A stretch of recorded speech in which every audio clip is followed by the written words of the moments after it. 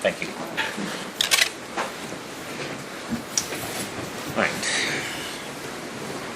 All right, we're back on record on Thursday,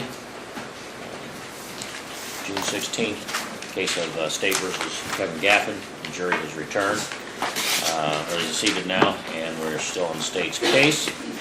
Remind everybody again to turn off your cell phones or any other electronic devices. And the next witness for the State. The State will call Cecilia Freihoffer.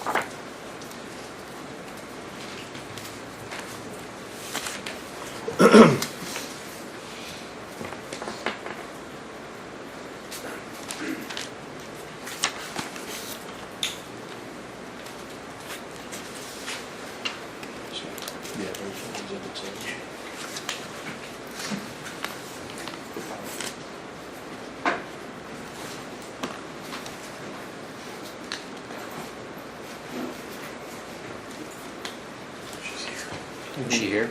She's here. I just saw her. Maybe she's downstairs or the restroom. I'm not sure.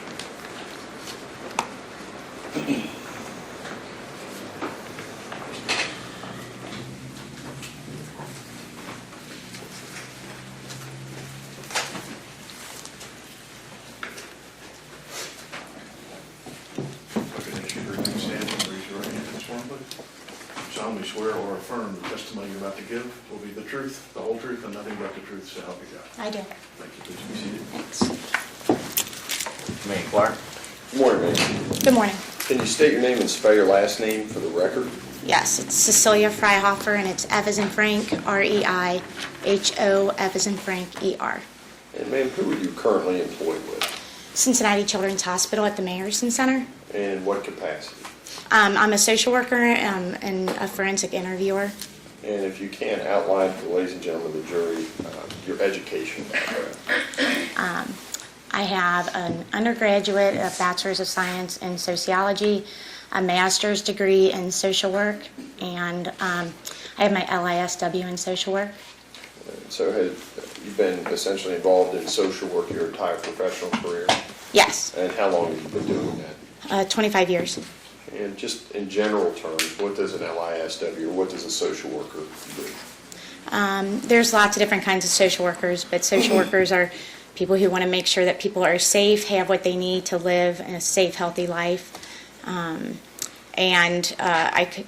We can do therapy, mental health therapy. You can coordinate care for families, assess for safety, assess for needs, things like that. Have you ever been involved in providing therapy for individuals? I have done therapy on a contract basis. How long ago was that? Looks like some time. Like at least 15 years ago. How long have you worked in a hospital setting? 11 years. 12 years, I apologize, 12 years. Now, you indicated that you currently work at Cincinnati Children's Hospital at the Mayerson Center. Yes. And tell ladies and gentlemen of the jury what the Mayerson Center is. The Mayerson Center is a child advocacy center where we provide a facility and employees to assess the safety needs of children, assess the needs of the family, and that can be for assess the safety needs in regards to severe physical abuse, severe neglect, and sexual abuse. And we work with a multidisciplinary team, meaning law enforcement, children's services, other medical professionals, other service providers to assure that we can provide the best care and services for kids at like a one-time basis without them having to talk with other people over and over again about the reason that they're being seen. Let's talk about this multidisciplinary. Are there medical doctors that are on staff as part of the Mayerson Center? Yes. And what is their role? Their role is to assess the physical medical needs of a child and to perform medical exams when indicated. And does the Mayerson Center itself, does it have the possibility to engage in medical examinations in the center itself? Yes. And what type of items do they use there? As far as for like the exams? Yes. I know they have the colposcope and they have the bed. They have ability to do urine screenings, administer medication when necessary, evidence collection kits, things like that. So all that could be done and has been done inside the Mayerson Center. Yes. And is there any component, or is there a component of psychology that's involved in the Mayerson Center as well? Yes. And does the Mayerson Center also employ psychologists? Yes. Do they involve themselves in treating children for mental health issues that may come up during the course of their visits with the Mayerson Center? Yes, they do. And would that be conducted obviously after your involvement? Most of the time, yes. Now, maybe you talked about a forensic interview. What is that? Why do you use that terminology? A forensic interview is an interview that employs techniques to allow the people that we're talking with to provide us the information without us asking leading biased questions. Our goal is not to get information out of a child. Our goal is to, if there is information for a child and some adults, there is information that they have to tell us. Our job is to provide them with a safe environment, qualified professional to allow them to tell us about what's happened versus us saying, I know this happened to you, you tell me what happened now. We ask questions in a very non-leading, unbiased way because my job is just to get information, if there is information to be had, in order to make an assessment on if medical care is needed, if mental health services are needed, and then go from there. How many, you said you've been doing this for 12 years, how many interviews do you conduct a week? Over 3,500. In your career? Yes. Okay. How many per week are you involved in? On average, maybe 6 to 7, but sometimes more than that. And what counties are served at the Mayerson Center? Hamilton County, Butler County, Claremont County, Brown County, Highland County, Adams County, and sometimes Kentucky. We'll see Kentucky kids sometimes if the offenses have occurred over in Ohio. And then, you know, it just depends on, sometimes people from Warren County want to travel down to us.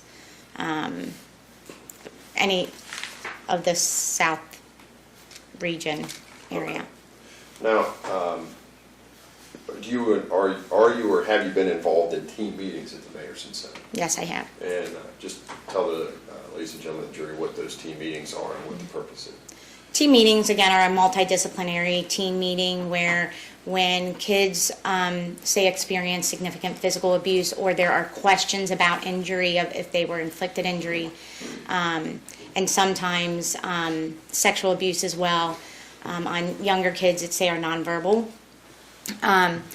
There are professionals from multi-disciplines, like law enforcement, medical staff, nurses, children's services, and in those team meetings, we will look at and evaluate photographs of injury.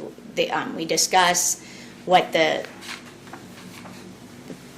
caretaker report is versus what the evidence is showing on the in the pictures.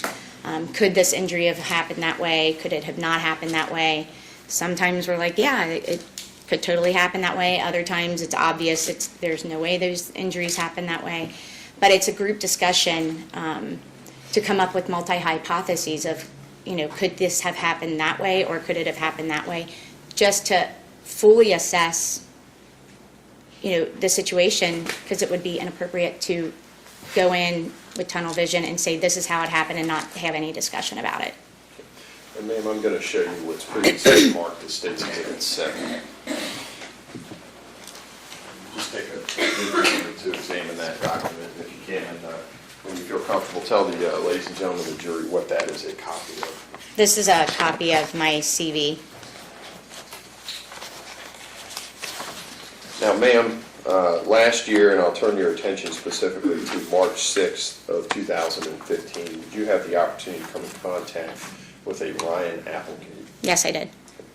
And what were the circumstances that brought Ryan to your attention? We had gotten a call, I believe, from Adams County Children's Services with concerns for sexual abuse regarding Ryan, and he was scheduled for an appointment. And would this be you engage in the forensic interview or the forensic interview process? Yes. What type of room is used for a forensic interview? It's a very plain room. It's got a table, 2 chairs typically. There's like a smaller table off to the side where underneath we keep anatomical dolls if needed. There's one microphone hanging down from above the table, 2 cameras, one in back on the left-hand side and one in front on the right-hand side.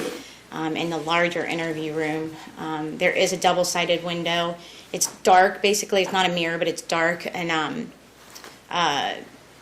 if kids walk up and look in like that, they can see into the next room, which is where if other agencies are involved, those agencies are allowed to sit back in the back and observe, because again, we don't want kids to have to tell their story over and over again, so we allow them to observe. And then there's also an office space back there for whoever runs the recording. And so is it only you and Ryan in this case that were in the room when this interview was going on? Yes. And is that interview recorded? Yes, it is. And subsequent to that interview, do you create a medical record that becomes part of Ryan's medical chart with respect to that interview? Yes. And I'm going to ask that you take a look at these 4 separate pages, and when you're done, I'm actually going to put them up on the overhead. Okay. So we can kind of go through them. What's the exhibit number again? There's actually 4. I broke them out by page. 8A, B, C, D.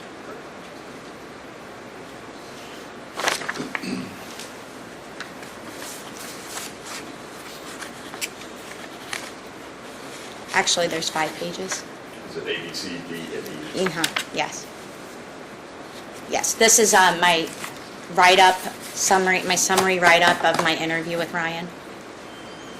Are you able to see that television screen? Yes.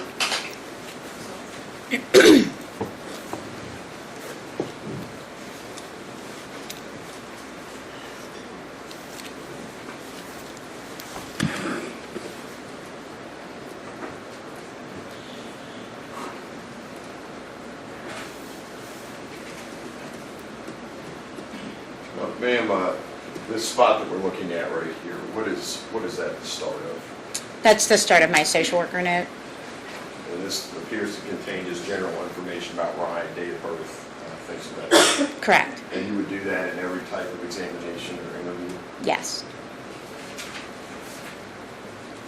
On the second page, what do you characterize this portion of the medical record?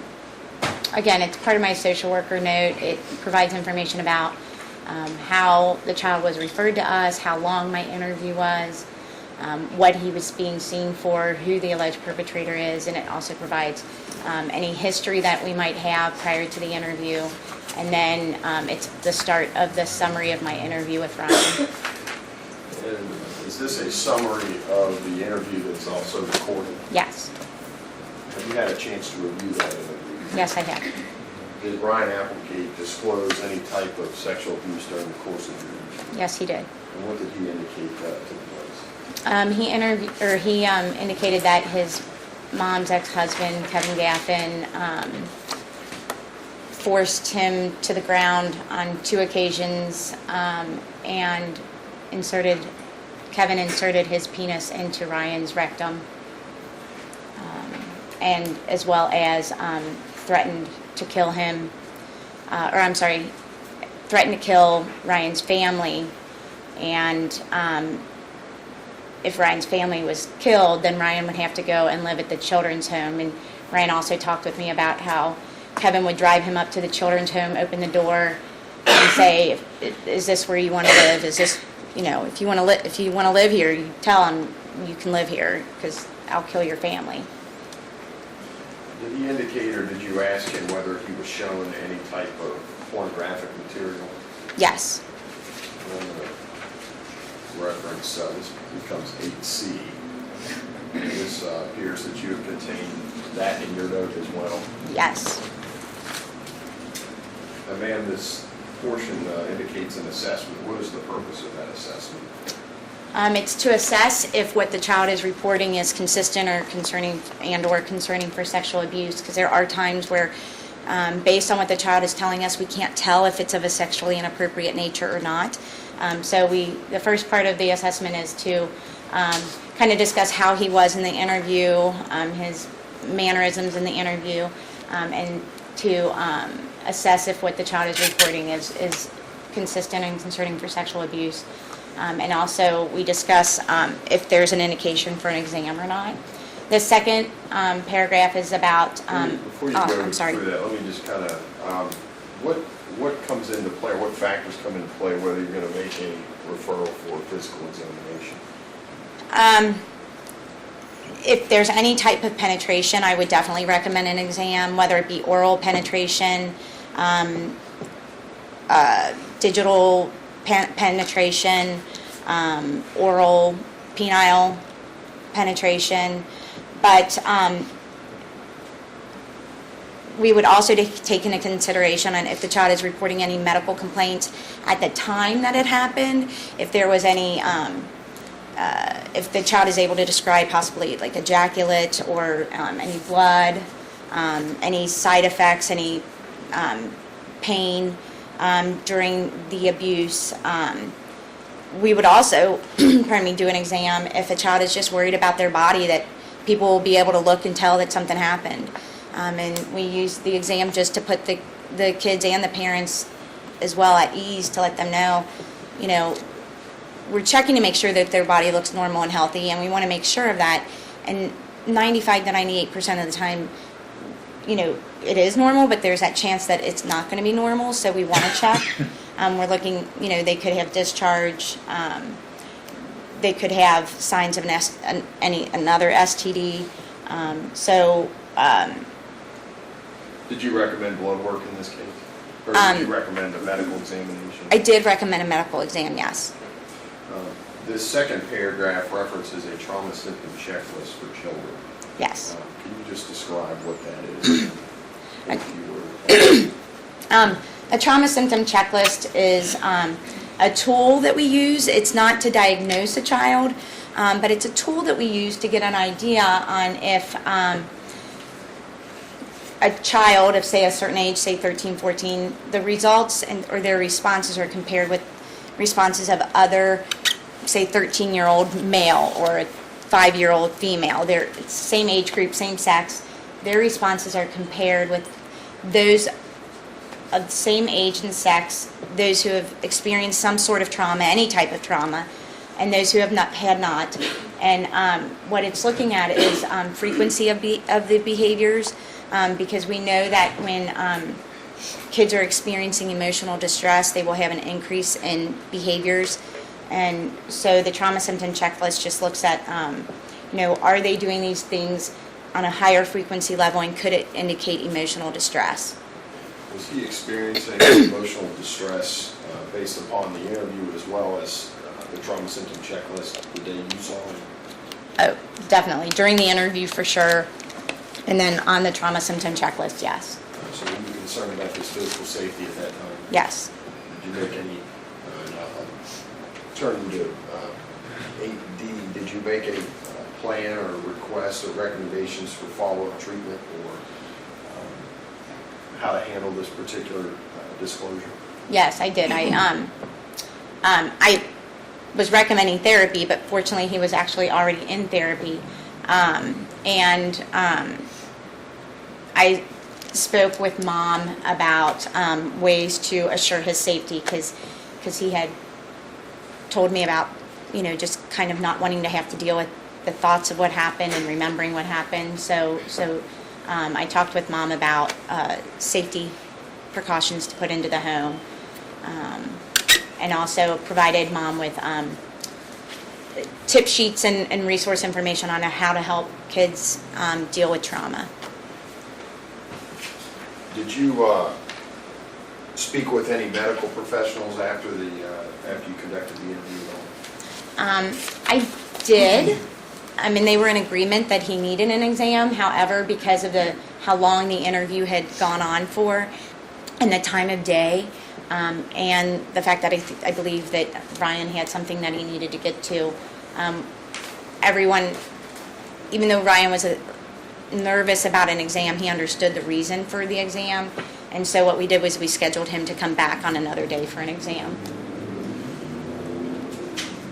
Ma'am, again, this exam, this interview was recorded. Yes. I have what's marked as State's Exhibit 9A, which is the recorded interview. At this point in time, we asked to play.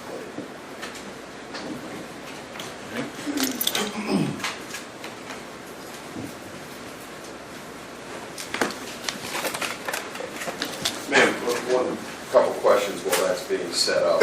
During the course of the interview, did you provide Ryan with a diagram?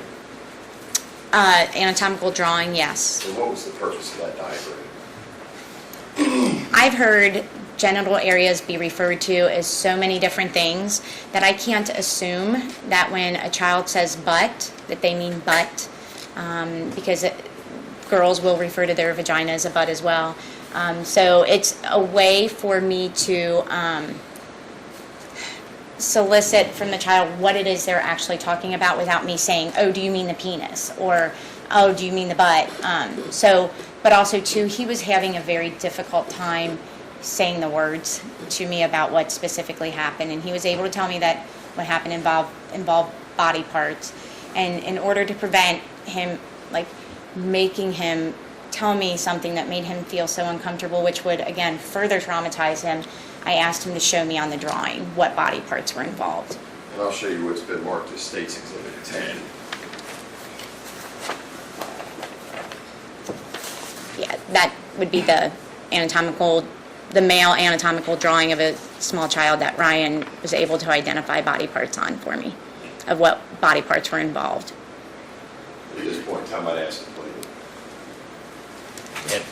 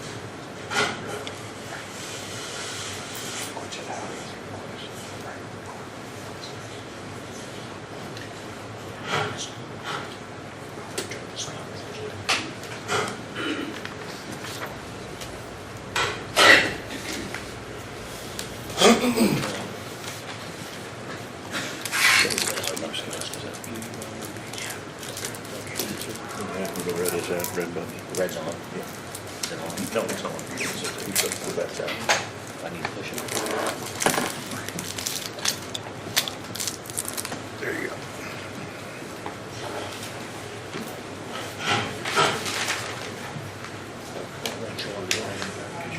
I'm gonna sit right here. Thank you again for waiting.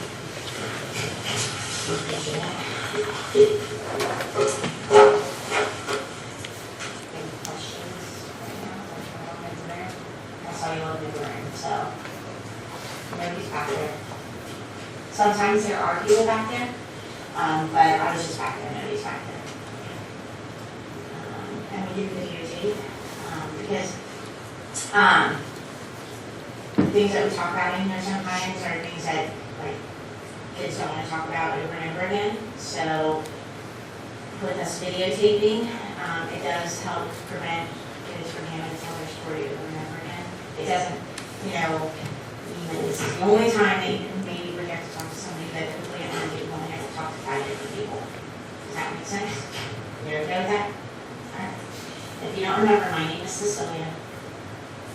Let's see, your name is Ryan. How do you spell that?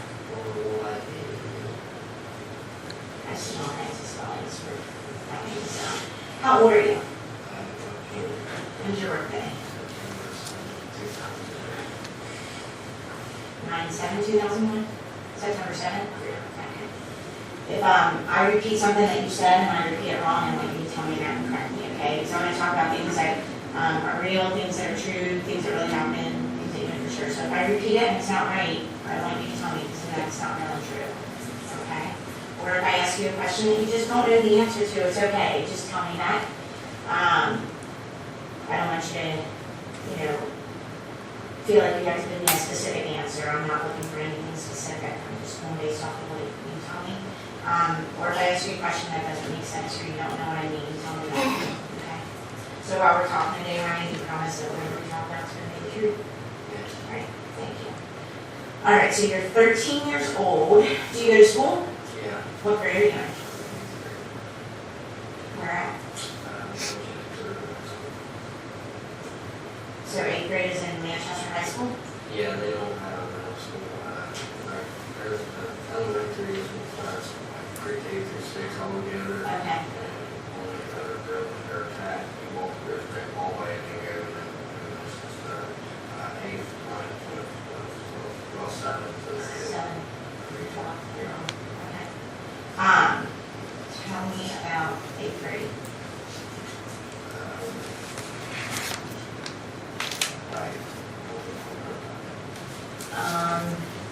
What are some of the things that you like about being in 8th grade, things you don't like? I would thought Mr. Franklin is my 2 classes, reading and writing, language arts. And I am in the 6th grade, and he's the only there teacher, so he lost his son to suicide like 2 years ago. And he was the only one there teacher.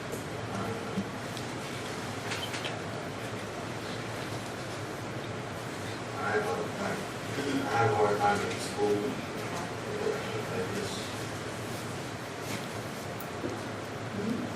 I can't concentrate on what I'm supposed to be because of every other factors. And that's why the other day when I first got I had to go talk to somebody. Well, I think it's good that you recognize that that's why you're having problems concentrating and stuff at school. That's good that you recognize that, because some kids don't recognize that or see that, so. That's all I think about, so. Well, part of what I do is I talk with kids about stuff, safety stuff, things that happen that are okay, things that are not okay. And I take that information and figure out what needs to happen next to help kids either feel safe or be able to kind of process through things. And part of that is maybe determining like if a kid should see a doctor, if they should need to get into some counseling? If they're in counseling, is there a better type of therapy or counseling that's going to be helpful? So from our conversation today, I'll be able to, I think, make a good plan for you, okay? Does that make sense? So you say that you have a hard time at school and focusing because you can't concentrate because you're thinking about this stuff. So I don't know much. With you being 13, I shouldn't need to know much. So kind of just tell me from beginning to middle to end about why you're here and what it is that's causing you to have problems concentrating. Well, my mom was married to Kevin Gaffin, which his name, they've already took to school and everything.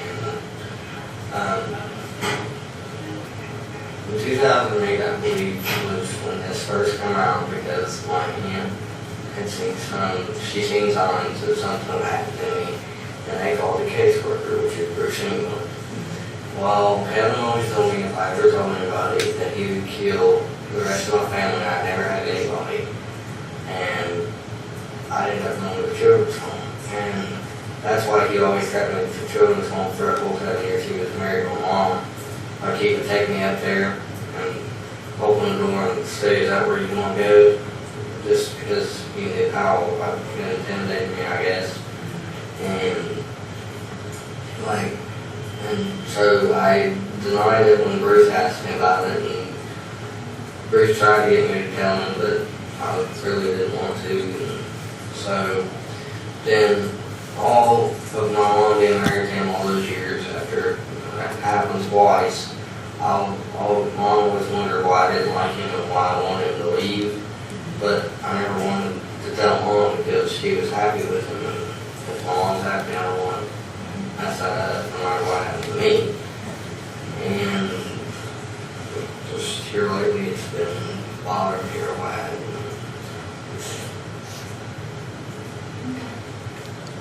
I have a real bad trust problem. I don't trust anybody. Okay? As far as I really lost a lot of trust in my mom after what happened because I tried to hint to mom and show mom, and she loved Kevin, and I lost a lot of trust for her. Really, the only person I trusted most is my Papa Wayne because he was, I don't really have a dad. And my Papa Wayne was always like my dad, and I go there every weekend, and every morning before school, and every day after school. And more so, like, I'm an only child, so I'm more like alone most of the time. And with a house, and that's why I was at Apple's, because I got friends in there. And, I like working, I split a lot of wood for people, and I work on cars. And I got a big 2-car garage, and I work on cars. And just always trying to do something to keep my mind off of it, but it's not hard. That's almost working. And you said you think that it was in 2008 your aunt saw signs? Signs of what? Like, it might have been 2008, I don't remember when the court case group were filed. That's okay, I'll put a question up there, how's that? Mom pulled out there today when the school called. Like, she was seeing blood in the toilet, because I used to, like, hardly ever flush the toilet. And she was seeing blood in the toilet on toilet paper and stuff, and that's when she called my grandma, and my grandma called the caseworker, and it was Bruce. At this time, when I told the person about it, I requested that my child services work for me, Bruce, because I really like Bruce.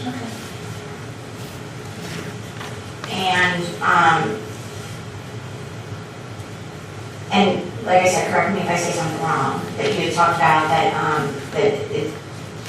your mom was married to Kevin Gaffin, was that right? Yes. Okay, and he would tell you that if you ever told he killed your family and you wouldn't have anybody in here to leave the children's home, and he would take you out there? And yeah, like, most people, like now, Bruce has always told me how the children's home is not a bad place, but he used to always make it out to be that you can't do anything there, you're locked in a room, you get fed twice a day, you don't come out and get on TV, you know. And you said that, it happened twice. What is it that happened? Because I talk to so many kids, I can't just assume what happened, because what's happened to people is all different, so I just can't assume. Well,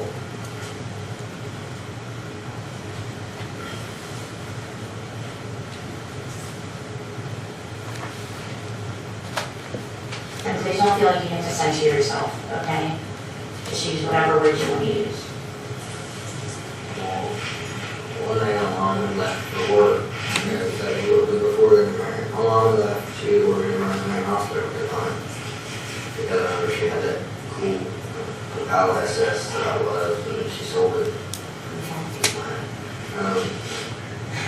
He said, I live in a double wide, and if you walk through a field and go down this old trail, there's an old barn here. And he said, let's go over to the barn and let's go look for some stuff that's over there. So we went to the barn, and he shut me down, and you know how bricks, when you stand them up, they have a little slot under them? Well, he put those on my hands. And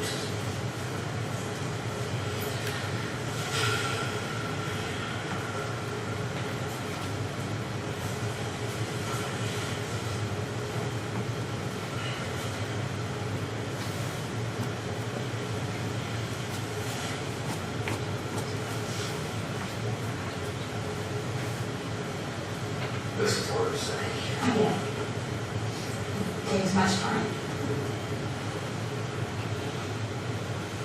Well, he held me down.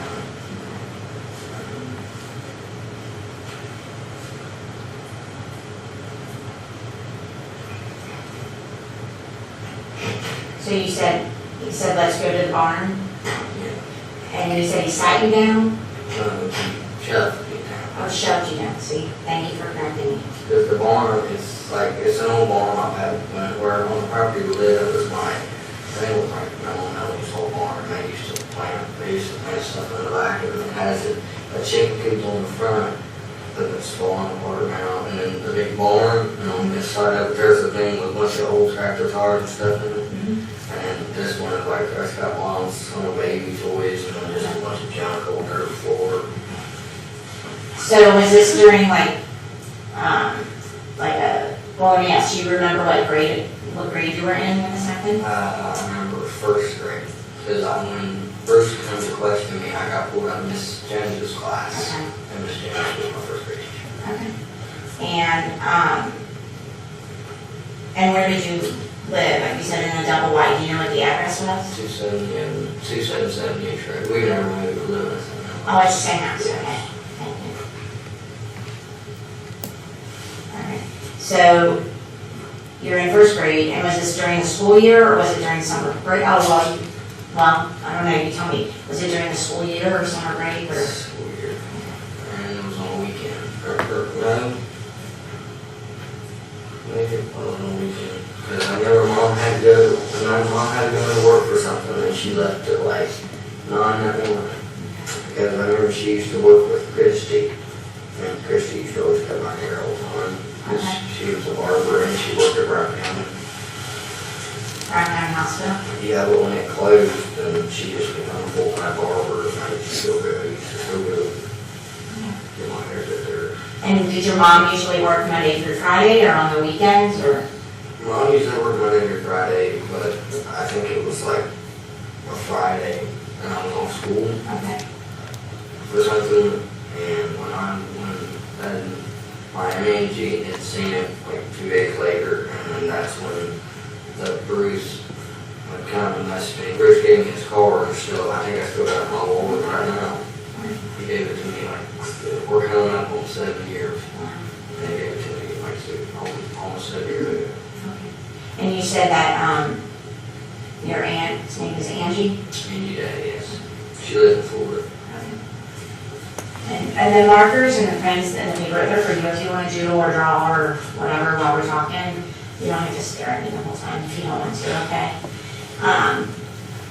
And then, so you said he took you to the barn and shoved you down and put the bricks on your hands, And when he shoved you down, Well, like, the wrist spot right there. thank you. When he shoved you down and he put the bricks on your wrist, what did he shove you down on? The dirt floor. Because I still remember I was over there. I used to go with the ball all the time. I still do this day. I ride full wheels all the time. And the one brick had a big green paint splatter on the side. Well, I ended up like 6 months ago taking them bricks out and busting them with a sledgehammer. And there's a big it's like a 40-foot drop on the other side. And I threw all the pieces over half. And, so he threw you down, shoved you down onto the dirt floor and put the bricks on your wrist. And is that how he held you down, or did he hold you down so Like that he held me, but he had the bricks on my wrist too, but he held me. And when he shoved you down onto the dirt floor, were you on like your back, your side, or something else? I was on my stomach. I was on my stomach. Because he was behind me.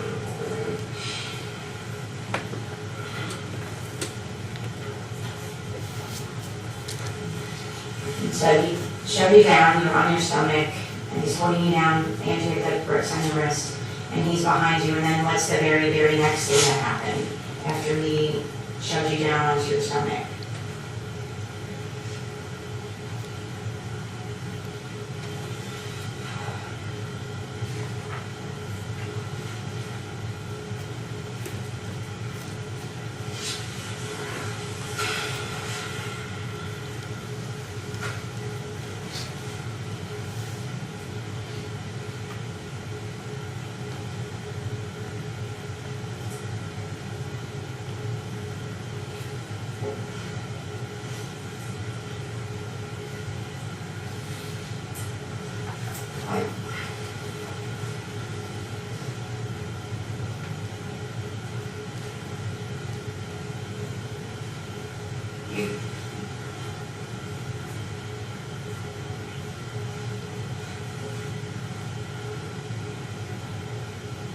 You said you told somebody the other day?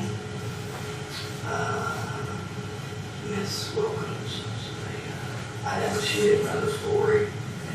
She just asked what happened because I got pretty upset during class. And she asked me what happened, and one thing she said was, "Was there sex with you?" And I answered yes. But I've never had to tell this part of it.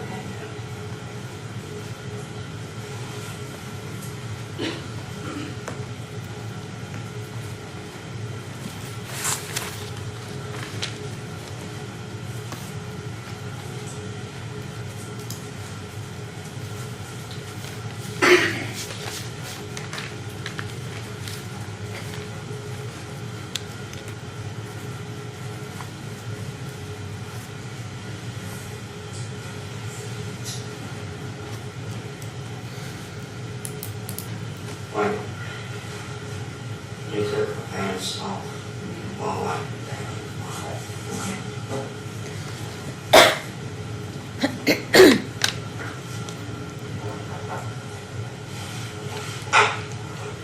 And then what happened next?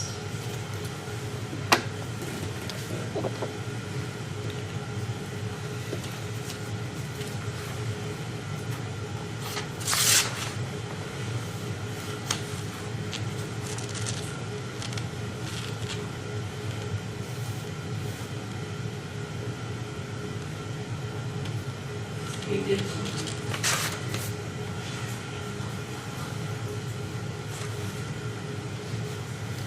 Does it involve body parts? Would it help if we use some drawings of a boy? Like, it's just a sketch of a boy. Would that help for you to show me what body parts were involved? Is Kevin white or black? One, I'm sorry? one. He's white? Alright, so show me on this drawing what body parts are involved, and you can circle it with a crayon or a marker.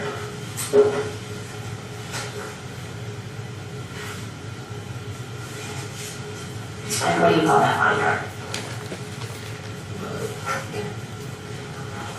would you call that body part? All right, so, whose penis did it involve? Is, And then whose butt did it involve?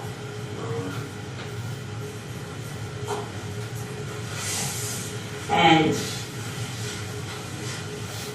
what did he do with his penis?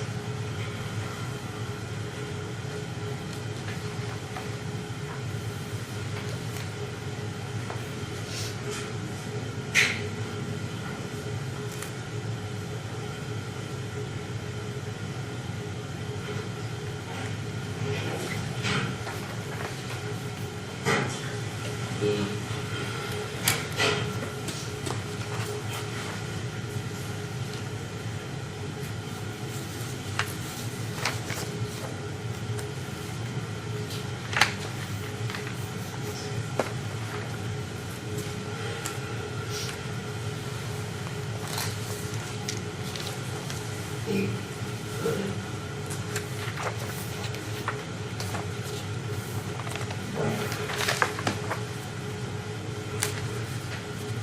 place on the picture. Did he put it on that body part, in that body part, or something else?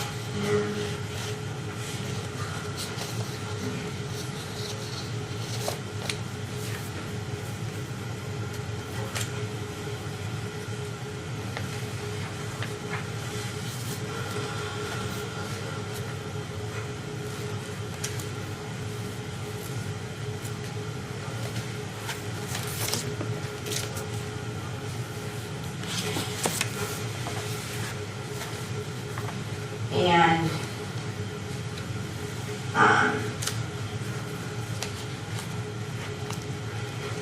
and then what happened after, or when he did that, what happened next?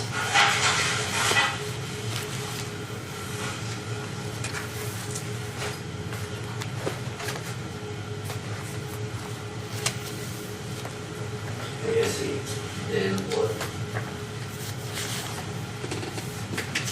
he did when he owns the house. And all of the way home, every part of the body, in my family, and I go to the children's home, but I always says something about being people, because my dad and Rogers, I haven't seen him for like 7 years. And he always told me, well, your dad's not gonna care, your dad's not gonna do anything for you, so when I kill your mom and your papa, you don't have no life left, so you're going to the children's home.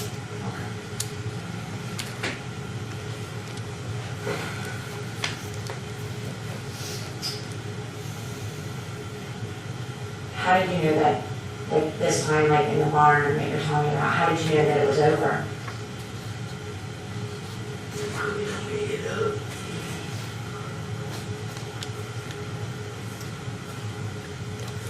And then we walked down the trail, from the fire was on the property. What made it stop that time? I guess he just decided to stop.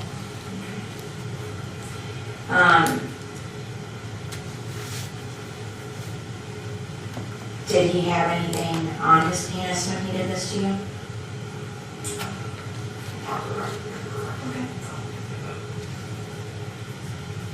When it was over, could you feel something on your butt when this happened?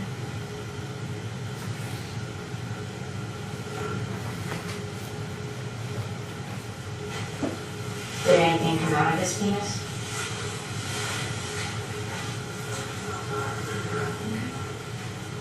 Yes, you told me that you don't remember.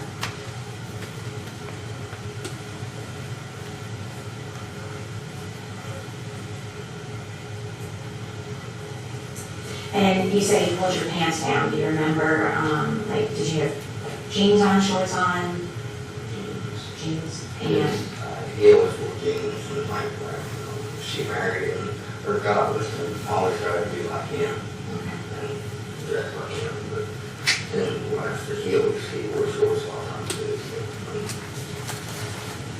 and then when this happened, so you had jeans on, did you have underwear on? Yes. And And then when you got, to the house, what's the next thing that happened when you got to the house? Into the bathroom. And then what happened? Tell me about going to the bathroom. I pooped, I guess. Cold. And my wife there with blood, and then when I got out of the bathroom, he told me if I was on his body, that it wouldn't be good. So he went to mom, he went to his and mom's bedroom. Or, well, used to be, He was walking around his house, he was walking around the house in underwear, which always bothered me. I don't like. But I was not so bad that that wouldn't happen, but still. When you had your jeans on, did you also have underwear on that day? Yes. Did you see something in your underwear after this happened? When you went into the bathroom? Yeah. What did you see? Okay. Didn't make it to the bathroom, not for And what did it look like? diarrhea.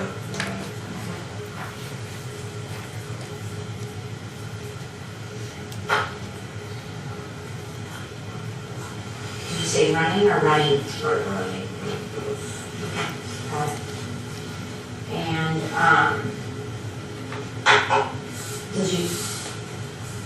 did you see something other than blood, when you wiped? No, yeah. Running diarrhea? Okay. What color was it? Because I just want to make sure that it's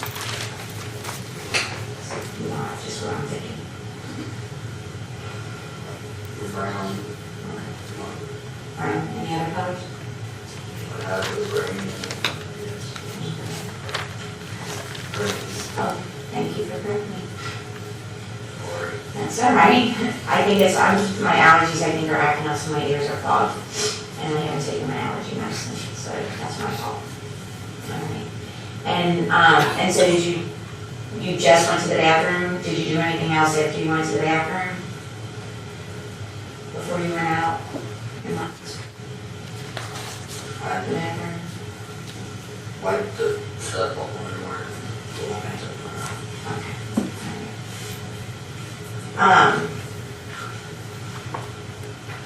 And then what happened after, when you said you left, or you said when I came out, he said if I told it wouldn't be good. And he went to what would have been him and his mom's room, him and your mom's room, and then you went to your room, and then what happened? We just stayed in that room over into the mom and hole. Okay. And what happened to like the underwear that you had been wearing? What did you do with that? Air clothes. I don't have the walls.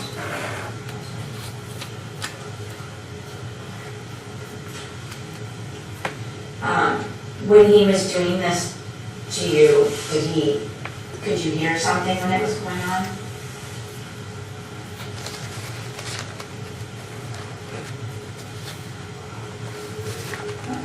I don't remember the little details. And that's okay, I don't know if you remember them or not, so I figure I'd ask, and if you don't know, you just tell me, okay? Do you remember smelling anything when this was happening? Do you need to stand up? Yeah, I think so. Okay, you can stand up. Poop.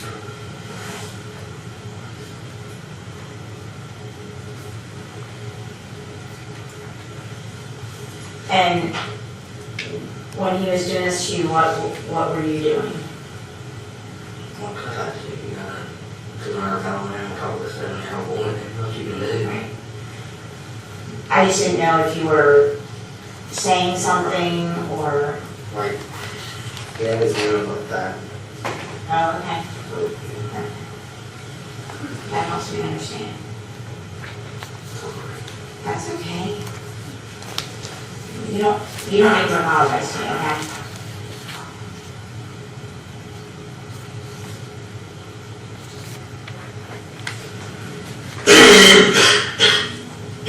that the first time that happened? Okay, and you said it happened twice? There's every time it happens with house. Tell me everything that you remember from that time, from like right before it happened to when it happened and then after. Mom left, I think it was her and my old grandma, like 3 years ago, but her and my old grandma was when they do this, I'm gonna get your nails done, go shopping or whatever they do, they want to do. And, so grandma come and grandma still has the Jeep and grandma come picked her up and had the bank bill. And we would, I was saying, it was like 6 months later. It was colder outside, and it was first happened, it was like warmer, like the Poland's, you know, right beginning of summer, I guess. And, there's a coffee table in my living room store, it's about that long, it's in a hole, it's like that long, it's one, about that wide. And at the bottom, there's the legs, I guess, so, and if you take out the bricks and just basically holding me down, and the same thing happened at the house. There wasn't the bricks, he just held on. How did he hold your arms down? With his? Yes.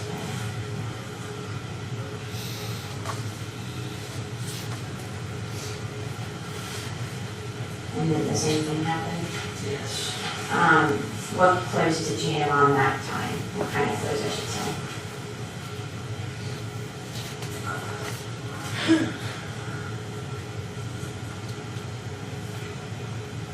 I was in Nike shorts or something like that. I wouldn't wear pants because it was cold.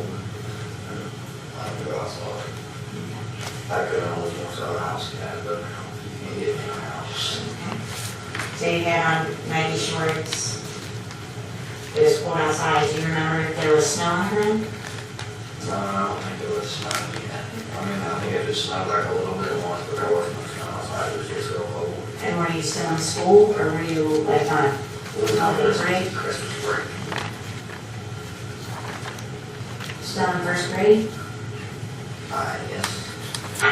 You think? Wait. Yeah, it was my first break, 'cause yeah, we did when we come back, we had that, right before, we had that thing where we watched, the Polar Express, and we got talked about the cafeteria, it was in, we were still in the old school, Okay. rather than the new school yet. Okay. That was like, that was the day before we got out from the break, and we watched that movie, and then it was like 3 days after we got out of Christmas break, and that happened. So about 3 days into Christmas break? Yes.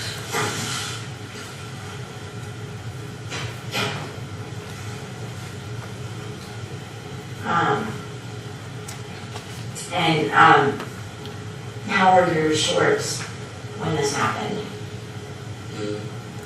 How were your shorts? Were they on your body, off your body, or something else? Dry on my knees. How they get there?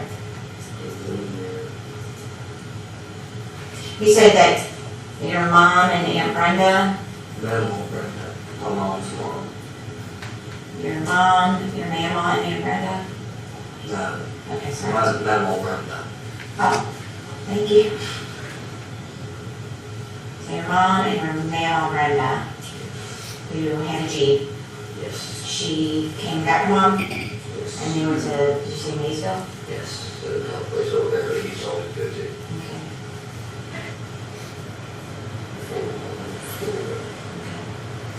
And then, and before this happened, where were you at? Like, in the house, in the house. Where at in the house? Mom and grandmother, and David, or Kevin used to always watch Sportsman Channel, and he was watching that. Who's David? I don't even mention David, but David was my mom's boyfriend. Okay. I just wanted to make sure that, I clarified who he was.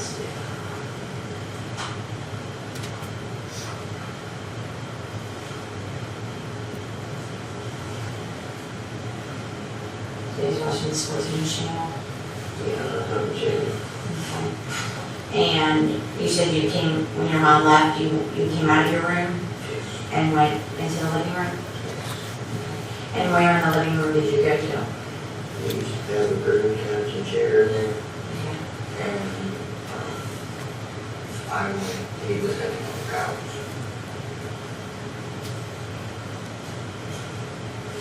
And he was sitting on the couch, so where'd you go? I sat on the floor in front of the coffee table.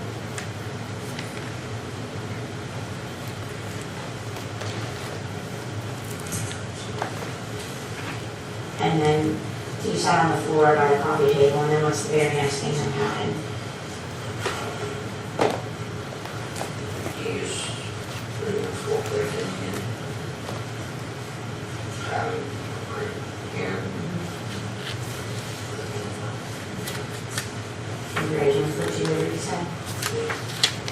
I really wasn't much sports that year. Situation. And actually, I was gonna ask if he said something to you, so you, did he say anything at that point?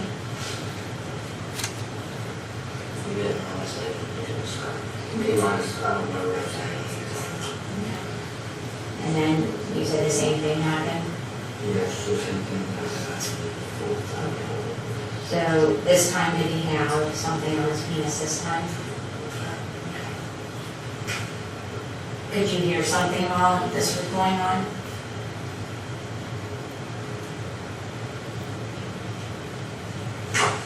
Yeah.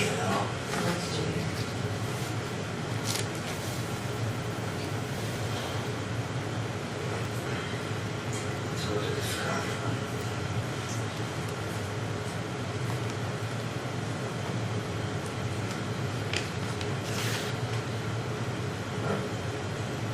I don't think it was something like that.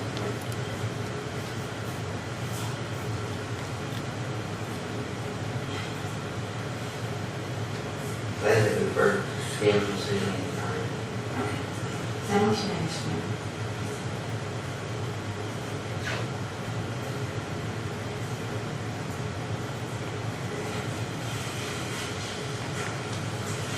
Could you smell something this time that was going on?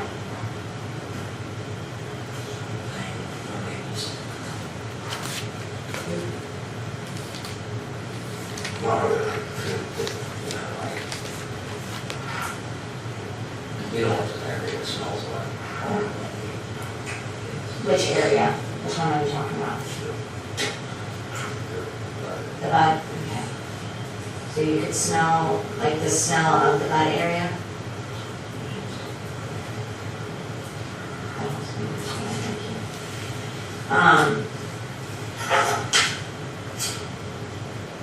And what made it stop that time?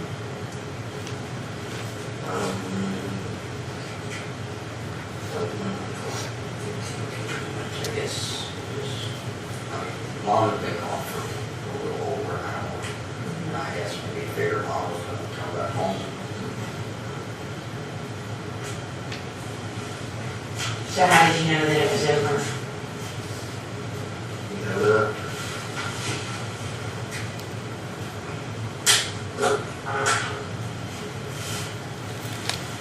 Could you feel something on your butt at that time?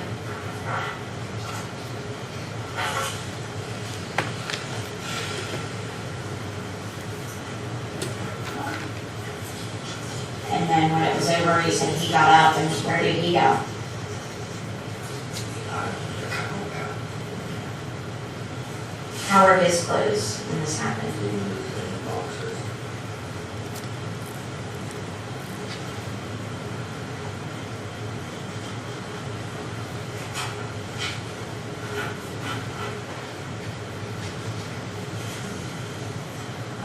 And then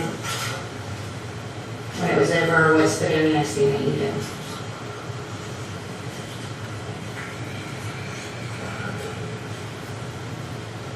I used the bathroom. changed from earlier. We have 2 living rooms in our house. One has a fireplace in it. It's a gas fireplace, it's not a wood fireplace. But it's rock and there's a TV out above it. And then the big living room, the other living room, and the big 42 inch or the 46 inch in it. And one has a 32 above the fireplace. And I live in that house for that living room. And if you turn the corner, go through the kitchen, there's no way to that's level. And that's the one we're using. So you were in the one with the TV up on the fireplace? Yeah, it was mounted up on the wall. Gotcha. And he was in the other living room? Yes.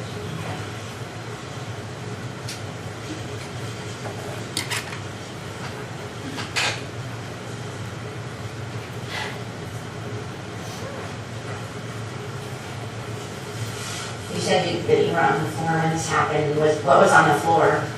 Carpet. What color carpet? It's like cream. Do you guys have the same carpet? Yes, ma'am.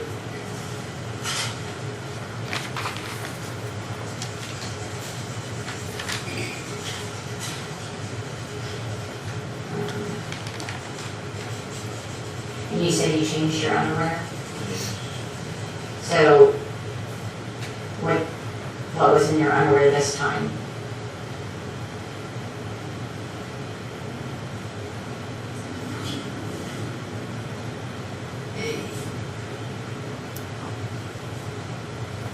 I know what they're going for, but I want to say white stuff.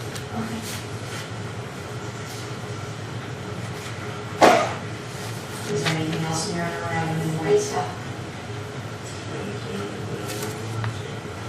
Only 2 things. Anything else? What about when you wipe, you went to the bathroom, right? And did you wipe that time? Was there something on the toilet paper that time? 2 days later, I was never my hands used. And I used the bathroom up there and there was a flush toilet. And that's when she came in and seen the blood on the thing and the sheet. So I took my blood. Yes.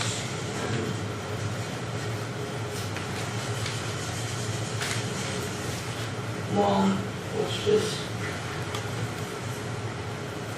she didn't want us to be in, I don't guess. I mean, she didn't believe that Kevin would do something like that.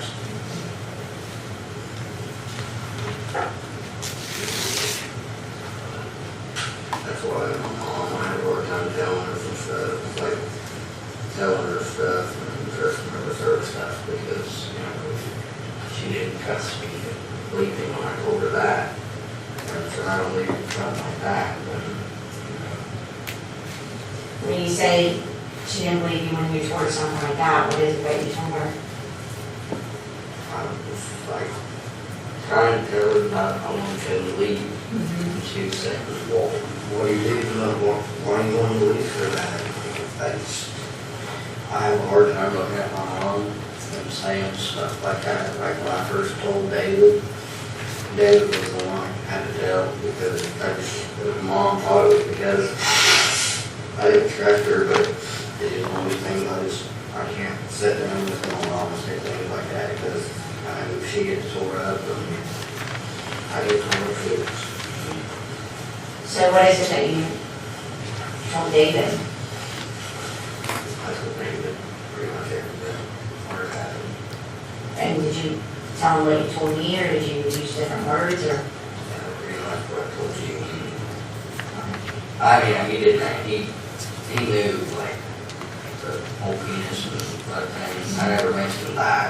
Those words wasn't brought up, but he didn't ask what was in my underwear or something like that. So how did he know that the penis and the butt is what happened? Because, well, pretty much I kind of told him. But he told Mom when he first come, there was something wrong with him. Because I'm like, I'll always depressed. I didn't want to go places. I don't like people. I don't trust people. I just need to stay home and, well, I hang out with Apple all the time. I got friends there. I work a lot. I got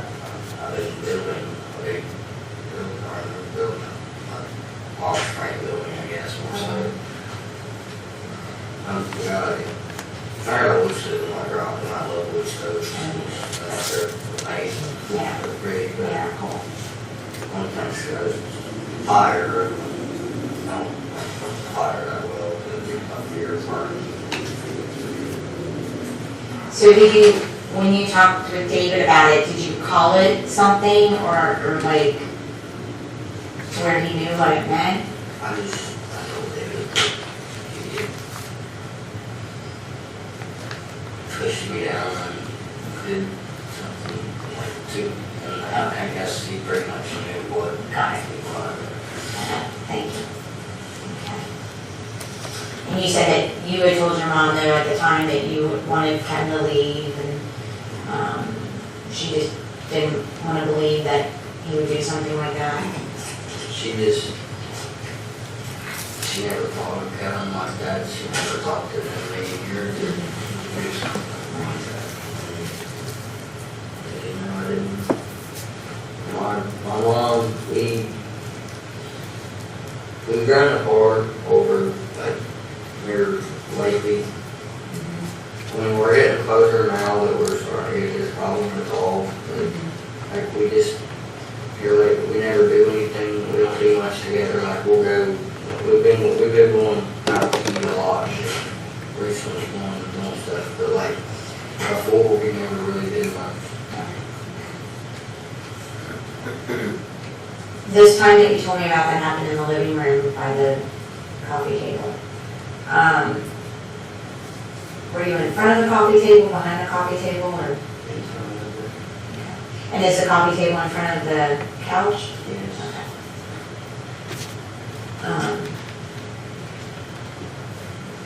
When this was going on, were you able to say anything or do anything when this was going on? I really couldn't believe. What was I didn't see the point of saying anything, it's not like, I told him to get off, he was gonna get off, he wanted to, but that's not a good about it. Did Kevin ever make you do something to his body? No, not really. Like, that does not really mean. He never made me do anything.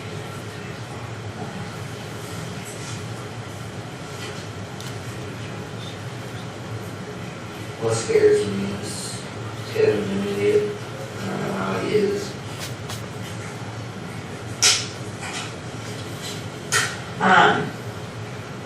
Would Kevin ever show you like something on the TV or pictures that made you feel uncomfortable or not, right?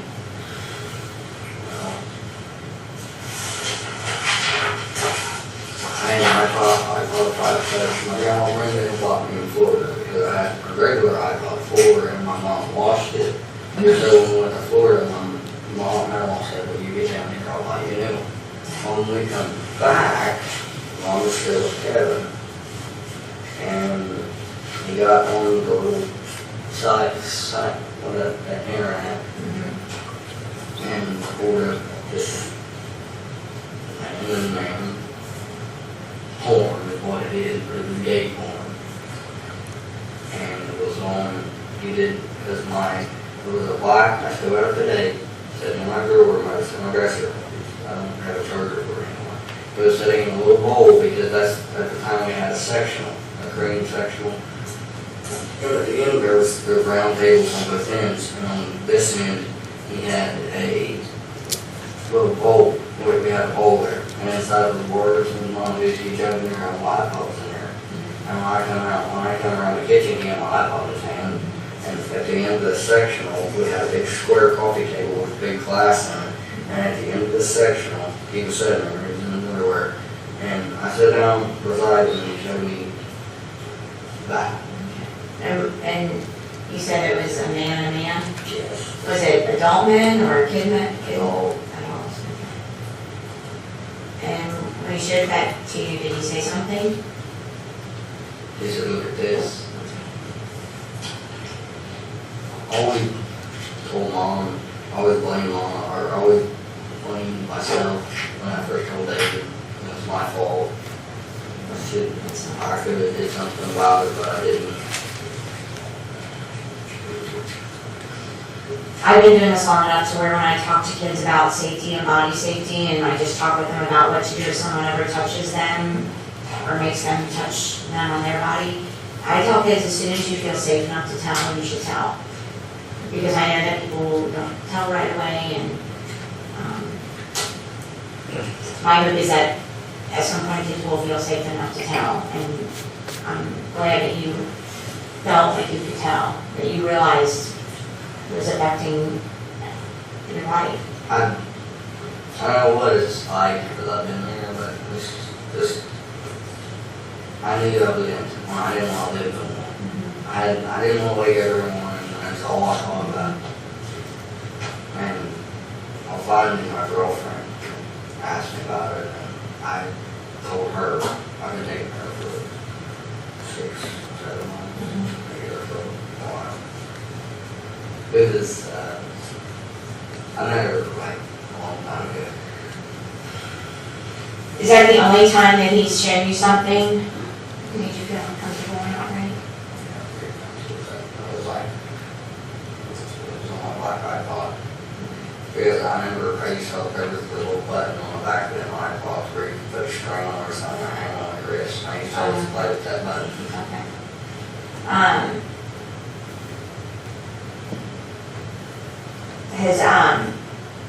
Did he ever take pictures of you?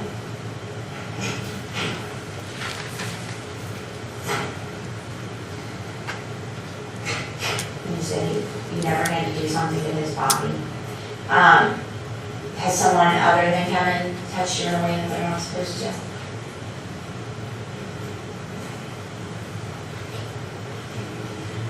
That's when I learned not to touch people, don't grab anybody's house, don't, if you don't, if it's somebody you don't know, or don't go around the one, something like that, shows you a lot of things, do to trust, do not to. Well, I took a lot of notes, so I'm gonna actually give you a break from me and let you just kind of hang out in here. You can put your head down, you can keep going.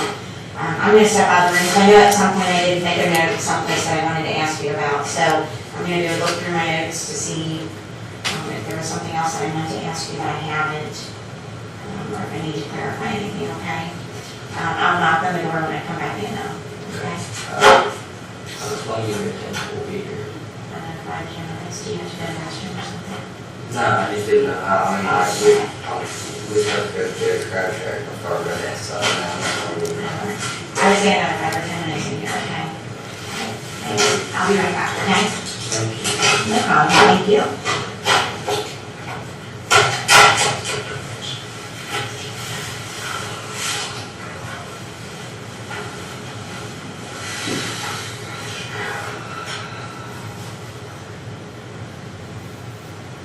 That has to be the hardest thing I've ever did.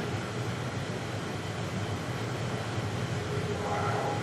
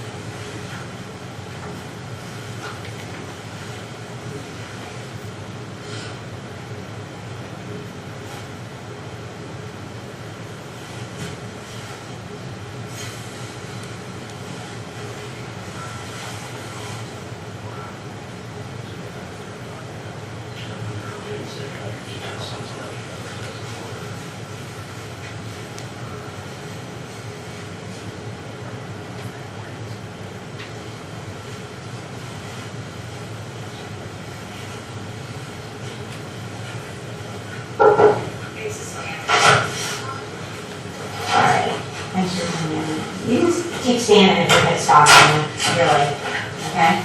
I was working last night, stepped out of the garage for something, and slipped on ice. Yeah. Well, working in general will do that, and then you slip on ice. So did you fall? Yeah, all like on my hips, like, Okay. Do you have a bruise? oh, You don't even know. Your snow's painful. it hurts. Don't shovel snow 15 inches deep in my house. I got a big driveway. Who all shoveled? Me and David and my mom, we all took turns. Yeah. That's probably part of your pain too, I would assume. Yeah, and then I've been running track.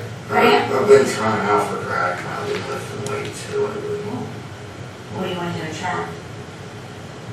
We don't run, yeah, I was gonna like do the track, like video dash and stuff like that. I didn't know if you prefer like to try to do hurdles or short distance or. I used to be really good at baseball, but I did something to my back, and they took X-rays. And when I swing the bat, it hurts my yeah. back, so I can't do it. That's Right. anymore. Okay. I used to be good at it. I played my last year, I played with Gaffin. I played for Josh Reeves 2 years ago. That was the last time I ever played. That's a shame. All right, I only have a few more questions for you, okay? The time that you told me about that was the first time, you said that he had pulled your pants part of the way down. How were his clothes? And he was wearing jeans, and he folded his pants halfway down. Because I know the second time you said he had on his boxer shorts. Yeah, I was in the house that time. The second time when he had on boxer shorts, were they all the way on his body, part of the way on his body, or something else? Pretty horrible. You know, like on boxers, there's a line, it's like pains or whatever on it. Uh-huh. Well,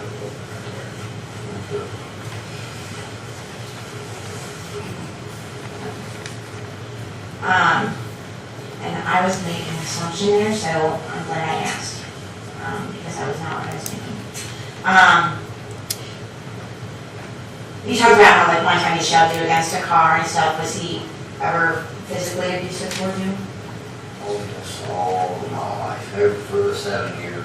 What kind of things did he do? He hit me, I've been hitting head with containers, he slammed me up against cars.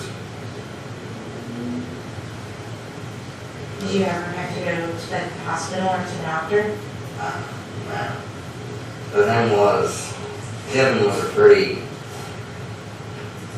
more so than, he's not intelligent because he's an idiot, but like, he knew where to hit me, so that way that it wouldn't last, the bruises wouldn't last very long, couldn't prove it. Or he could just say that, you know, I fell or something like that, I guess. So he would leave bruises sometimes? Sometimes like on my leg or something. Okay. I mean, he used to always hit me in the stomach, and down in his garage, one time, he used to walk by and grab me in a certain area, Okay, and he would squeeze. okay. And one time I had a Superman watching him. I was like Superman, Mhm. but he had a rival with he was a big derby car driver. He had a rival with another derby car. Well, his thing was Superman. Uh-huh. Well, when I had that watching him, we was at his garage, and he had an old derby car that he got in derby, and he had set over there, cut up, it was getting ready to go, it was on the trailer, getting ready to go to Creditor, see how much he could get out of it. Mhm. Well, he took that Superman watch and took a knife and cut it off and yanked it and threw it in the car. When I got home, Mom said, "Where's your Superman watch?" I said, "Kevin, cut it. What did it take for?" I said, "I don't know. You just said I'd never allowed to wear anything Superman again." I really like David. We got heads on some things. Like he's OCD and I'm not. I mean, I keep things neat, as far as my rod goes, Mm-hmm. don't touch my tools. Right. Because I know where everything's at. I got everything on nails as far as 8mm, 9mm, 7/16. I got metric, geometric, all different sizes. Matthew Hughes is one of my buddy things. Well, he used to be my buddy too. I got a girlfriend. And then he used to work with me sometimes. He had about to take the tools off. He'd do something for me, and he'd let him wear them. And I have creepers in my garage. Like, you get a jack out, not put it back, and I can't take it. I get tore down. So I bleach my floors in my garage at least every 6 months Wow, okay. because I'm laying on it. Okay, yeah, that makes sense. Well, I used to get so mad about that, and then jerk. That you're like, And I mean, particular about it, not like David being. David, he likes everything. He's the whole house is has to be clean. There's no dust. And I mean, I'm not saying that I live like a more so what we call them down there, but I don't clean every day. I keep my clothes put up, I keep my floor swept, you know, I change my trash can, I dust once a week, but David we butt heads on certain things. And do you ever seen that grinded up jerky in a can, they call it jerky chew? Well, Matthew used to put that stuff in his lip and spit on my floor. Well, I used to get tore down. Sure, yeah.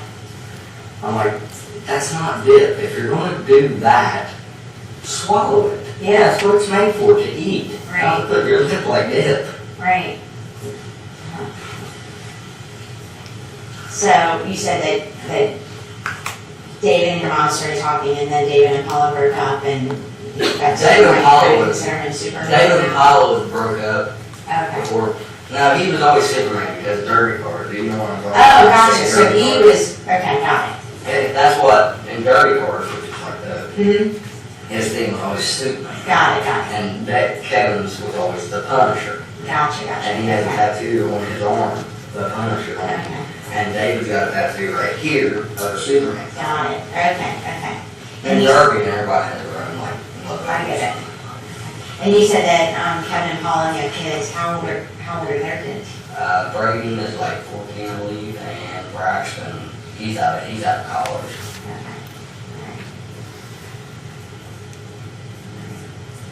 Alright. Did your mom ever see Kevin hit you or punch you? No. No. And what about, like, since this happened, have you had like any medical complaints or concerns or questions about, like, bowel movements or those areas that you don't feel comfortable asking your mom about? I mean, not really. And there's a lot of people who get through this too, and nothing happens like it's On happened. occasions, people will irritate me sometimes, and yes, some of them more than others, because more so I'm on a switch, and if somebody says one wrong word, it's over. And most people don't want to get me there, because most people know what happens, because I don't like anybody when I'm there. Like, I get what you're saying, like, there's just on certain days. there are just certain days that's Sure. like, just stick a dynamite and waiting on somebody like you.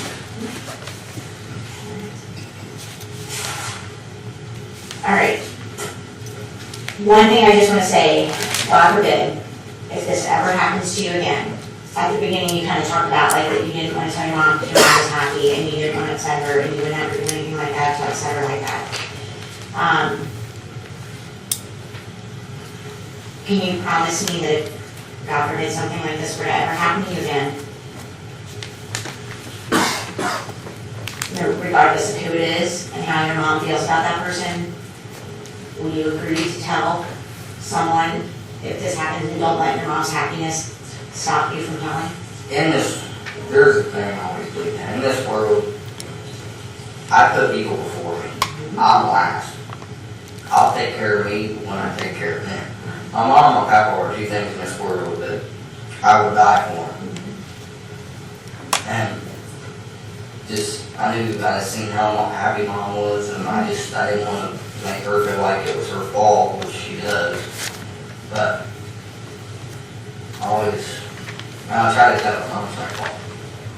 But then again, she's to a point, maybe it might be a little bit her fault because she should have seen that. But I'm not gonna hold that against her. There wasn't nothing she could do about it. But to prevent her feeling this way now, like in the future, if something like this were to ever happen again, and again, like, let's hope it doesn't, will you do your best to try to tell regardless of if it will upset your mom or not? Okay. Who could you tell?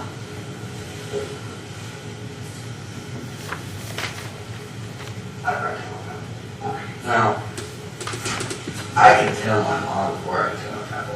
Because me and my papa are close.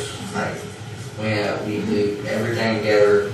My papa is my dad, my best friend, everything.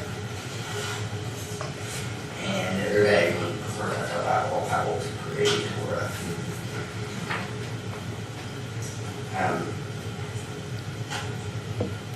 Most of the time, every time I tell the story, I cry. I don't know why. I always try to be big man, you know. Pretend I cry, what? They do. Laugh a lot. That's okay. That's a good coping skill, just to let you know. That's why I try to be when I'm not going to have one, but.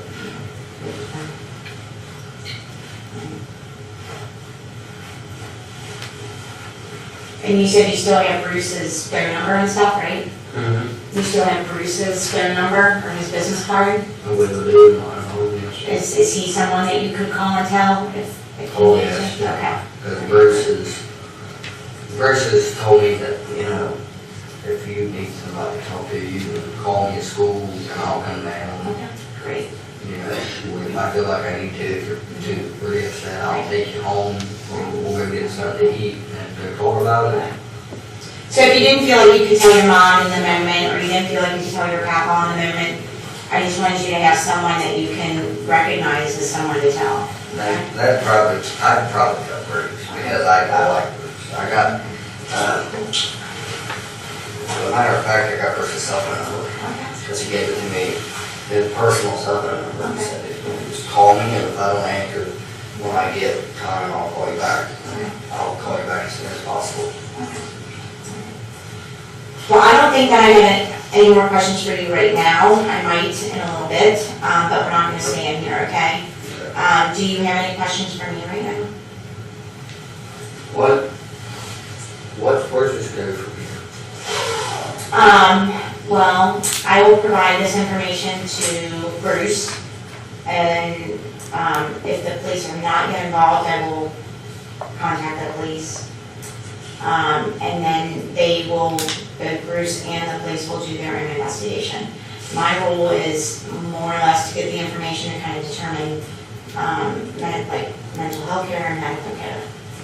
And I can tell you that based on my conversation with you, despite how long ago it was, what happened to you and knowing that there was blood and stuff, I would recommend that you see our doctor today. But you're 13, so we won't make you. But I would recommend it. What's that doctor do? She'll take a look at your bottom and make sure everything's okay, because it's not like an area that you can see real well. But see if there's anything going on down there that might be concerning, or like a disease or anything like that. Well, I don't think there's a disease, because my mom, it gets tested every year. There's lots of different diseases, it's just to let you know. Yeah. Okay. But your mom could be with you, or David could be with you, or both of them could be with you, or you could be by yourself. Could we reschedule the doctor every day? Because I'm supposed to have half all tonight. Half all usually. I just don't want you to stress out over it either.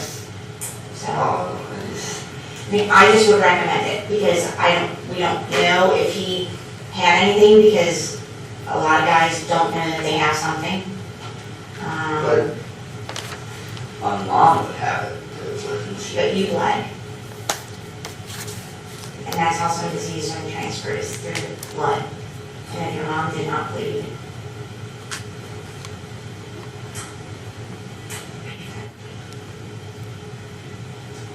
So it's something I'll talk to your mom about. I can't make you. I don't want to make you. If it's going to be upsetting to you, I won't make you. But after, I've had a long day. yeah, I get it. I wouldn't, it's not that I wouldn't care today, but I just. So you want to get dinner and you want to go I over like the to halls go and get just me leave the like weekend. feed and I get it. I just, Okay, after everything we talked about, I understand. I don't have to do that yet. Right, I understand. I understand there will be a point that I'll have to do that. I'll talk to your mom about it and we'll maybe just schedule another day for you to come in. For just that, okay? Alright. And I appreciate you being open to it. And then you also filled out a questionnaire for me, and I'm gonna take a look at that, and if I have some questions about that, then, I'll talk to you off to the side out there someplace, okay? In a different room, away from your mom, and David for a few minutes, okay? Alright. And then, based on my conversation with you and stuff, then, do you see a therapist right now? They sent me one in West Virginia, Mm-hmm. and I'm supposed to be getting into, what's theirs? Like a counselor? I'm supposed to, a counselor, or the one in West Virginia, I'm supposed to be one, I'm going to, I had to go on Friday. And then Miss Cook was supposed to be the one who's seeing her. I'll find out more from your mom about what those people are now. Okay. So as far as like what happens from here, from my standpoint, after today is kind of done for me.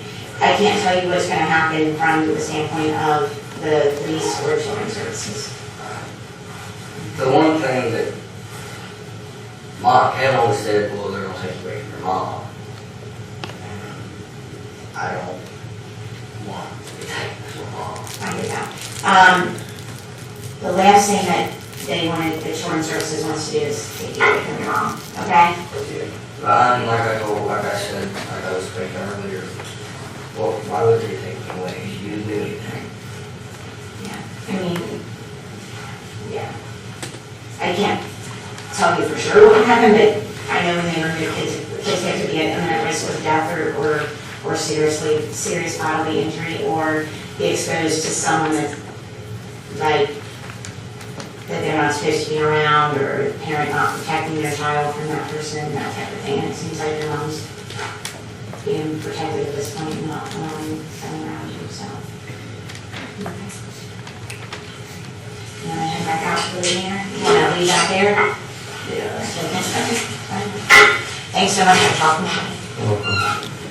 We're gonna go to the left.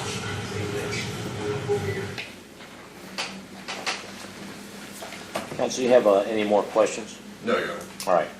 We're going to then take a break, been more than an hour and a half. 'Cause I usually try to break, but I didn't want to interrupt that. So we will take a break for 15 minutes. During the recess, you're not to discuss the matter with anyone in any way, nor to allow anyone to discuss it with you. That includes among yourselves. Don't have any contact with any of the parties, witnesses, spectators, and don't post anything on social media or communicate anything about the proceedings through phones or other electronic devices.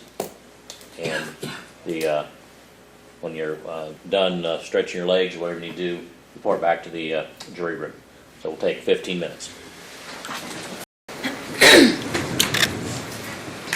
All right. Back on record, State v. Gaffin, we recessed, and the state has completed the indirect examination of Ms. Cecilia Freihofer. Now we're on cross. Mr. Haslam? Good morning, Ms. Freihofer. Good morning. My name is Aaron Haslam. I represent the defendant, Kevin Gaffin. So if you could, because it's been a while since I heard your testimony, it's somewhat of a long video, could you state your name or your occupation for me again? I'm a social worker and a forensic interviewer at the Mayerson Center at Children's Hospital in Cincinnati. And how long have you been doing that? I've been doing forensic interviewing for almost 11 years, but I've been at the hospital for 12 and a half. And You do quite a few of these interviews, correct? I believe you testified previously. Yes. Are you familiar with this interview? Have you had an opportunity to review it before coming into court today? Yes. So if I ask you specific questions about what Ryan told you that day, you should be able to answer those? To the best of my ability. Okay. Well, first I want to ask you, do you recall the alleged victim, he told you during the interview that his mom saw blood in the toilet, is that correct? I thought he said his aunt. Did he tell you his mom did first? Mm, And then later he told you his aunt saw blood? I thought he talked about his aunt being the one that saw it. So if he said his mom, I missed that. Okay, but he told you that his aunt saw blood in the toilet? Yes. Is your testimony? Thank you. And if I understand correctly from watching that, the alleged victim told you that Kevin Gaffin put his hands in the slots under concrete blocks, correct? His wrists, yes. His wrists. Thank you. Did the alleged victim tell you about any cuts, scrapes, or other marks that were on his arms or wrists as a result of those concrete blocks? I did not ask about that, and he didn't volunteer it. But he did tell you he was face down, chest down, on the ground with concrete blocks over his wrists, correct? Yes, but I asked those questions.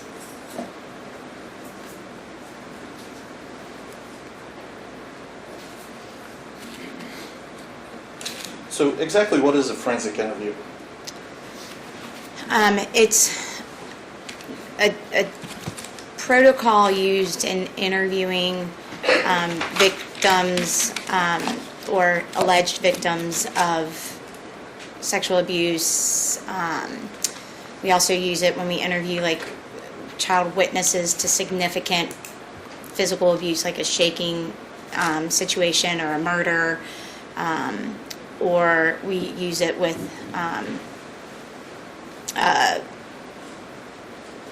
I use some of the techniques in like my everyday life just to get conversation going and to get the person to tell you about things more than you asking questions about those things, to assess for, safety, medical safety, psychological safety, those type of things. So that's what a forensic interview is. In fact, it's a fact-finding interview. Yes. Correct? And you try not to use leading questions during your interview, correct? Yes. You want to gather as much information from your interviewee as possible. correct? Yes. And that's the technique you used with Ryan Applegate on this date, correct? Yes. Sometimes I had to get more narrow focused, but overall, yes, we use non-leading, attempt to get them to do free narrative or free recall. Yes. And he provided you with a lot of information, correct? Yes. Without you leading him. Yes, I would agree. Some information in detail, correct? Yes. For example, isn't it true that he told you that the events occurred in May 2008 and that he recalled this because his mother was leaving for work in an Impala SS? I think he said May, but then he was like, well, I'm not real sure exactly when it was. But yes, he did talk about his mom leaving for work in an Impala. SS. Yes. And the reason I recall that is because if I believe so, he said he loved that car. Is that correct? That's a detail that I don't recall. Do you recall Ryan saying he was upset when she got rid of that car?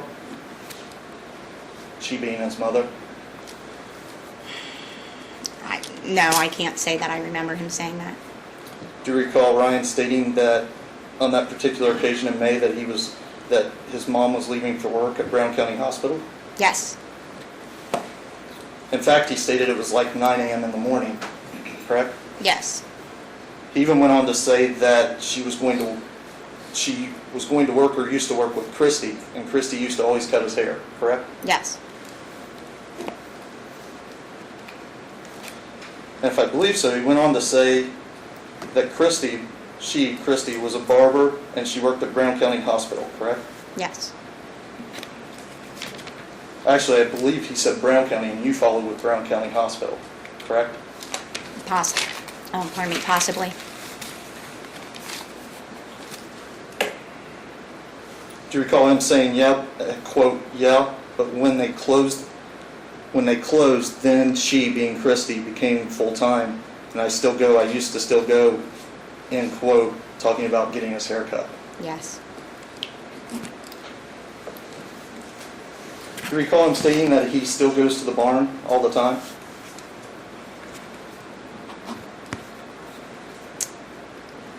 I recall him saying that he went to the barn, but I don't, or that he would still go to the barn, but I don't know that I recall the all the time part. Do you recall him stating that the brick used in the events he described in May 2008 had a big green paint splash from the side of it? I recall him saying that at least one of them did.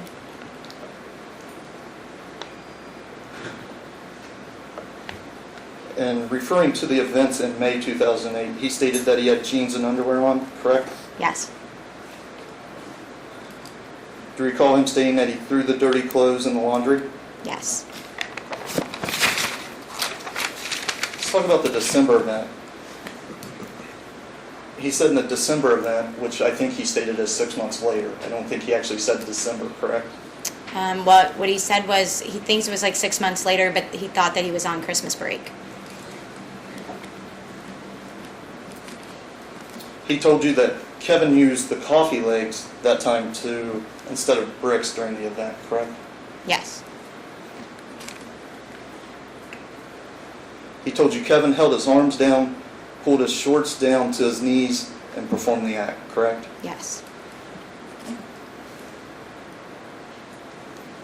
On that particular occasion,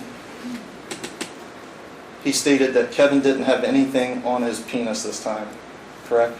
Correct. However, he then next stated to you that he had white stuff in his underwear, correct? Correct. But he also stated that he had, and I quote, poop in his underwear, correct? Yes.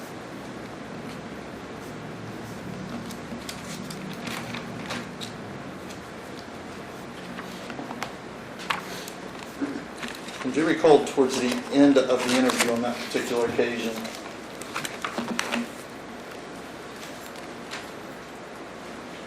you asking a question, did your mom ever see Kevin hit you or punch you? Do you recall asking that question? I thought I said hit or shove, but it could have been punch. And his response was no, is that No. correct? Correct.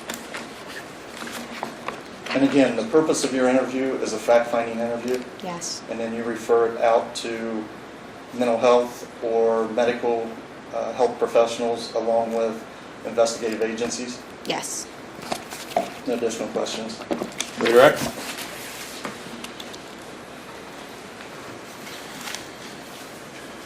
Ms. Fryhoff, I know we kind of discussed, and Mr. Haslam was asking you questions about your forensic interviewing techniques. Would you agree with me that the manner and the words that are utilized in a question would have specific types of meanings for children? Yes. That makes sense? So if you use the term, did your mother see you get punched by someone? Mm-hmm. That would have a specific meaning. Yes. Do you agree with that? Yes. Does punch mean push? Not to me. Could it mean that to a child? Yes. Could it not mean that to a child? Yes. Could choking, could that be punching? Yeah. Could it not be punching? Yes. So without further follow-up questions, you would first have to know the definition, is that right? Correct. So the words used in a question could change the meaning or the answer given. Correct. Now, and I think Mr. Haslam had asked you the section where, and I mean, everything that was on that video, that's what we're discussing here. Is that, it's all recorded, is that right? Correct. White stuff on his penis. What did Ryan say? Ryan said he had white stuff in his underwear. And so nothing on his penis and white stuff in his underwear, those would be consistent? Correct. Do children ever disclose any other acts of abuse after they've been interviewed in a forensic interview? The majority of the time, yes, they disclose additional information later. And why is that? It's a phenomenon and part of the disclosure process. When we say that disclosures are a process, they're not a one-time singular event. I mean, if you say, what did you do for Christmas Objection, last Your year, you Honor. would, Sustain. so it's a No, you process. cannot. Oh, You sorry. can answer. I sustain the objection. Sorry. Let me ask you this, ma'am. In your experience in the hundreds of interviews that you've had with children of a variety of different ages, do they ever have difficulty in recalling precise or specific details about sexual abuse? Objection, Your Honor. Overruled. Go ahead and answer it. Yes, most children that I interview have problems recalling and remembering specific information and details about the abuse. What's your experience been as to why that happens? Objection, Your Honor. That I'll sustain. No further questions. All right, you may step down. Thank you. Thank you. Next witness. They are called Dr. Elena Duma.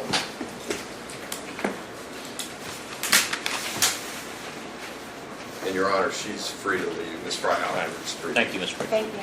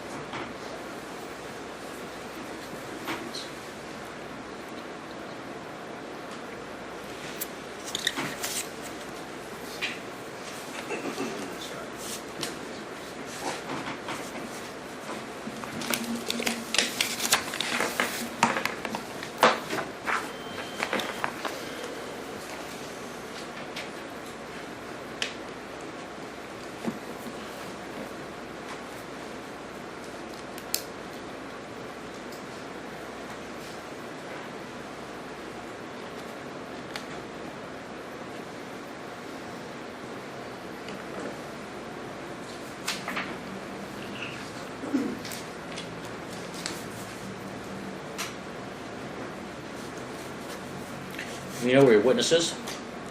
I have word that she's here. I can't tell you where in the building she is. Well, that's responsibility of the parties. Let's find out where she's at. Let's go. Our I'll get her. advocate's out there. I don't know where she is, but this witness should be available to come in immediately.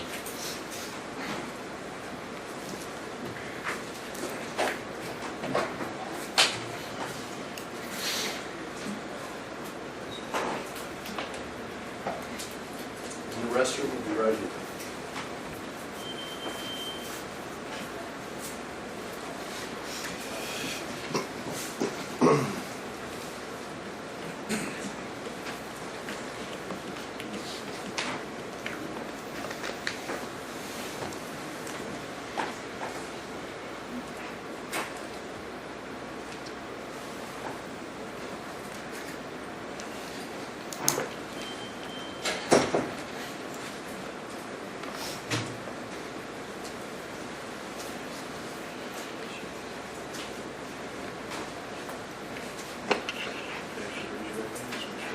solemnly swear or affirm the testimony you're about to give will be the truth, the whole truth, and nothing but the truth, so help you God? I do. Please be seated. Good morning, doctor. Good morning. Can you state your name and spell your last name for the record? It's Elena, E-L-E-N-A, last name Duma, D-U-M-A. And Dr. Doom, I'm going to show you what I've marked as State's Exhibit 11. If you don't mind just reviewing that document quickly, if you can't tell the ladies and gentlemen of the jury what that's a copy of. This is a copy of my CV. And does that contain all the pertinent information with respect to your educational background as well as your work history? Yes, it does. And what is your education background? So I have a bachelor's from the University of Tennessee in chemistry and microbiology, and then a medical degree from the University of Tennessee, and then I have a pediatric residency training at Cincinnati Children's Hospital Medical Center And what are you board certified in? in pediatrics And how long have you had that certification? since 1995. And do you predominantly practice, or are you permitted to practice in Cincinnati Children's Hospital? Yes. Are you permitted to practice in any other hospitals? No, I only have privileges at Cincinnati Children's. Are you board certified in any other states? No. Board certified is actually national certification. Okay. So board certification is national, but I have an Ohio license to practice yeah. in Ohio. Forgive Yes. me, Yeah. Yes. So you have an Ohio license. Do you have a license in any other state? No, I do not. Doctor, how long have you worked at Cincinnati Children's Hospital? Since 1991, when I started my residency training. In what capacity do you work there? Obviously, as a pediatrician, but in what portions or parts of the hospital have you worked? So I primarily work in the emergency department, where I see patients in both of our emergency departments at the Maine Children's and at Liberty Children's. In addition, I work in the Mayerson Center for Safe and Healthy Children as one of the child abuse physicians. Let's kind of go broader, and then we'll go focus more on the Mayerson, but what are the duties of an ER doctor? So I see children who come in for a variety of complaints, illnesses, and injuries, and trauma. I mean, it varies from pretty much anything. So. Is there anything specific or specialized in dealing with patients who might be ultimately referred to the Mayerson Center? How does that come into play? Meaning, how are they Through the referred emergency there? department. So when we see patients in the emergency department where there's been a concern for either sexual or physical abuse, generally the physician from the Mayerson Center is consulted to discuss the workup, and if they need to be seen further as an outpatient, particularly patients who have concerns for sexual abuse, they are then referred to the Mayerson Center, where they are seen in our outpatient clinic.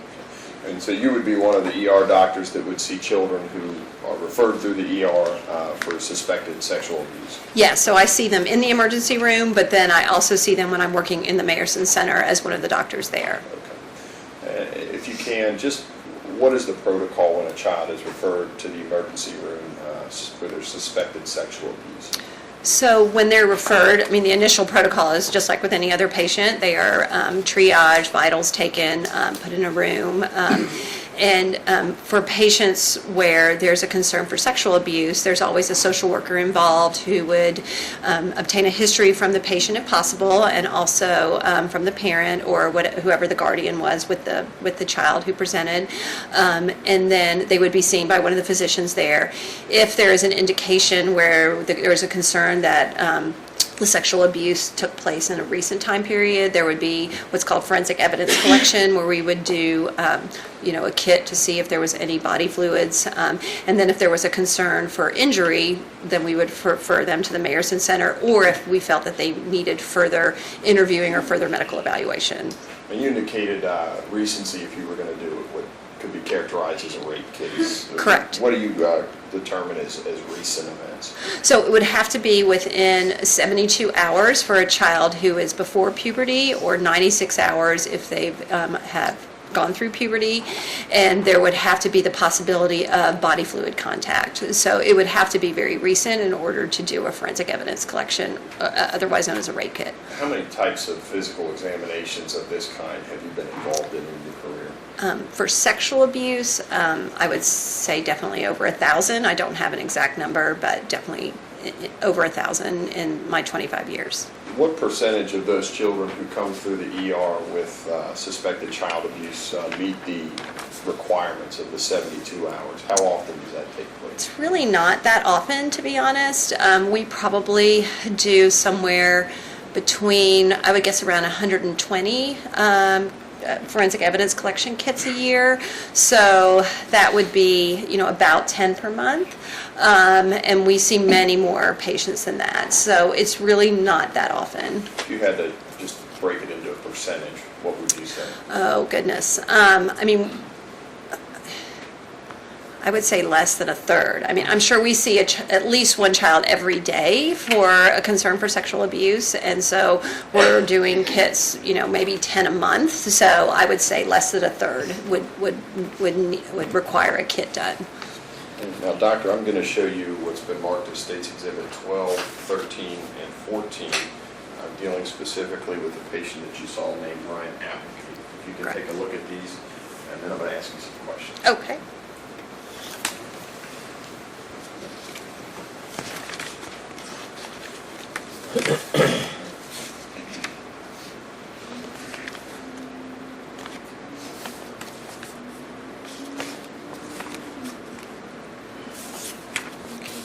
Doctor, you're familiar with that type of, that's obviously a report that was conducted as part of Ryan Applegate's medical record, is that Yes, and this is actually from the Mayerson Center, so he was not seen in the emergency department. I saw him in the Mayerson Center when I was working in the clinic there. correct? Okay. And how many days a week do you work in the clinic? One day a week, so 4 times a month.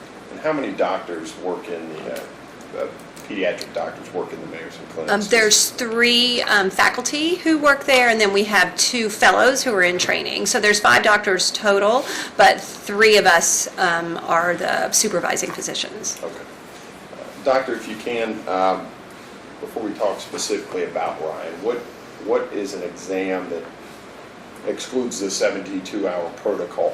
What types of examination would you do? So first, I would talk with the patient, get a history like I would with any patient, and then do a general physical exam, so heart, lungs, throat, that general part. Then we also then do a genitalia exam. So in the case of a boy, would examine their penis and scrotal area, and then we would look at their rectal area, and we use something called a colposcope. A colposcope is it's almost like a magnifying scope that you can use to take photographs to document your exam, but also it magnifies so you can see better, and it has a strong light attached to it. So we would use a colposcope in the case of a boy to do a rectal exam, and a girl you would use that also for the genitalia exam. And that's something that you use as kind of part of a regular protocol? Yes, that is procedure? standard for any child that we see in the Mayerson Center. Is this a comfortable examination for kids to go through? Well, there's not pain involved per se, but I would not say it's comfortable because the position that they have to be in, particularly to use the colposcope for rectal and genitalia exam, is, I would say most children are not comfortable with it. They, because they either have to be laying on their side, or they have to, for a boy's case, with their knees pulled up to their chest, and you have to spread their buttock cheeks apart. So I would say in my experience, it's not something at all that children find comfortable, and they tend to get pretty anxious about it. Now, do you recall particularly seeing Ryan Applegate? Do you remember seeing him? I'm sorry, I don't remember him specifically. I feel badly, but I see many patients, and so I do remember reading the chart. I remember the case, but I don't remember him specifically. And these notes that you would take, they would be shortly after the time? that you Yes, would yes, I would physically- chart that afternoon, correct. Now, so you just indicated the type of protocol that you would go through with a boy, and I suspect that's the same protocol you would follow with respect to Ryan Applegate's treatment. Yes, it would, and on review of my note, that is what we did that day. Now, is there anything, what were your findings based upon your physical examination of Ryan? So Ryan's exam was normal. His general physical exam, his genital exam, as well as his rectal exam were all normal. Now, for boys who have been victims of sexual abuse, is a normal exam consistent or inconsistent? Is that kind Very of finding? consistent. I would say, I've seen many boys who have been with concerns of sexual abuse, and I would say in all the boys I've seen, less than probably 10 have had findings on physical exam. It's very, very unusual to see findings, particularly when it's not in that immediate time period right after the incident occurs. Okay. So, penile to anal insertion, what kinds of findings, physical findings, might you see in that type of circumstance within the 72 hours? So you could see tears of the anal fissure, which is the muscle around the rectum where the stool comes out. You could see abrasions, which basically just scrapes in the skin, and you could see bruising. Would bleeding, would that ever be consistent with penile to anal insertion? Yeah, so you could get bleeding from either a fissure, which is a tear in the skin there, or you could get bleeding from an abrasion. I know it's an approximation, everybody would be different, but how long do those types of injuries, how long might they take to heal? Well, that area heals very quickly because it's very vascular, and the skin there heals very quickly. So any kind of tear or fissure or abrasion can be gone within a few days, definitely, within less than a week. I've seen patients back where I've seen an injury and then I see them back within a few days and the injury has healed. So that area heals very quickly. And so if there were a 7-year gap in the allegations of when the incidents occurred in the physical examination, would the finding that you see here be consistent with what you might find in other types of cases? Yes, it would be consistent. Thank you. Ross? Thank you, Your Honor. Dr. Jim, if I understand correctly, your findings were all normal related to Ryan Applegate? Yes, they were normal, yes. And normal means he didn't have any tears, fissures, or any other problems Not when I saw him, with no. any of his pubic areas? Not when I saw him, no. Thank you. No additional questions. Director? Just one question. Doctor, you also had him do blood work, is that correct? Objection, Your Honor. Sustained. Thank you. All right, you may step down. Leave I those. leave those, okay. Thank Thank you. Next witness? Your Honor, other than the right to reserve any rebuttal witnesses, the state rests. And other than the... Okay, well, we'll address that then out of the presence of jury. All right, then, ladies and gentlemen, we're going to send you back to the jury room and deal with some matters pertaining to legal issues that have to be ruled on by me outside of your presence. So if you would retire, I wouldn't anticipate this take more than 10 to 15 minutes, but we'll let you know when we're ready for you.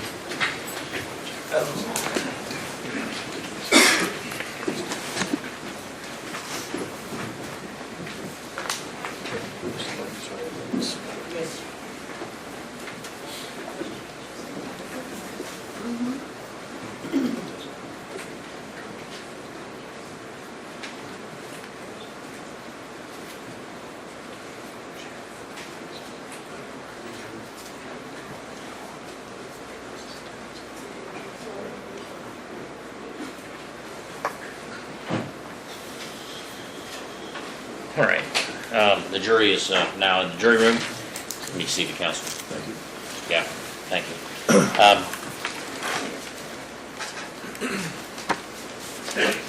I assume you're going to move admission of the exhibits. Yes, Your Now, Honor. before we get to that, I see some there. We have all the exhibits collected, the court reporter, so I can make sure we know where they're at. And could you get those in chronological or numerical order for her, or do you have them already? I will do it. It's close, but I finished that up. Probably better at it than lawyers. Yeah. Math's not our strong point usually. All I right. have two that I'm questioning. There's you- probably a couple skips or gaps, so tell me which ones you don't have. 9B and C. Correct. 9B is the full Marison interview, and 9C is the transcript. 9B is the DVD, isn't it? I think we have 9A as the DVD, is that right? Oh, I'm sorry, yeah, you do. Okay, 9A. So you're not offering B and C? Correct, Your Honor. All right. Just a question, was 9A redacted? I don't believe so. Yeah, Well, we talked about that yesterday in chambers, and, actually, I think we talked about it on the record after the jury is excused, and I think you both agreed there was nothing in there that needed to be redacted. So, all right, now, so you're moving to admit everything but 9B and 9C. And then I think there was, 15 and 16, I don't think you... yeah, That's 15 and 16. So 15 and 16 are not going to be admitted. Yeah. I've already determined that.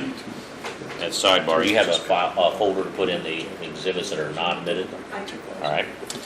And then 9B and 9C have not been identified, so those do not need to go into the record then. Don't believe there's been any testimony about those, have there? No, well, they were referred to kind of to refresh his recollection, but we did not Okay. ask him. All right, then we'll just start. Now, I don't recall any testimony about Exhibit 1, birth certificate. There was There was testimony about his date of It birth, was but Brianna not Weisskopf. that exhibit. I introduced Brianna Weisskopf, put it on overhead, she identified. Oh, was it on the overhead? It was, Your Honor. Okay, it was probably when I was looking at the statute then. All right. So, any objections to any of the exhibits that are being proffered? Not from the defendant, Your Honor. All right, then all the exhibits will be admitted. I was looking up the instruction or the legal issues on using the transcripts or reading the transcripts instead of the tape. And typically that's not done unless they're testified to, so that takes care of that matter. All right. Now, anything else from the state other than your Other arrest? than reserving any potential rebuttal witnesses, Sure. no. Okay. All right, Mr. Your Honor, at this time... Haslam, you have a motion, I assume? Yes, on behalf of the defendant, this time I would make a motion for acquittal pursuant to Criminal Rule 29 and would submit that to the court for ruling. All right, any response by the state? No argument, Judge. All right, well, under Rule 29, the court can only dismiss if the court finds as a matter of law that reasonable minds could come but to one conclusion, which is favorable to the defendant, and inasmuch as the evidence presented presents questions of fact, and those are exclusively within the province of the jury, the court finds as a matter of law they're sufficient that reasonable minds could differ, and therefore it will go to the jury. All right, now, Mr. Haslam, are you prepared to present your case? Yes, Your Honor, I'm prepared to call my first witness. All right, and how many witnesses you be calling, you know? Uh, Approximately, you don't have to be precise, just give me an idea.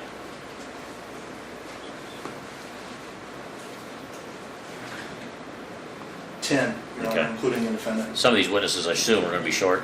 Very short, Your All Honor. right, and if we can make sure they're lined up out there and ready to go, so we don't have long gaps of silence here for everybody. So, Your Honor, with the court's permission, I will make that happen as soon as Mr. Gaffin, who I anticipate will go a little bit longer than... is he going to be your first witness? He will be my first witness. All right, fine, then I then- probably will be breaking for lunch after that, I would Okay. guess. And then you can deal with that over the lunch hour. Okay. All right. And then I'm also, I was working on the instructions during the last break, and I don't have them quite finished with some additional things that I noticed were missing, so I will finish those during the lunch break as well. All right, then the bailiff will bring the jury back in. Do you have all of the exhibits then? I need to kind of All sort right. that a little bit, but I believe All right.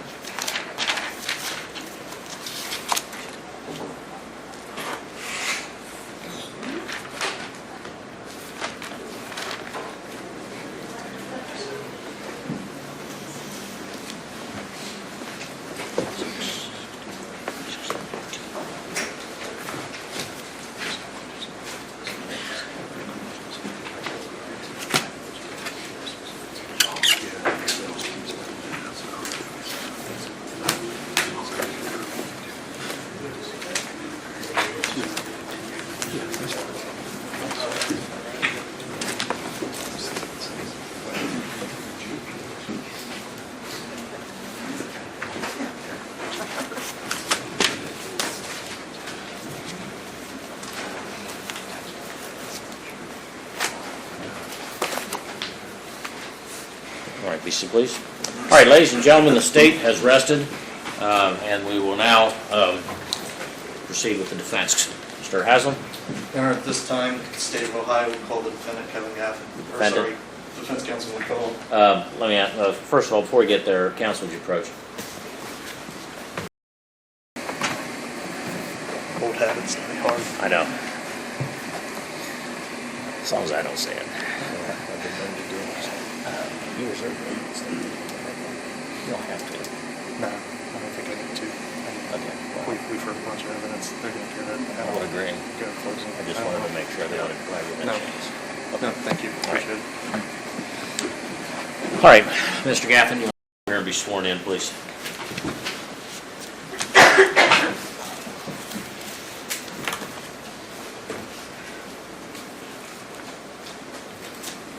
Solemnly swear or affirm the testimony you're about to give will be the truth, the whole truth, and nothing but the truth, so help you God. Yes. Thank you.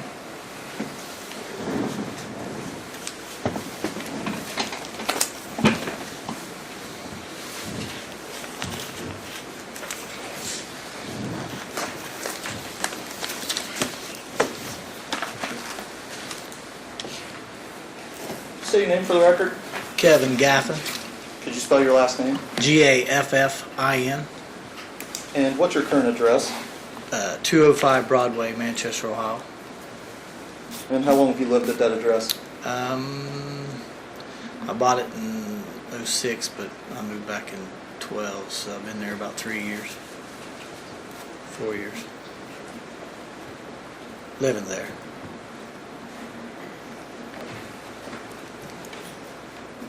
And what's your date of birth? 7272. And you're the defendant in this case, correct? Yes. Let me just ask a couple preliminary questions before you go on, Mr. Haslam. It's not to invade the province of you and your attorney, but I'd just like to make it clear on the record. You understand that under the Constitution, as a defendant in this case, you cannot be compelled to testify in this matter. Yes. You're testifying voluntarily after consulting with your attorney. Yes. And you understand that while you're testifying on your own behalf, that anything that you should say that the jury would determine to be prejudicial to your case could be used against you. Yes. And with that understanding, you're proceeding to testify in this matter. Yes, Your Honor. All right, you may continue. And Kevin, understand that we're being recorded, so if you could speak up just a little bit. Okay. So can you tell us how you know Brianna Weisskopf? Well, I I moved to Manchester in about the middle of 2006. I bought a piece of property down there. I bought it in June, I believe, and I believe I give the guy 60 days to get out. And then I moved in and started remodeling. And Brianna and her mother worked at H&R Block, which was just adjacent of my place. And we had knew each other for many years prior to that, but she was married and I was married. And we got to hanging out and talking. And that's how I met her. Again, I'd met her earlier in life. Previously, when you were married. Yes, actually before I was married, I'd met her because she was friends with my first wife. But the last time you met her, you weren't married. No, I was single. And so you formed a relationship? Yes, And did you start dating? yes. And how long did you date? Well, my kids, I've never let my kids, see me with other women, unless I knew it was going to work. So I'd say it took me 3 or 4 months before I introduced my kids to her. And then once I introduced my kids to her, then it was a everyday thing. And you dated for how many years before you got married? We dated, I got moved in down there like the first part of '07. And then in later part of '08, which was odd, she come to me and said, you either marry me. Objection, Your Honor. Sustained. I had to marry her. Wait a minute, I Oh, sustained that, Mr. Gaffin, so if I Okay. sustained it means you can't answer. Okay, sorry. Next question. So ultimately, did you marry Brianna? Yes. And what year did you get married? In '09. 2009, do you recall what month? I think it was May 30th. May 30th of 2009. Yes.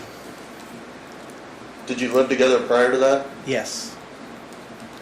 When did you move in? Probably about the first part of '07. January, February? January. I'd say it was the very first part of it. And prior to moving in, did you spend nights there? Yes. How frequently? Some weeks, it'd be a couple nights a week, and I might go a week without spending there, or I might go 2 or 3 months because I work out of town a lot. And what kind of work do you do? I'm a construction worker. And when you say construction worker, there's all types of construction. Boilermaker. I'm a boilermaker. I work on the powerhouses. And what do you do? What does that mean? They do shutdowns periodically throughout the year, throughout the country, and I travel all over, from Utah to just about anywhere, Pennsylvania, West Virginia. I travel and I repair these things to get them back online for electricity. And does that keep you away from home weeks at a time? Normally, a normal outage lasts between 8 to 12 weeks. So not only weeks, months. Yeah, I normally work a spring and fall. I normally try to take the summers off because my kids are involved in a lot of stuff in the summer, and I enjoy the summer with the kids. So this was your profession when you were dating and married to Brianna Weiscup? Yes. So you moved in, if I understand correctly, sometime early 2007? Yes. Who lived there with you? Me and Brianna and Ryan. And you stated you have children? Yes, I have 3 children. And how old are your children? Right now, Braxton's 20. He'll be 21 September 21st. Braden is 16. She just turned 16 April 11th. And McKenna is 11. She was born January 22nd of 2000. Did your children ever spend time at 277 Yates Road? Yes. How often? When I first got with Brianna, it was quite a bit. On the weekends, and I get them one day during the week. And like I said, my schedule's so rough. I'm gone quite a bit. So, when I come in, their mother would let me have them a little bit often, and then sometimes, their schedule and my schedule just match up. So it wasn't a normal, schedule. And who is the mother of your 2 oldest children? Paula Gaffin, And who's the mother of your youngest child? Kara Roush. And over the period of time that you lived at 277 Yates Road, all 3 of the children lived there? Yeah, they never lived there, but they come there. They would spend the night? Yes. How did they interact with Ryan? Oh, very well. They all got along good. So in your opinion, a good relationship? Oh, yes. Well, tell me about your relationship with Brianna. My first 4 years with Brianna was amazing.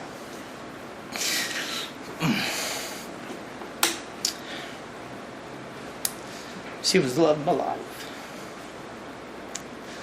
But when her mom and dad got divorced, things changed. I don't know what happened. I lost the wife, the woman I loved. And I couldn't take it no more.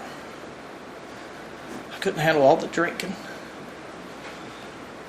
She just wanted to lay in bed. She didn't care about cleaning the house or taking care of the kids or Ryan or my kids. She just was so depressed. I tried to ask to get her help. She didn't want no help.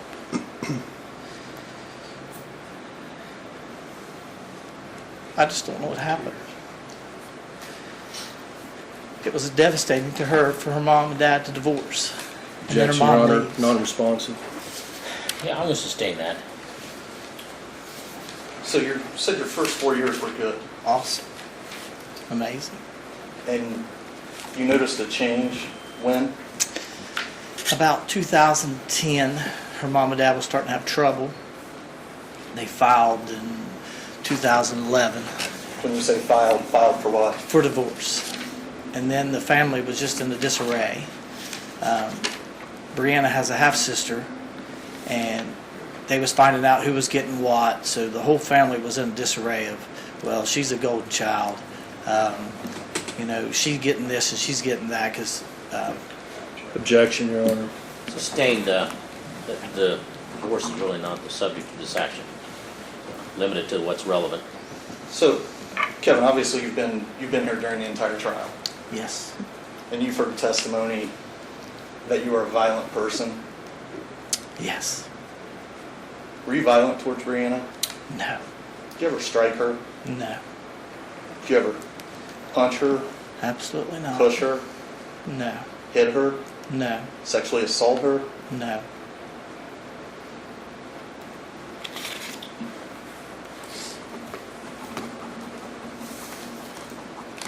Did you ever have verbal arguments? yes, Did you ever call her names during those verbal arguments? I'm sure I have.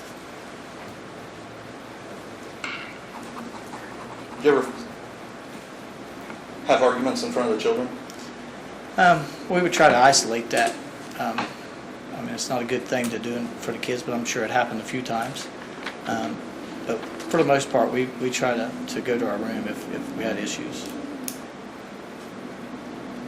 So when did, you said 2010, things changed. What happened with your relationship after that? It just got bad. I couldn't.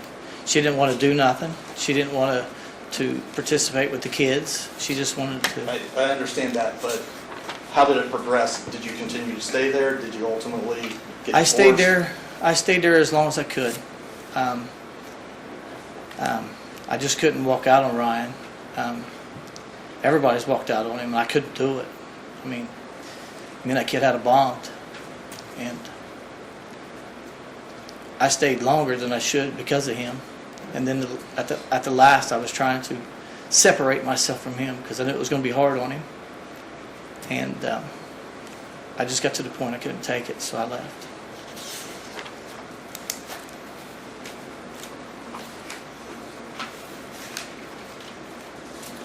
And when did you leave?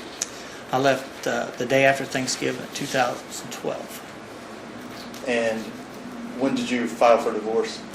When I first left,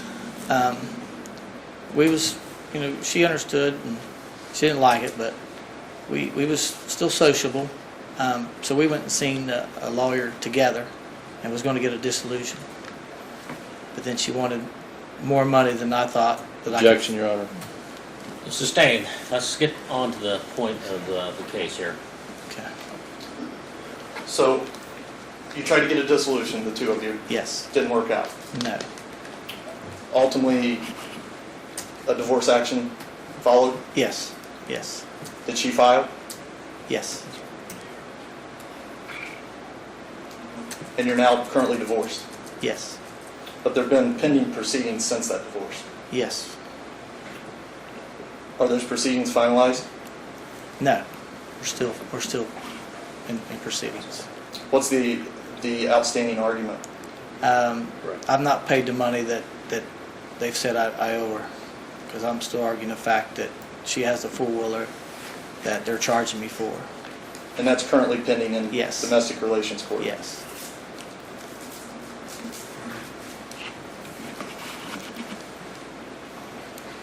Tell me about your relationship with Ryan. Ryan, he was a good kid.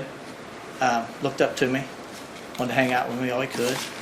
We did a lot of fishing, a lot of hunting, a lot of boating.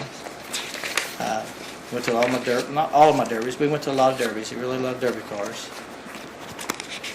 But we had a good relationship. His mom's fear was I was going to take him when I left. Objection, asked to be stricken, Your Honor. I'm going to sustain that. The jury will disregard that. Don't volunteer statements. Answer questions, please. Okay.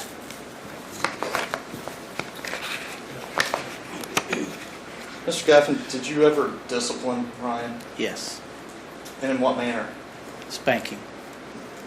And was that before you were married or after you were married? I didn't start discipline until after we was married, and he was a little older, and she would always complain, well, when I whip him, it doesn't do nothing.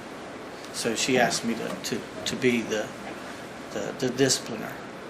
When you would whip him, pants up or pants down? Pants up. Never whipped him on his bare butt? No.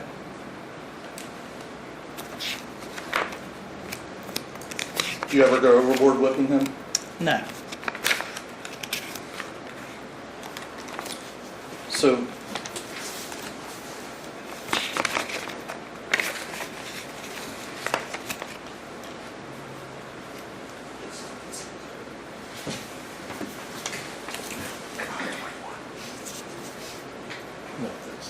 Mr. Gaffin, Three. It's three, I'm sorry. I'm going to show you what's been marked as State's Exhibit 3.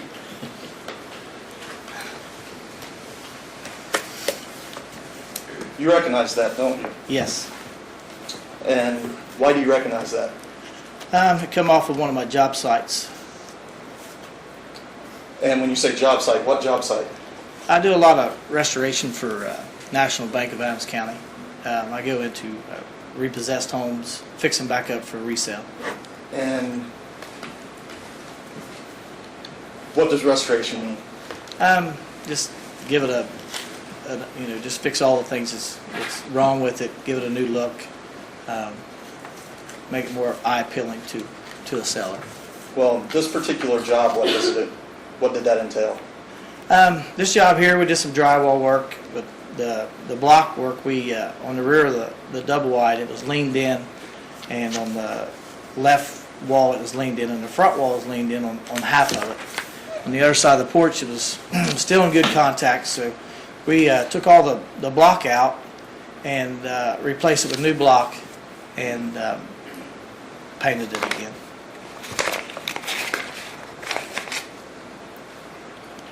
What year did you conduct that job? The 5th month of 2012.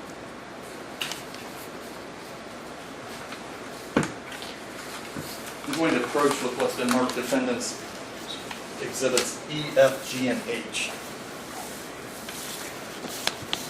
Do you want to take a moment to review this? What were those again, Mr. Haslam? Defendants E, F, G, and H. Thank you.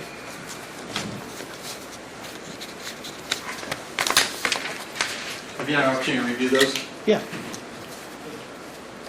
What are the first two photos, defendants E and F? That would be the rear of the house, and if you're looking at the front of the house, it'd be the left side of the house. Objection, or can we approach? All right. I'm not sure how this is relevant foundation, what house we're talking about. It's Yeah, relevant to the blocks. I mean, he's going to That's testify. fine, just he's saying you haven't shown a foundation yet to make them relevant, maybe where the house is and so forth. So, Okay. yeah, that's his objection. Right. You may continue with questions. Mr. Gaffin, can you tell me where the house is located? Not real positive about the street. It's the road right before you get to the child support agency, behind the apartments Here in West Union. West In Union? Is that in Adams County, Ohio? Yes. And those photos that you Yes. see, Yeah. do they fairly and accurately depict that house? Oh, absolutely. The same house that you conducted this remodel or this restoration in May of 2012? Yes. So looking at defendants, the first two photos, which I believe would be E and F, E and F. what are those? What do they depict? Do what? What do the photos depict? They're- What are they? The blocks. What blocks? That was the blocks that I replaced. I So- tore the old ones out and put new ones there. So those are the new blocks. Them are the new blocks. What are defendants G and H?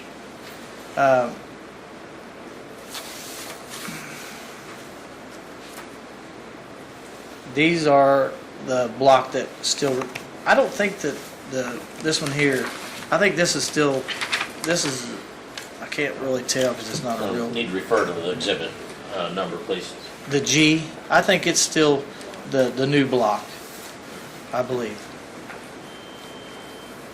And that's the block you replaced. That's the block I replaced. Are there any photos of blocks that remain? Yes, this H is still remaining at that property. So as part of this restoration, did you remove blocks from that site? Yes, the whole rear and the whole left front. And what did you do with the debris, the old blocks? The good ones, the ones that just had a little bit of mortar stuff on it, and the ones that's in good shape like this, I took to the barn at the house. And then the ones that was busted up and the ones that was no good to me, I took to my river property on Twin Islands and towed them over the bank to keep the erosion from. When would you have taken the good blocks to the barn? In 2012, right immediately after, while I was doing the job. And that's the same barn that's been discussed Yes, in this case? Yes. At 277 Yates Road? yes.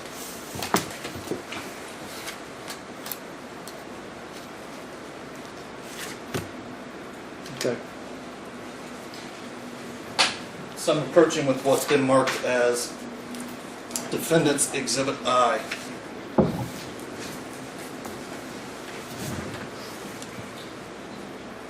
Take a moment to review that. To this? Yes. Okay. Do you recognize that? Yes, I do. Where did you find that block? I went to the river house and went over the bank where the stairs is and retrieved it. And is that the same block as far as you can recall that you just discarded? Yes. Appears to be in the same shape? Yeah, there's several of them there. And that's where you discarded the old block from the job in 2012? Yes.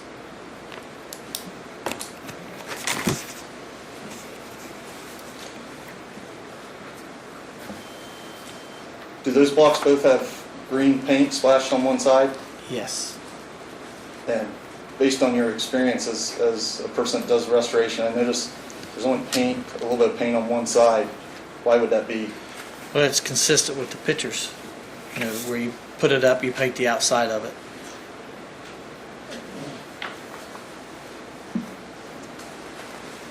I'm sure you can't quite tell. This one's just been in the river.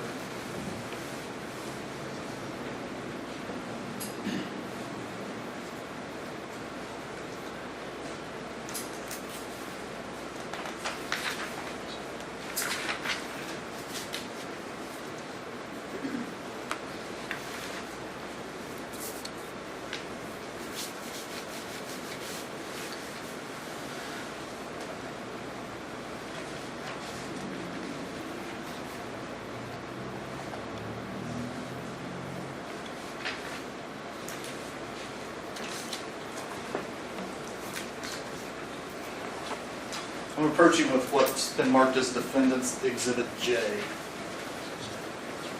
Multiple pages there, if you would take a moment to review. Judge, we'll stipulate that he has purchased concrete blocks before. All right. Stipulation means the state agrees. Go ahead. Okay. So focusing on the first page, Mhm. they've stipulated the purchase of concrete blocks. What is the first page of that exhibit? It's a check from the National Bank of Adams County, or like a receipt. Who hired you to do this restoration job? Chris Yes, Harwood. Your Honor. Sustained. I mean, I don't think we need to know the whole job history. Let's get on to the point. What are the dates on the check? 5/11 of 2012. Thank you.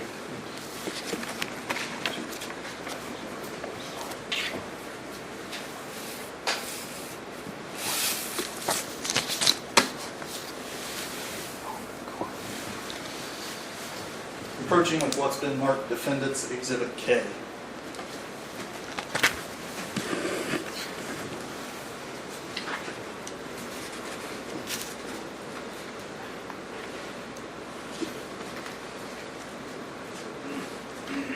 Have you had an opportunity to review that document? Some of it, just a page or two. We flip to the third page. 1, 2, this one? Yes. Okay. What does that appear to be? That's a copy of a title. And whose name's on the title? Name or Kevin names? Gaffin and Brianna Gaffin. And what's that a title to? It's a 2007 Chevy Silverado, or Chevrolet Impala Super Sport SS. And when was that title issued? That title was issued, the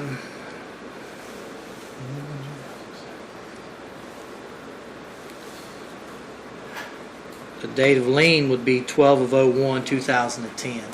But the issue date, if you look at the right-hand corner, what does that Oh, say? issue date, 12/1/2010. 12/1/2010. Yeah. Do you recall purchasing an Impala SS? Yes. When did you purchase it? Right at that time. First part, 12/01. No, I think, I actually, this paperwork's a little late. 11/23 of 010 is more of an accurate date. But it was in 2010. Yes, 2010. You're correct.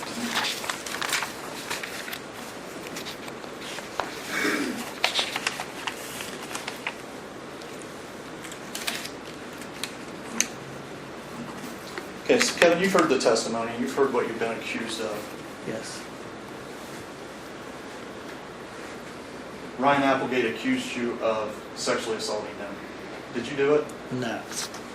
On May 22nd through May 29th, did you take him to the barn at 277 Yates Road, throw him down on the ground, put those 2 blocks similar to that over top of his arms, and stick your penis into his butt? No, I did not. Did you then stand him up or turn him around and stick your penis in his mouth? No, I did not. December 22nd through December 25th of 2008, did you throw him down on the floor of the living room at 277 Yates Road? No, I did not.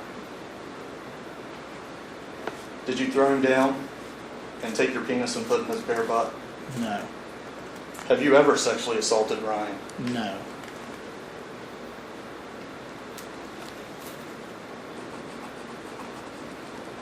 Have you ever sexually assaulted anyone? Objection. Sustained.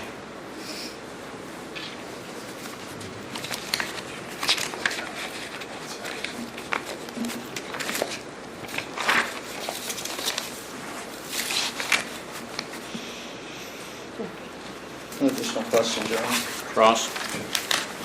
Yes, Your Honor.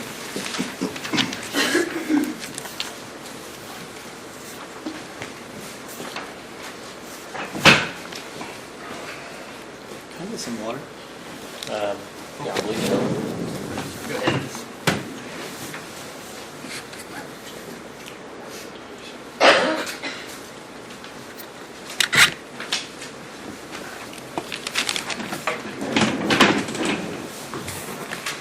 We set those blocks to the side, Your Honor, Yes, so the jury can see. I can deliver them. go ahead. In doing it, try not to scratch the surface. Yeah, I'll tell Judge Spencer I did not do that.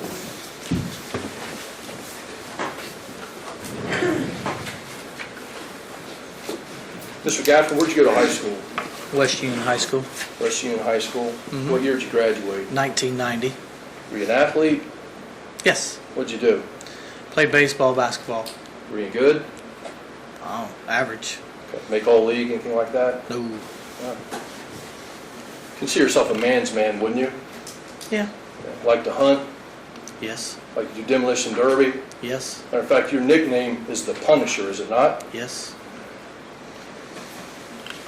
You have a pretty bad temper, don't you, Mr. Gaffin? Huh?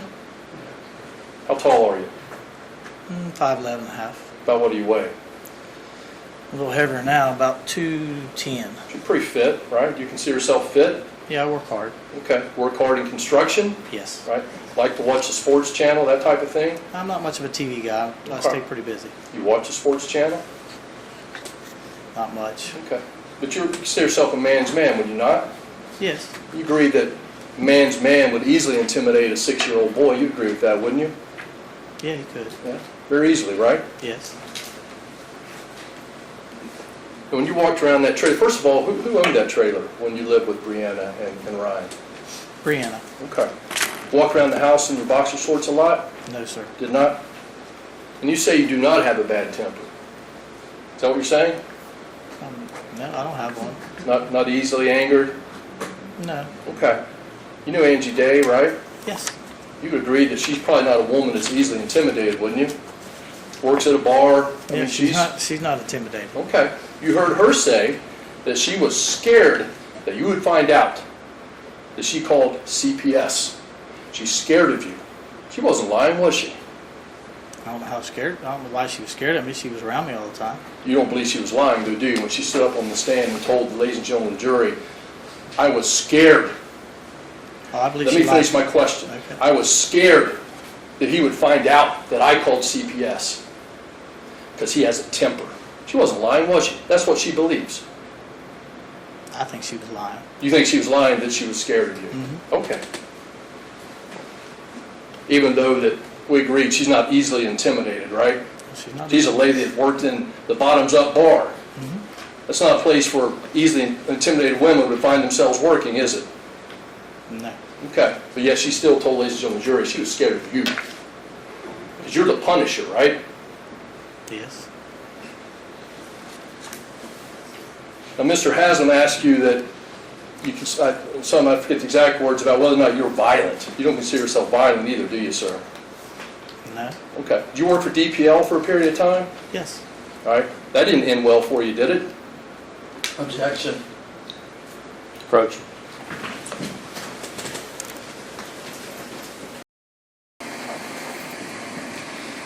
You are have reason to believe he's fired from DPL by dangling another co-worker over a balcony.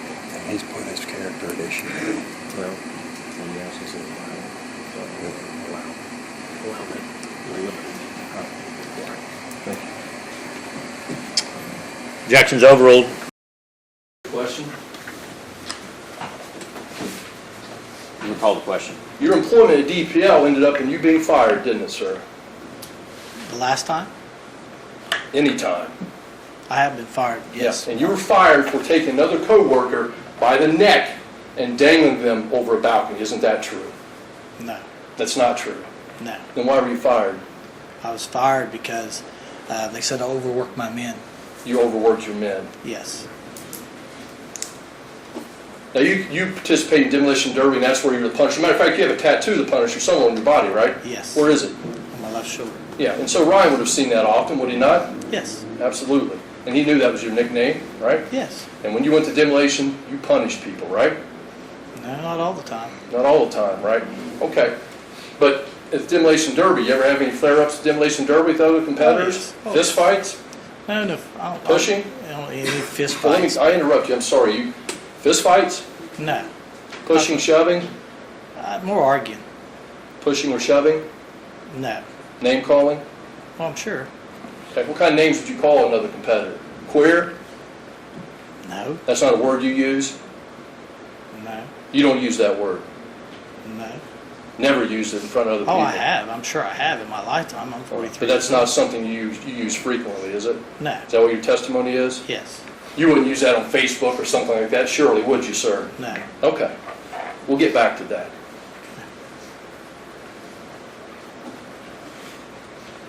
How many times you take Ryan up to Children's Home and tell him, this is where you're going to live? None. Never. Never. He's making that up. Yes.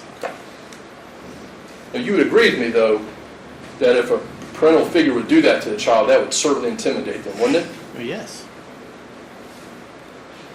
You would agree with me that a father figure, a stepfather that threatens to kill Papa, Grandma, and Mom would intimidate a child from telling a secret. You'd agree with that, wouldn't you? Objection.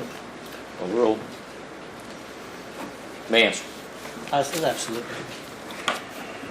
And Mr. Gaffin, you dislike homosexuals, don't you? Do what? You heard my question. No. So you have no problem with homosexuals? You don't find them weak? I don't know very many of them. I don't even know if I know any. My question was, do you think homosexuals are weak? No. You think they're timid? No? Now, you don't believe boys, being a man's man, the Punisher, you don't believe boys should play with cook sets, do you? Yeah, I mean, I played with them when I was a kid. Okay, so if Brianna and Ryan said you called him a queer for playing cook sets, they're lying? Absolutely. Okay. You don't think kids should play with teddy bears, especially boys, do you? When they're young, Okay, what's young defined to you? probably under 10 or 12. So after 10, they become a queer, they play with the teddy bear? No, but I mean, normally they let go of that. Do they? And if they don't, does that mean they need fixing? No, it's a comfort zone for them. Comfort zone, because if they have a secret, something that makes them safe, that's their comfort zone? No, just kids have certain things that they like to attach to. Remember a teddy bear that Ryan had by the name of Zippy? I remember something of it. Remember Zippy being taken to Grandma and Grandpa so he could play with it? I know he took it there. Yeah, and you heard why he took it there, Yeah, didn't you, I when he heard why. testified? Mm-hmm. Because he said he couldn't play with teddy bears, and specifically Zippy, because that made him a queer and he'd be punished. You recall that testimony, don't you? Yeah, I recall it. In your testimonies, you never called him, and I apologize for using the word over and over, queer, faggot, puss boy. Now, you called him mommified, right? You're the one that had to I called him Mommy's boy. Mama's boy. He was mommified. It was your duty to fix him, right? You want to make a man out of him, right? Because his mom asked me to. To make a man out of him, Yep. right? Okay. So, Mr. Gaffin, let me ask you, you indicated that queer is not a word you would use, or certainly you wouldn't place it on Facebook. You have a Facebook page, do you not, sir? Yeah. Okay. Direct your attention, see if you recall this conversation. Who's Ben Coulter? Facebook friend? I think he lives up north. Those are my question. Didn't ask where he lived. Yeah. Is he a Facebook friend? He's a Derby friend. All right. Jordan Pryor, Facebook friend? Yeah. Sean McCollum, Facebook friend? Yes. Remember posting back in April 6, 2014, talking about George Strait? He's really not that good of a singer, period. I'm not queer, but George Strait spanks his ass. Call that? No, I You don't. want to refresh your recollection? Yeah. Take a look at it. Mark this as State's Exhibit 22, please.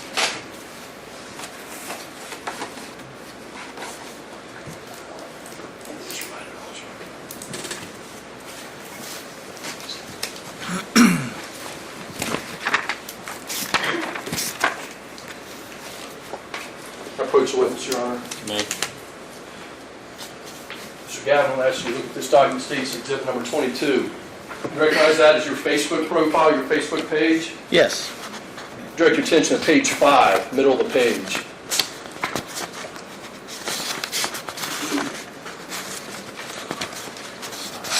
Matter of fact, we'll put that on overhead. Yeah, please. Well, can I examine it just for a Yes, second? Your Honor, may we approach? Me.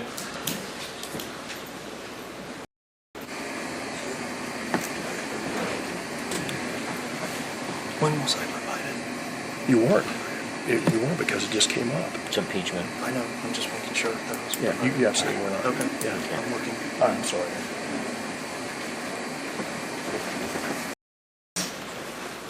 Have you reviewed it, Mr. Gaffin? Yes, I have.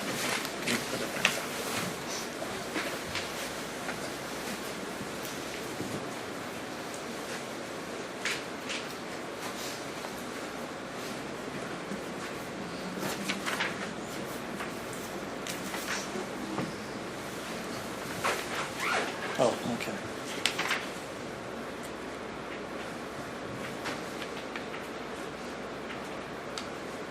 Right there, right at the bottom, right below the middle of the screen.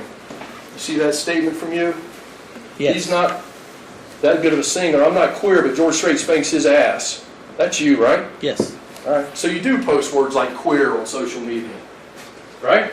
evidently. It is a word you use with your friends, is it not? Yes.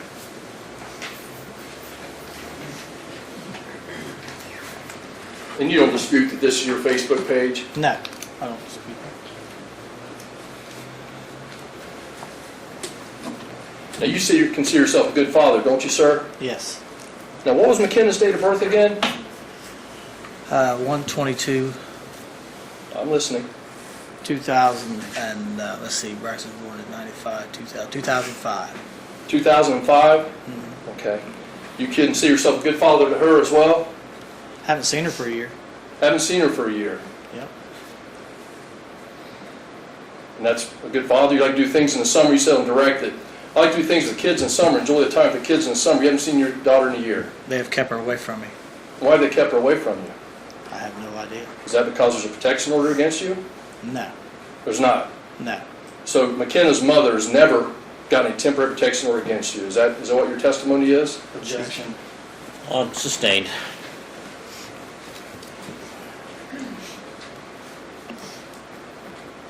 Do you owe child support to McKenna's mother? Not that I know. I mean, it comes due every month, but I pay my child support. Your testimony is your current? Yes. I mean, I'm not going to say I'm exactly current, but I mean, at the end of every year, my child support's paid up. Well, why don't you give me your definition of current then?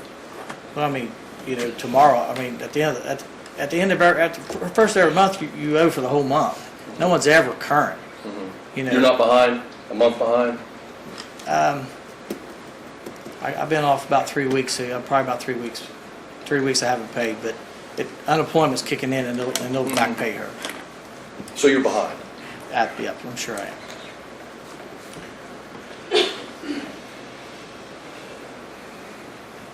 Now, you were the main disciplinarian of Ryan in the home, right?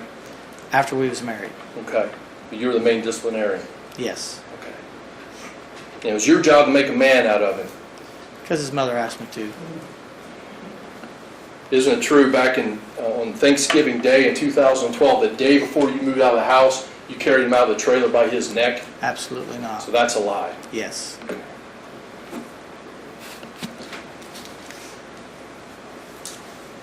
How many children do you have? 3. You have good relationships with those ladies? I have an older son and a boy. And a to girl. ask you, Yes, I have a good relationship. all 3 of them. I haven't seen McKenna for a year, but we always had a good relationship. 1 second, Ron.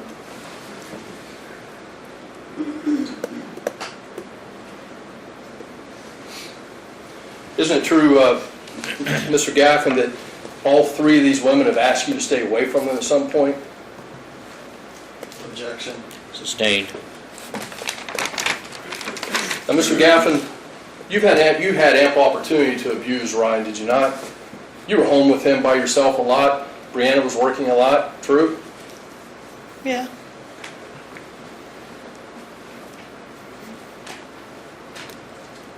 Now, we talked about this divorce, and that divorce was final back in December 2014, but for contempt hearings, correct? Yes. Hearings in which the court has said you owe Brianna money, correct? Yes. Now, you said in testimony, they said you owe Brianna money. They would be a judge, would it not? Yes. But in your mind, because there's a four-wheeler, the judge is wrong, you don't owe her anything, right? I'm following my lawyer's advice.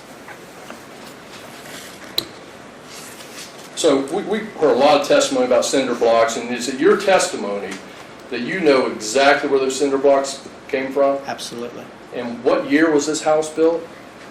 I'm not sure when the house was built. I know when I redone it was in 2012. How many cinder blocks do you think you dealt with in your life? You do construction, right? You probably see cinder blocks all the time, right? No, I don't really do a whole lot of block. I'm more of a woodworker, but You set those blocks aside because you thought you may need them 4 years from now, in case you have to testify? well, there was another job I brought blocks from home too, but I give them away or use them. Let me make sure I understand. Is it your position that those blocks could not have been in the barn until 2012, so Ryan must be making this all up? Is that your position? Yes.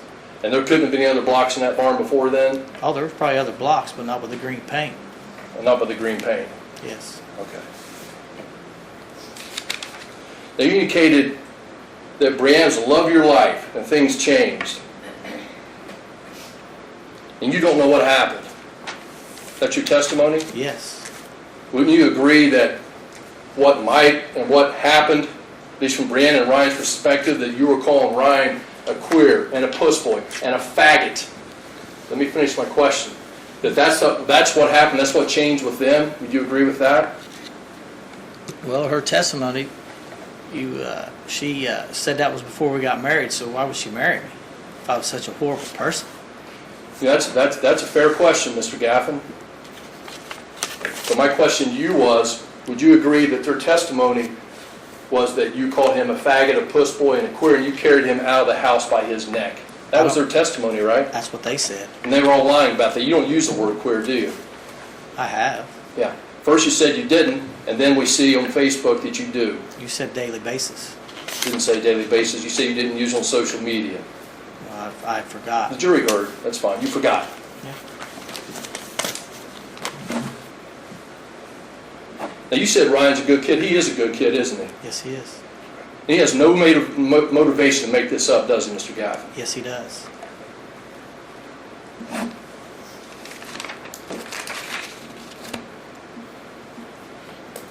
Let's talk about this Impala SS we've heard about so much. Yes. Can I see that exhibit? I apologize, I don't know.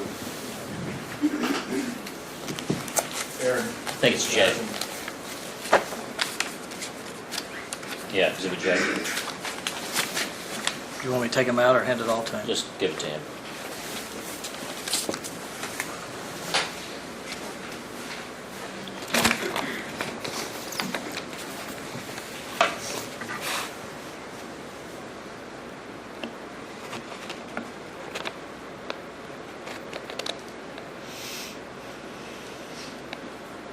Who'd you buy this vehicle from?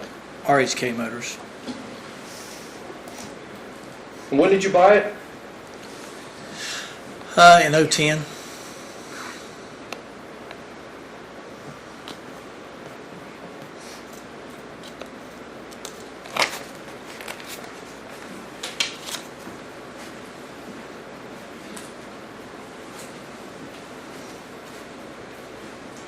Mr. Gaffin, is your testimony that Joni never saw blood in the toilet? Objection. Well, that's sustained. You think Joni's lying in her testimony? Yes. Objection. Overruled. You think Joni's lying in her testimony? Yes. You believe she called Angie and told her what she saw, don't you? I don't believe nothing she said. You don't. Nope. You believe as a result of that conversation that Angie called CPS, don't you? You believe CPS was called, right? Oh, yeah, someone made a phone call. And you believe that Bruce England came into your home with Brianna and Ryan and talked about that situation. You believe that, don't you? That happened. Oh, yes, that All right, happened. so that's not made up, is it? Nope. All right. And you heard Becky Armstrong talk about how Ryan acted in school when this final secret was let out. You agree that happened, don't you? Yes. All right. You agree he talked to the school nurse, don't you? Yes. That's not made up, is it? Nope. You saw him interviewed at the Children's Medicine Center. That happened, didn't it? Yes. You believe that he had a blood test, don't you? Yes. You believe he had a physical exam, don't you? Yes. None of that's made up, is it? Nope.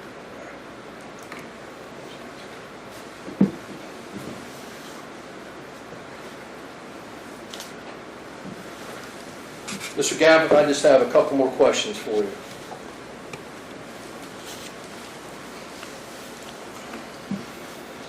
Have you been convicted of a crime of dishonesty in which you were still in community control within 10 years of today's date? Yes. That was a conviction for what? Receiving stolen property. Thank you, Your Honor. Redirect. Yes, Your Honor. Your conviction for receiving stolen property, go to trial or did you? Objection, Your Honor. Sustained.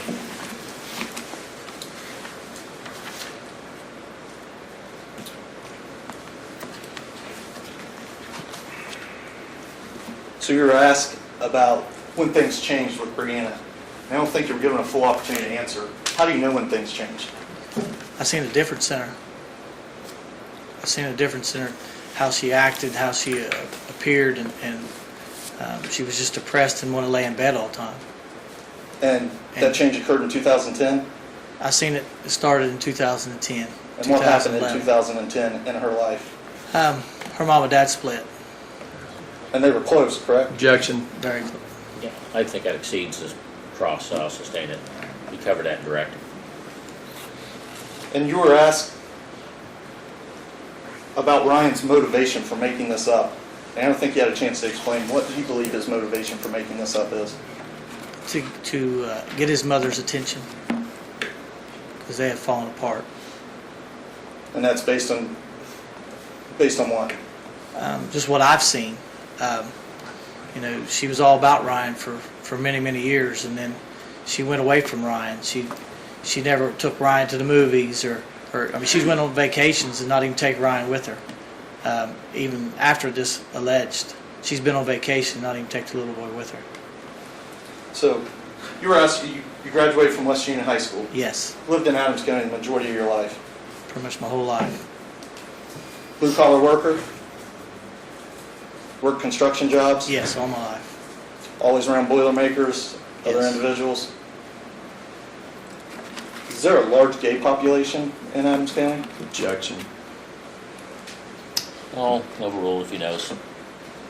Do you know? I don't know if there is or not. I don't know very many. Do you have any homosexual friends in Adams County? I'm not sure. I know I don't have any friends. I don't know of any. Oh, I do got some girls. That are homosexuals? Yeah. Growing up, the word queer, is that a word you would hear? Not often. Not often? So you saw an exhibit, your Facebook page used the term queer. I think one time they showed you. I didn't see any others or hear testimony about any others. Did you use that word? I did. And you had an opportunity to see the context. Why would you use that word? I'm not, because they was just talking about a singer. I really don't know why I even commented and said that, but I mean, I did. And you're not denying that? No. But I forgot. Do you use that term every day? No. Did you sexually assault Ryan? Objection, Your Honor. Sustained. No additional questions. All right, may step down, Mr. Gaffin. All right, ladies and gentlemen, we're going to stop for lunch. It's about 5 after 12. Based on conversations, I'm estimating that the evidence is going to conclude mid-afternoon, so there is a potential for this case to go to you late this afternoon. When you come back, just so you know, when you deliberate, you won't be able to have any cell phones or electronic devices in the jury room because your communication will be limited to being through the bailiff and the court. So you can bring them with you and we'll collect them and leave them on the windowsill back there, or you can leave them in your car. Now during the break, don't remember all the instructions I've given you already. You probably have already heard this and can repeat it as much as I can, but I need to say for the record, and that is that you're not to discuss this matter in any way with anyone during the break, including among yourselves. You're not permitted to let anyone discuss it with you. You're not to read or listen to anything about it, any type of media of any type, including the internet, social media, radio, etc. You are not to send out any communications in any way to anyone about the case, and you're not to attempt to learn anything about any of the topics that we've been heard about in this trial through any type of media. When you return, report back to the jury room, and it's about 12:08, so be back by 1:15. Okay? And I'm going to see. Thank you. Please be seated.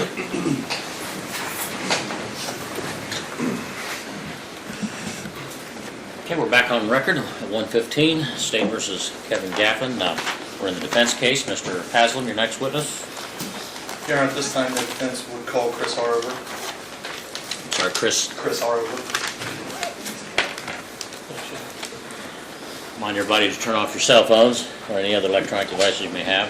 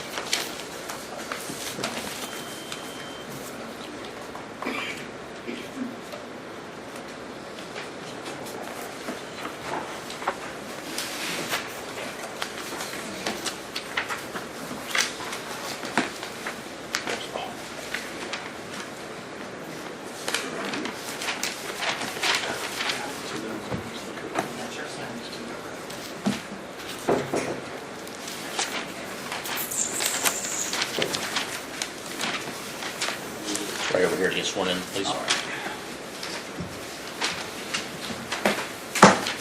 should be raised your right hand. You solemnly swear or affirm that the testimony you're about to give will be the truth, the whole truth, and nothing but the truth, so help you God. Yes, sir. Right, please be seated.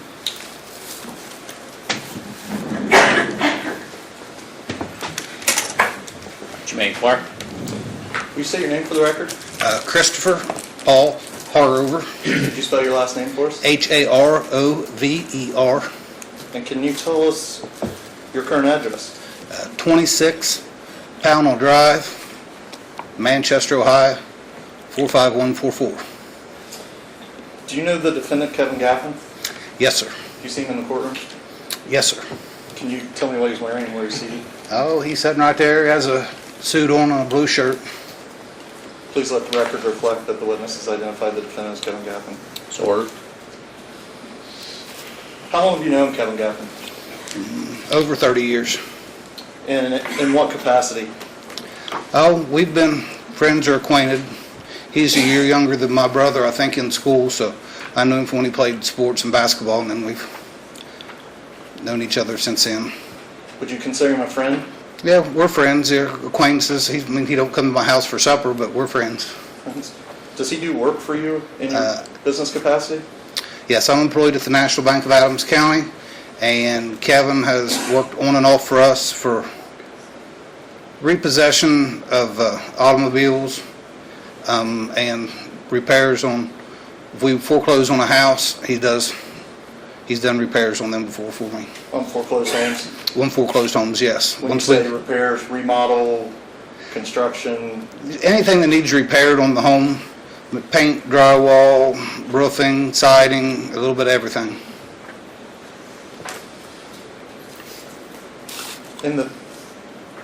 Obviously you said you've known Kevin for 30 years. Mm-hmm.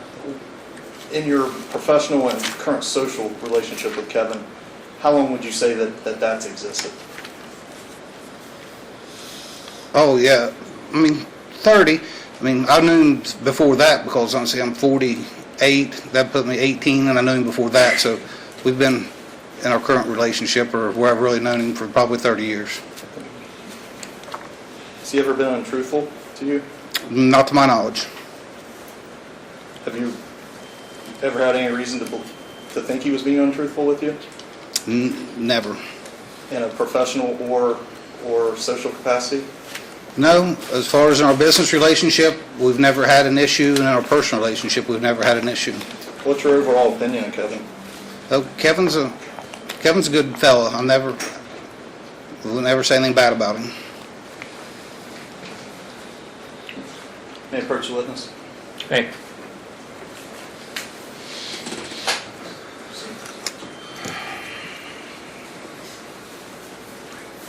So I'm handing you multiple exhibits. If you could take a moment to review those.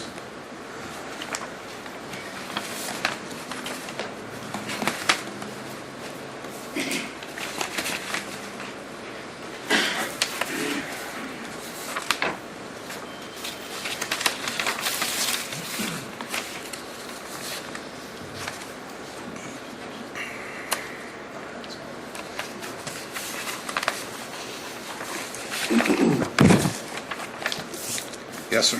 So the exhibits that are marked defendants E, F, G, and H, do those look familiar to you? E, F, G. Yes, sir. And why are those familiar? We had a house that the bank took back on Woodsway Drive, and then I contracted Kevin to do some repairs. They were various as far as there was some internal work, but these pictures look to me like they reference block work that was done. And I remember those specifically because I went down and viewed the work, and the block work was done poorly. It was wavy like that instead of the block being straight, and then I had them tear it out and do it again. So when you say they, who? That was Kevin, and then whoever else he had working with him at the time. So you hired Kevin to do that job? Hired Kevin to do this job, yes. And what was the street again? Woodsway Drive, I believe it is, yes. And where's that located? Shamlin Furniture in West Union. You hang a left there on Rice Drive, and you go past the apartments, and Woodsway Drive goes off to the right. Do you recall, did Kevin replace all the blocks? It was on the, if you're standing in front of the house, it would be the block on the left side, across the bottom. So you replaced some block and left some block? Yeah, to my knowledge, that's what was done. Do you know what year that you hired Kevin to do that? Looked like I paid him on 5/11 of 12, so, I mean, it would have been You're referring to an exhibit, correct? Exhibit J. There was a copy of the cashier's check where the bank paid him for the work on 5/11 of 12. And is that a check, is that something you keep in your ordinary course of business? Yes, we keep a file on all the work. We get audited on what money we spend and what work we do on all those repossession houses. We have to keep very good track of it. We get audited on that. And you recognize that document? The cashier's check and, yes, sir.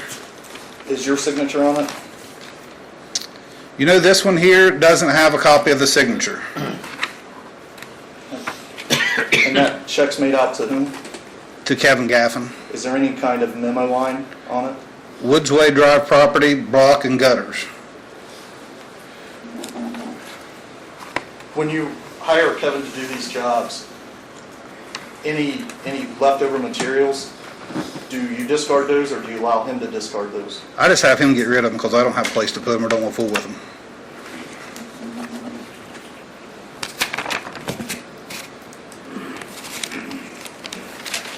No additional questions, those questions. Ross? Afternoon, sir, just a few questions for you.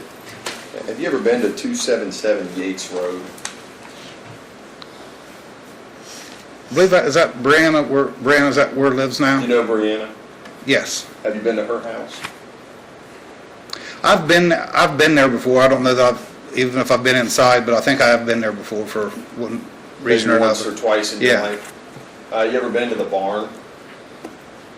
There's a little garage down there behind it, but I don't know that I've been. Okay. If I told you that there was actually a barn back in the woods, separate from the house, would that surprise you, or would you have any knowledge? I have no knowledge. Okay. So if I told you that there were concrete blocks in that barn, you would have no idea whether there were or there weren't? No idea. You would have no idea where those concrete blocks came from or where they didn't come from? The blocks on, no. Because you've never been in there, right? Exactly. Now, sir, you had indicated that he's your friend, Yes, sir. been your friend for a long time. Yes, sir. And I assume, just like a good friend, you wouldn't want to see anything bad happen to him. No, sir. You indicated that you consider him to be an honest man. Yes, sir. And you know he's been convicted of receiving stolen property. Did you know that? No, sir. You understand that that's a crime of dishonesty, do you not? Yes, I don't know the circumstances, so I can't render an opinion on that, sir. Well, does it change your opinion about his honesty now that I'm telling you he's been convicted of receiving stolen property? I don't know the circumstances of that, so I can't tell you without any facts on it. What? Sir, do you know if he worked for a Pro Mechanical Services? Did you ever know that he worked for them? I may know, but to specifically know, I can't tell you that because, I mean, I'm sure I've got copies of his W-2s in the file from where I've loaned him money, but he works for several different contractors, so To your knowledge, did you know that he was investigated for unemployment fraud after working with that company? Objection. I'm going to sustain that. Now, sir, again, you would agree with me that an honest man takes care of his kids, doesn't he? yes, sir. Sees his kids, you'd agree with me on that? Yes, sir. Now, you know your friend has 3 children, right? Yes, sir. You know their names? Braxton, Braden, McKenna. If I told you that he has seen McKenna less than 20 times in the last 5 years, would that be surprising to you? I've seen them together, but I have spoken to Kevin about that before. But Would you be surprised if I had told you he's seen his daughter less than 20 times? not, if that's the case, I don't believe that would have been by his doing. Okay. Now, him being behind in child support, that would be by his doing, would it not? Yeah, if he's behind in child support, that's, Objection. I would sustain that. Sir, did you talk to Mr. Gaffin about your testimony today? did I speak to him about my testimony? Did you ever He knew talk- I was coming. You knew- They asked me to come, yes. Okay. Did you talk to him on the phone or in person? I've spoken to him in person, yes, sir. Okay, and you talk about this case, I assume? I have talked to him about the case before, yes, sir. Talk to him about what your testimony was going to be. Never really, I didn't know what I was going to be asked, so I didn't really go over my testimony with him. You know the concrete blocks were going to be brought up at all? I knew the concrete blocks would be brought up, sir, yes. Okay, so you did have some idea what you would be testifying today, right? I knew there was something about blocks. And that came from the defendant, right? Yes, I believe I've talked to the defendant about the blocks. Thank you, sir. Redirect? Yes, did Mr. Gaffin ever tell you how to testify today? No, sir. And your testimony today is truthful? Yes, sir. Thank you. Thank you, you can step down. All right. Do you like these exhibits or Just where they leave go? those there, sir. All right. Thank you. Just a moment, Your Honor. All right.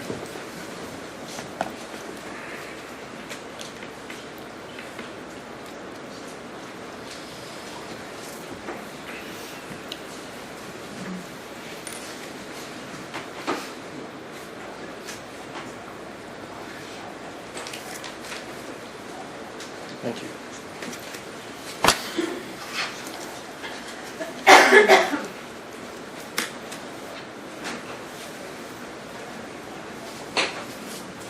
Your Honor, at this time, we will call Josie Winterhalter. Josie Winterholder.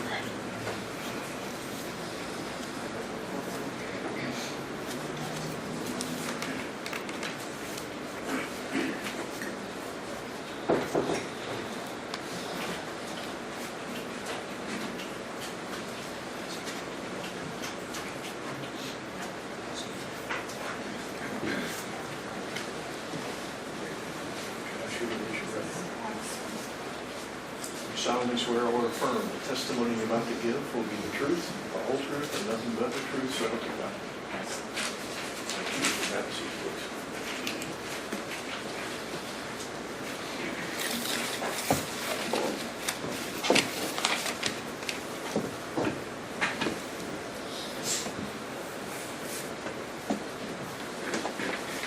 Hey, may I inquire? Could you state your name for the record?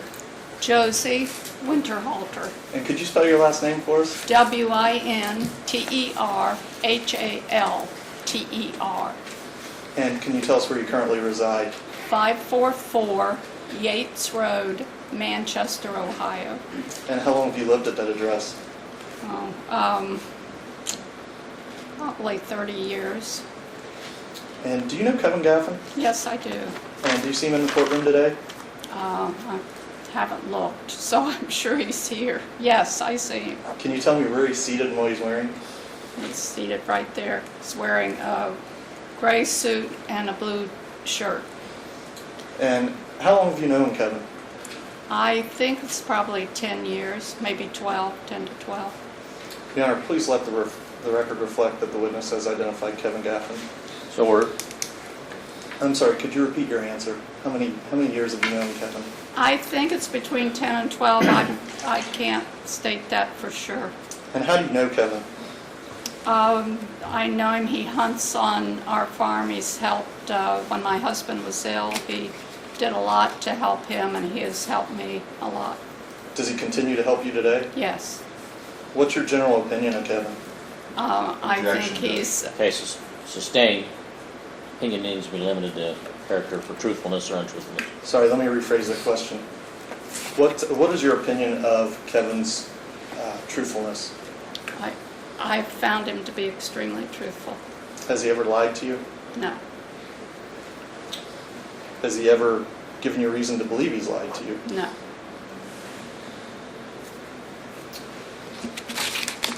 No additional questions. Cross. Afternoon, ma'am. Good afternoon. So, I've been to Yates Road, but I don't know how far down it goes. How far away from Brianna Weisskop's residence? It's probably a half mile. The road's a mile long, and I'm right in the middle of it. Okay. And she is on the 52 end. And what's your husband's name? It was Conrad Richard, but we called him Dick.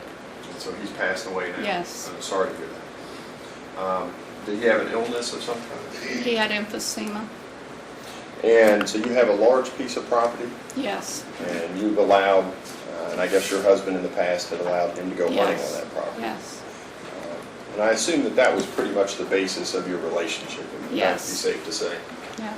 So you didn't see him every day. No. You just saw him maybe during hunting season. Well, and usually more often, he helped one year, one summer, mow the yard when we couldn't find someone to mow the yard. He Okay. helped us do things like that. When did your husband pass away? It will be 4 years this August, August 22nd.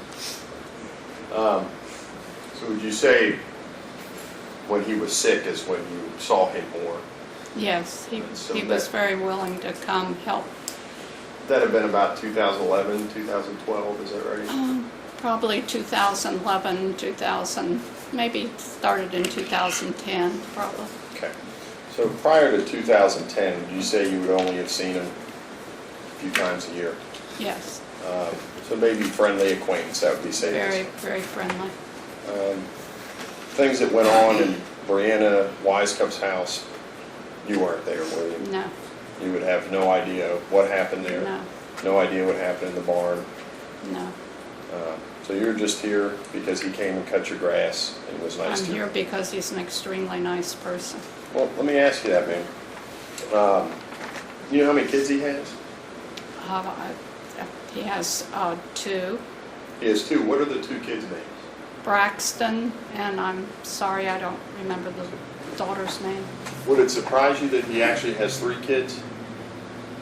Not really, because I really don't know that much about his family. Okay. Well, family's important, isn't it? Yes, it is. Probably the most important thing to all of us, isn't it? Yes, And it would be important that you would see and take care of your own kids, isn't it? right. If I told you that that 3rd child that you don't know about, that he has seen her less than 20 times Objection. in 5 years, Your Honor, I'll sustain that. Your Honor, can we approach? No, continue. Okay. Ma'am, you don't know that he had 3 kids, right? No, I do not. Overruled.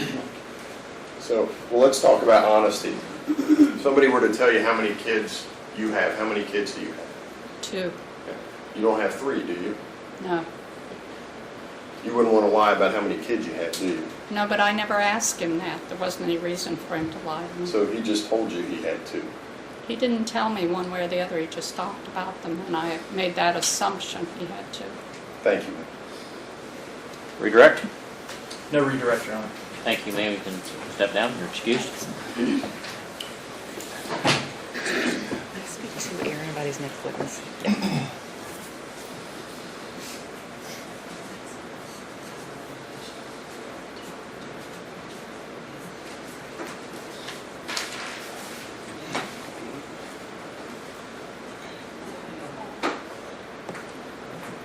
Your Honor, may we have just a moment? Okay.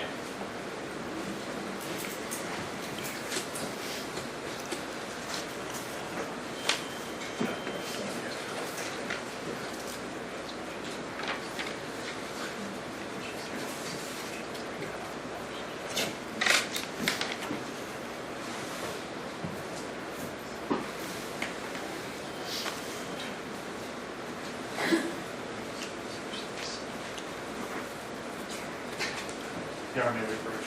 All right, come on.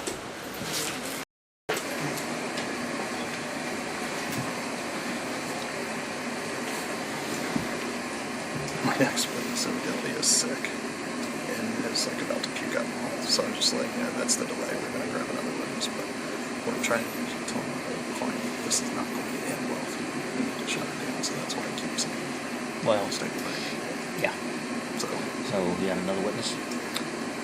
give me a second. Okay. I have them grab her and try and talk about all this. You want a 5-minute break? Yeah. All right, ladies and gentlemen, we're going to break for about 5 minutes. Also, just issues, so if you would just go back to the jury room. Remember not to discuss the matter among yourselves.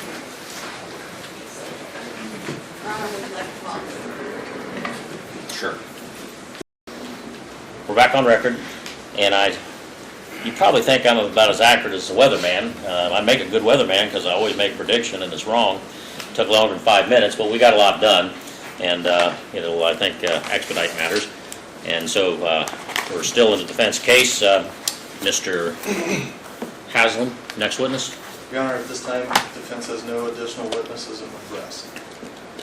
All right.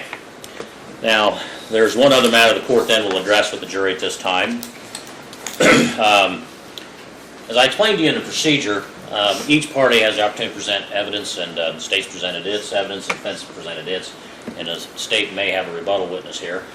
One of the things I didn't tell you is that there is another means by which evidence comes in to the jury, and that is through what's called a stipulation. And the stipulation is an agreement that certain evidence will be admitted. And in this case, we have stipulations as to 2 polygraph results. As a general rule, a polygraph result is not admissible in court, but it is under certain limited circumstances which have been met in this case, and therefore these are going to be, you're going to have with you when you deliberate Joint Exhibit 1 and Joint Exhibit 2. And I'll read those to you. I'll summarize those for you. I won't give you the entire, won't read the entire document because a lot of it's just forms and things. But Joint Exhibit 1 is the result of a polygraph administered on October 20, 2015 by Cindy S. Irwin from the Attorney General's Office, BCI. And on that date, there were 4 questions asked. Did you ever put your penis into Ryan's bare butt? Answer no. Did you ever insert your penis into Ryan's bare butt? Answer no. Did you ever commit a sex act upon Ryan? Answer no. Did you ever put your bare penis in Ryan's mouth? Answer no. On the first page, the opinion of the examiner as to on that date was that there were specific reactions indicative of deception appeared on the subject's charts as a result of relevant questions asked during the examination. It is to be considered, therefore, this person did not tell the truth during the test. And that's Joint Exhibit Roman numeral 1. Joint Exhibit Roman numeral 2 is the result of a polygraph administered by Mark Handler from Albuquerque, New Mexico. What was the date of that, gentleman? 12/2/2015? Yes, Your Honor. All right, 12/2/2015. And in that, the questions were asked, did you have anal sex with that boy? No. Did you have oral sex with that boy? No. Did you have physical contact with that boy? No. And actually, gentlemen, I don't have the heart of the page. It has the result on it. But You know, I believe it's right above those questions. It's a 1 sentence. oh, okay, here it is. The results, thank you. The results are statistically significant for truth-telling to the relevant questions. Now, I'll give you instructions here in a few minutes about this more specifically, but this will be, these 2 exhibits will be part of the record. Now, Mr. Haslam and counsel from the state, would you approach, please?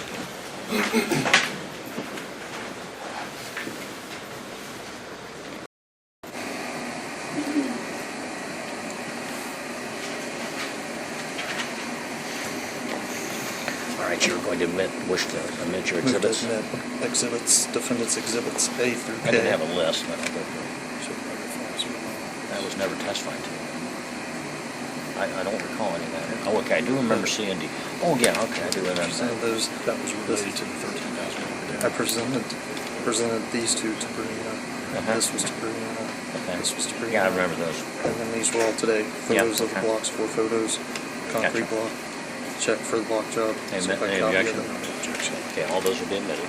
Now, the rest, I'll let you rest in front of you. I already did. Oh, that's right, you did. You did your exhibits, but, okay. All right. I will renew my motion for 29. Rule 29 acquittal. I'll overrule that, and we're going to call 1. Rebuttal witness. All right, and then as soon as we get done with that, I'll start constructions. And again, are there any other requests from the special instructions or something? So, Okay. Any objections to the question or to the instructions? And the verdict forms? Any objections? Yeah, all right. You didn't change them while you had them.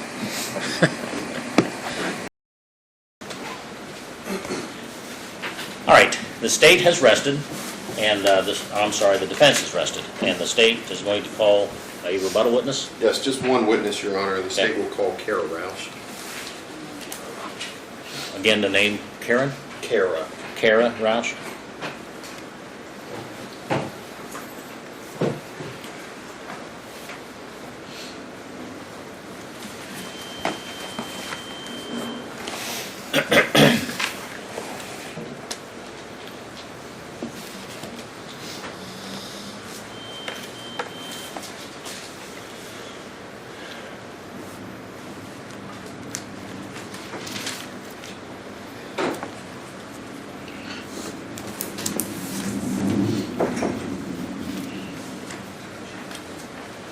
Just wait right there if you want to be sworn in. Would you actually read your name? You solemnly swear or affirm that the testimony you're about to give will be the truth, the whole truth, and nothing but the truth, so help you God. Thank you. Please be seated. Good afternoon, ma'am. Good afternoon. Can you state your name and spell your last name for the record? Sure.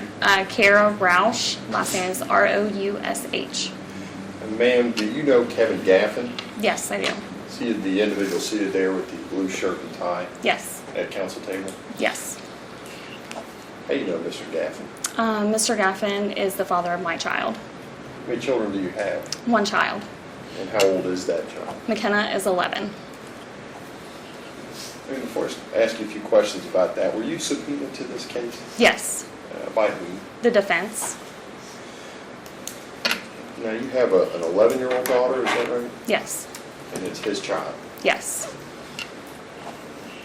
How's the defendant been as a father? Absent. The last time he has had contact with McKenna was over a year ago in January of 2015. How about the last 5 years? The last 5 years, a handful of times, and it wasn't overnight visitation. He would come take her to eat at Frisch's and then bring her back within an hour. So, less than 50 times? Oh, most definitely. 30 times?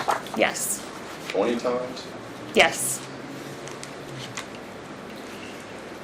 When were you in a relationship, or were you in a relationship with the defendant? Approximately probably April or May of 2004 is when I met Kevin. I became pregnant in May and had McKenna in January 2005, and I left shortly after she was a few months old. How would you characterize your relationship?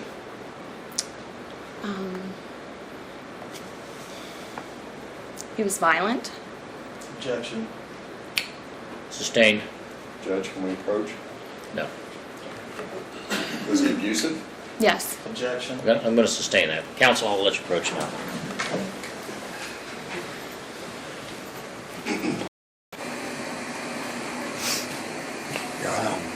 This witness, I mean, I don't extort her, and I don't see anything in the state's case. Or in the defense case, he was talking about how, he brought up in their case issues about being violent toward his mother.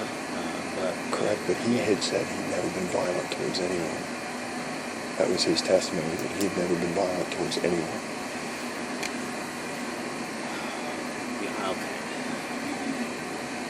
He did say that. He kind of did say that. Okay, here, I'll let you rephrase the question, but make it very clear. Make it limited. In other words, Judge, the probative values outweigh by the prejudicial nature. It's been weighed. He took he got on the stand and he waived his right and he made that statement. yeah, he didn't make that statement.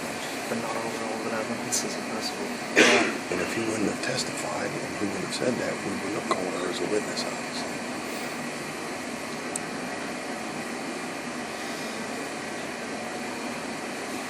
I don't think it's all that significant, quite honestly.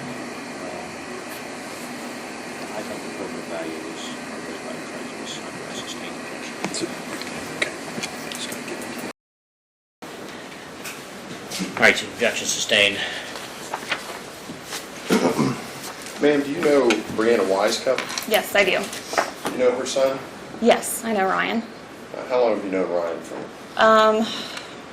Since Kevin was married to Brianna. Did you ever have any conversations with, or were you ever around the defendant and ever have any conversations about Ryan? Yes. What did he tell you about Ryan? He often made fun of him, said that he acted gay or queer, that he spent a lot of time in the kitchen cooking, and that he believed Ryan was gay and he would laugh and make fun of him. Do you know what years that was or when that took place?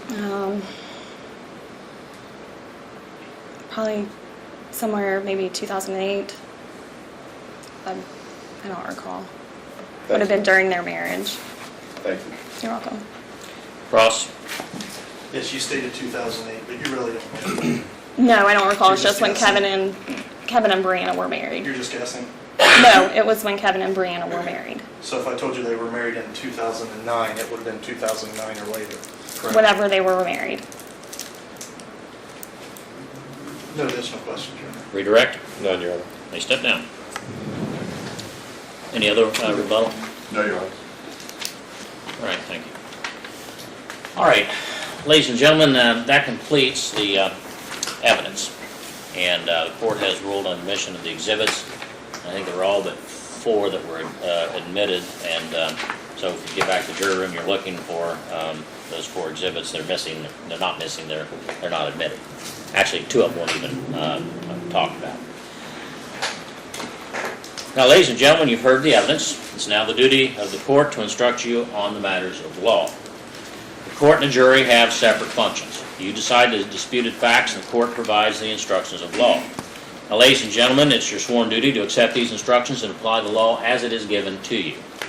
You are not permitted to change the law or to apply your own conception of what you think the law should be. All criminal cases begin with the filing of an indictment. The indictment informs the defendant that he or she has been charged with an offense. The fact it was filed may not be considered for any other purpose. A plea of not guilty, as entered by the defendant, is a denial of the charge and puts into issue all the essential elements of the offense. Now, the defendant is presumed innocent until his guilt is established beyond a reasonable doubt. The defendant must be acquitted unless the state produces evidence which convinces you beyond a reasonable doubt of every essential element of any one or more of the offenses that have been charged in the indictment. Reasonable doubt is present after you have carefully considered and compared all of the evidence. You cannot say that you are firmly convinced of the truth of the charge. It's a doubt based upon reason and common sense. Reasonable doubt is not mere possible doubt, because everything relating to human affairs or depending on moral evidence is open to some possible or imaginary doubt. Proof beyond a reasonable doubt is proof of such character that an ordinary person would be willing to rely and act upon it in the most important of his or her own affairs. Now, ladies and gentlemen, you're the sole judges of the facts, the credibility of the witnesses that were presented, and the weight of the evidence. To weigh the evidence, you must consider the credibility of the witness. You'll apply the test of truthfulness that you apply in your daily lives. These tests include the appearance of each witness upon the stand and their manner of testifying, the reasonableness of their testimony, the opportunity they had to see, hear, and know the things concerning which they testified, their accuracy of memory, their frankness, their lack of it, intelligence, their interest and bias of any, together with all of the facts and circumstances surrounding their testimony. Applying these tests, you'll assign to the testimony of each witness such weight as you deem proper. You are not required to believe the testimony of any witness simply because that witness was placed under oath. You may believe or disbelieve all or any part of the testimony. You will determine what testimony is worthy of belief and what testimony is not worthy of belief. The testimony of one witness, if believed by you, is sufficient to prove any disputed fact. Each witness was subject to direct examination by the party who called them into cross-examination by the opposite party. During cross-examination witnesses, counsel was able to inquire into matters that did not directly relate to issues before the court. Such questions and answers are permitted for the purpose of helping you to determine the credibility and the weight to be given to the testimony and for no other purpose. Well, the testimony of a defendant is to be weighed by the same rules that apply to other witnesses. Evidence was received that the defendant was convicted of receiving stolen property. That evidence was received only for a limited purpose. It was not received, and you may not consider it, to prove the character of the defendant in order to show he acted in conformity with that character. If you find that the defendant was convicted of receiving stolen property, you may consider that evidence only for the purpose of testing the defendant's credibility and the weight to be given the defendant's testimony. It cannot be considered for any other purpose. Generally, a witness may not express an opinion. However, one who follows a profession or special line of work may express his or her opinion because of his or her education, knowledge, and experience. Such testimony is admitted for whatever assistance it may provide to help you arrive at a just verdict. However, as with other witnesses, upon you alone rests the duty of deciding what weight should be given to the testimony of the experts. In determining its weight, you may take into consideration his or her skill, experience, knowledge, veracity, familiarity with the facts of this case, and the usual rules for testing credibility and determining the weight to be given to the testimony. The written results of 2 polygraph examinations have been admitted into evidence. Results obtained from the polygraph examination are not admitted to prove or disprove any element of the crimes with which the defendant is charged. Rather, the testimony is admitted to indicate that at the time of the examinations, the defendant was or was not telling the truth. You may only consider the testimony for the purposes of testing the credibility of the defendant. Now, ladies and gentlemen, evidence is all of the testimony that was received from the witnesses and any exhibits that the court has admitted into evidence during this trial. Evidence may be direct, or it may be circumstantial, or it may be both. Direct evidence is the testimony given by a witness who has seen or heard the facts to which they testify. It includes, of course, the exhibits admitted into evidence during this trial. Circumstantial evidence is proof of facts or circumstances by direct evidence from which you may reasonably infer other related or connected facts which naturally and logically follow according to the common experience of mankind. Now, to infer or to make an inference is to reach a reasonable conclusion or deduction of facts which you may but are not required to make from the other facts which you have found have been established by direct evidence. Whether an inference is made rests entirely with you.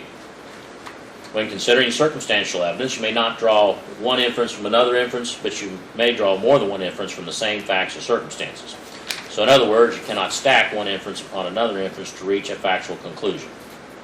If the circumstances create inferences that are consistent with either acquittal or guilt, the defendant must be acquitted unless the inferences in favor of guilt rise to the level of proof beyond a reasonable doubt.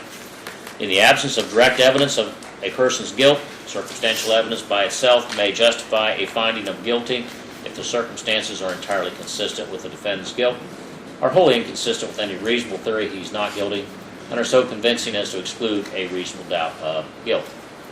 Where the evidence is both direct and circumstantial, you must decide whether the combination of the 2 types of evidence overcomes the presumption of innocence and convinces you beyond a reasonable doubt that the defendant is guilty.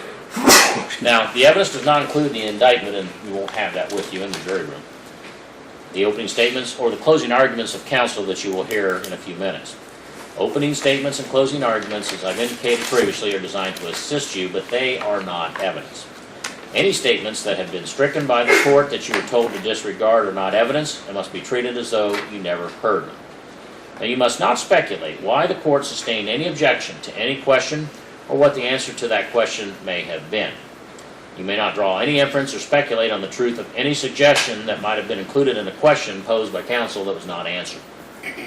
Now, a number of exhibits have been introduced, and testimony related to them has been introduced and admitted into evidence along with the stipulated exhibits, joint exhibits 1 and 2. You may consider whether exhibits are the same objects in the same condition as they were originally, and you'll determine what weight, if any, the exhibit should receive in light of all of the evidence. Now, we have basically 3 sets of charges: rape, sexual battery, felonious assault. And so I'm going to give you the instructions on the rape charges, which are count 1, 3, and 5 together, and then the instructions on the sexual battery, which are counts 2, 4, and 6 together. So when the instructions I'm about to read to you will apply to all of this. Now, the law under which the defendant is charged in counts 1, 3, and 5 is entitled rape, and is numbered to Ohio Revised Code 2907.02A1B. And this law states in pertinent part as follows: no person shall engage in sexual conduct with another who is not the spouse of the offender when the other person is less than 13 years of age, whether or not the offender knows the age of the person.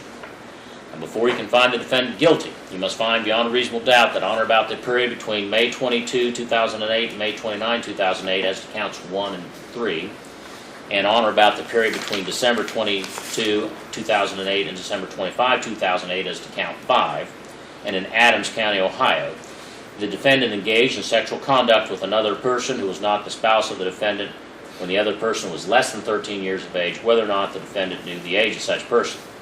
Now, the essential elements of the crime of rape were as follows: that the defendant did, 1, engage in sexual conduct with another who was not his spouse; 2, the other person was less than 13 years of age or older, whether or not the defendant knew the age of that person; and 3, the offense occurred in Adams County, Ohio, on or about the date alleged in the indictment. Now, time. It is not necessary that the state prove that the offense was committed on the exact days as charged in the indictment.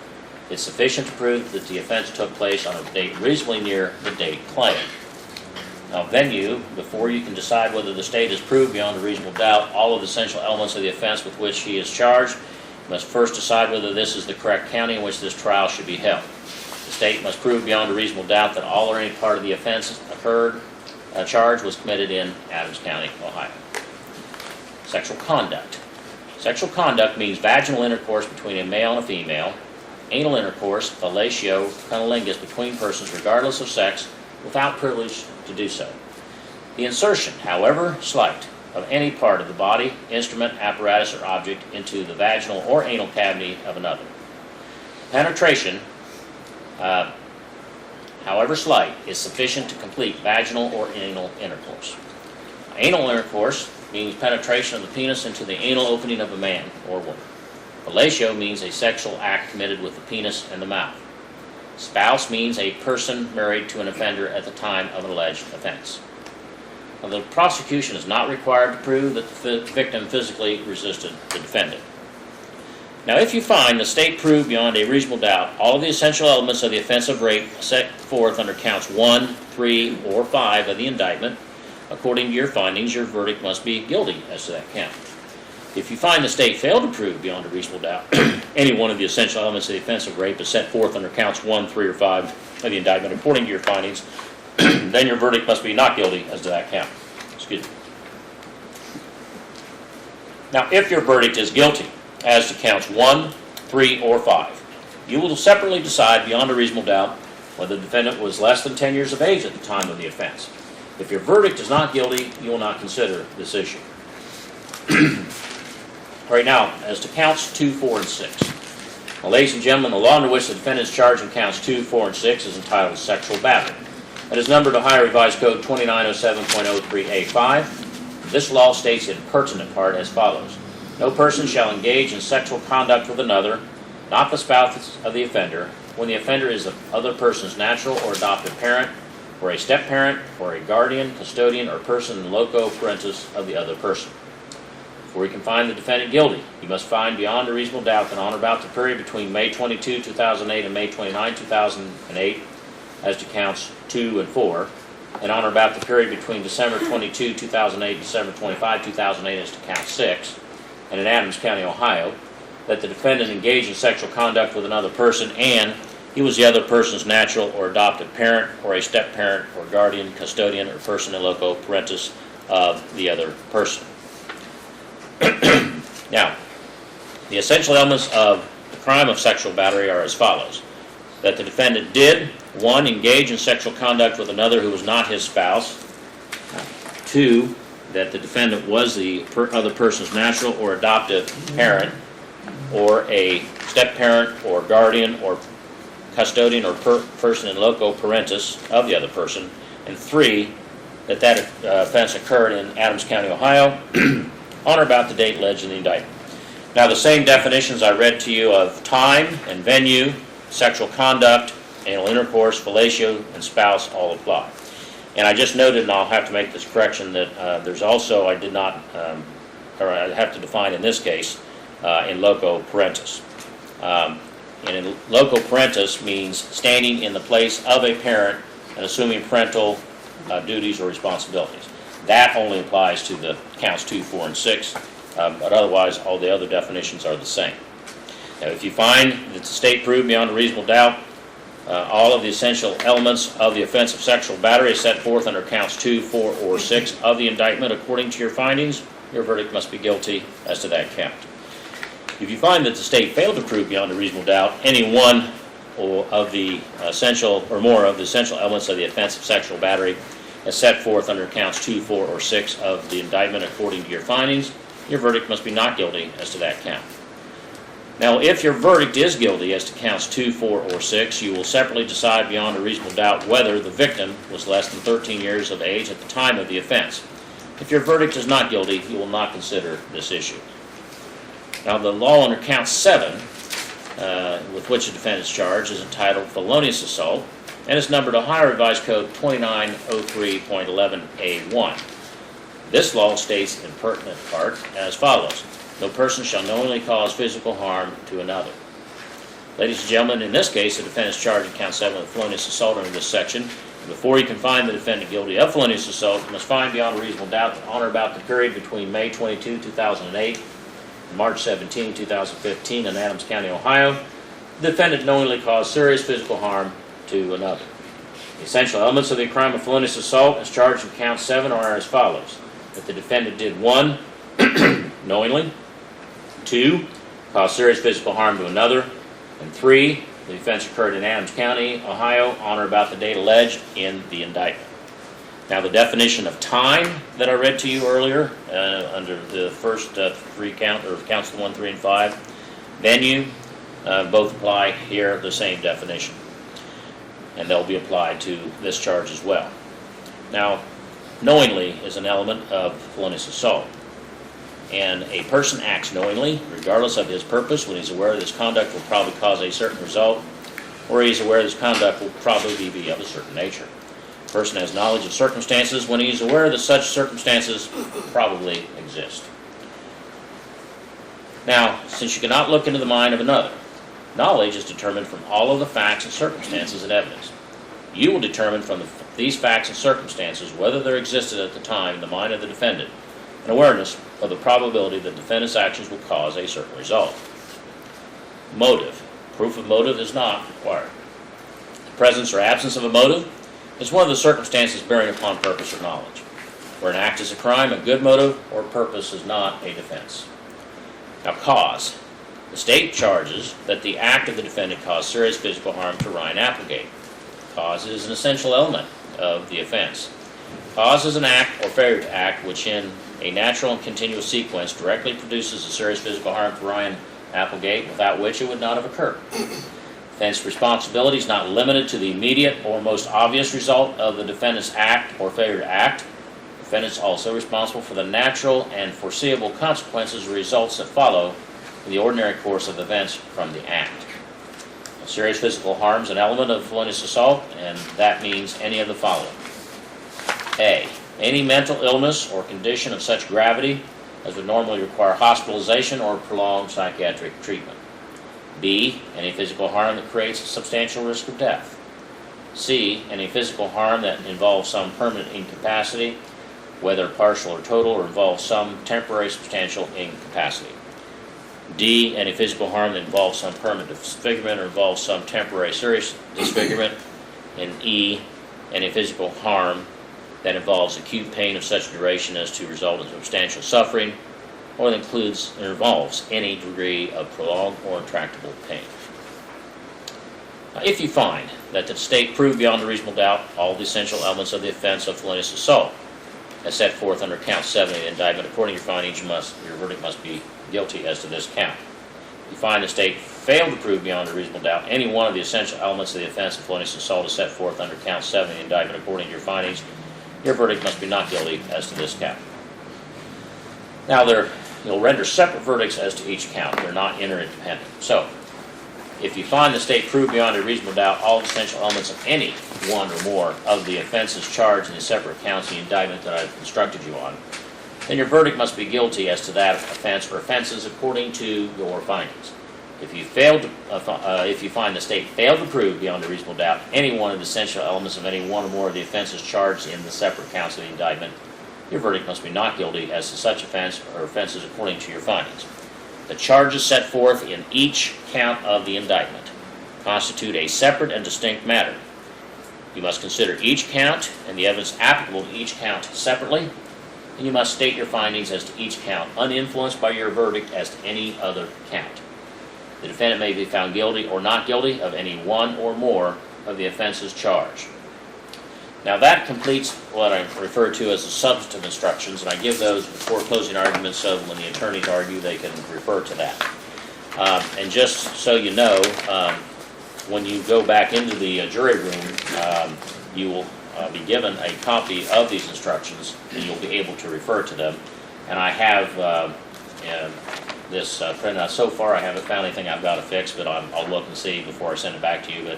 But the topic will be over to the far left in bold, and then the instructions that apply to that topic will be immediately underneath there. And the elements of rape and the elements of sexual battery and felonious assault are each identified, and then the terms that I've defined for you as to each count. I did repeat them in some cases, like time and venue apply to all of them. You'll need to, but you can look at it for that purpose. So that way you don't have to worry about all of you being able to recall precisely what these were, because it's a lot of information in a short period of time. All right, now at this point then, we'll hear closing arguments from the parties. The closing arguments of counsel are not evidence. They are simply the view of each of the attorneys that will be presenting those arguments as to what they believe the evidence is. And at this time, the state, since it has the burden of proof, will go first. The defense will present its closing argument, and then the state will have the opportunity to rebut. Thank you. Mr. O'Reilly.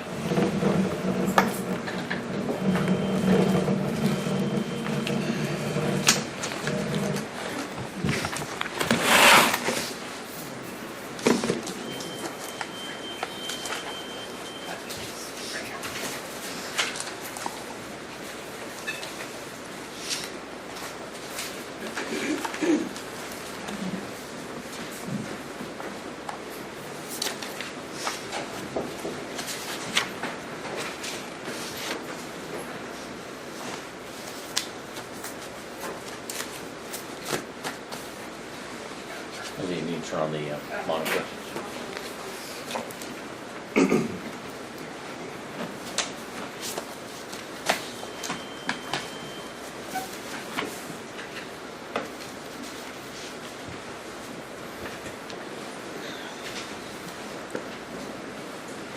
May it please the court, counsel, ladies and gentlemen of the jury. It was a long trial. It's been an emotional trial.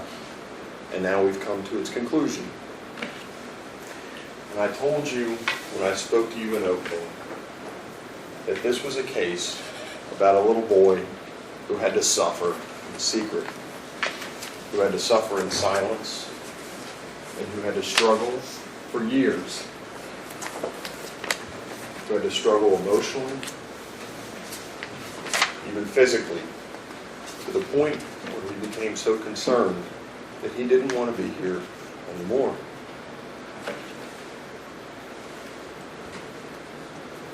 But this isn't just about Ryan's suffering.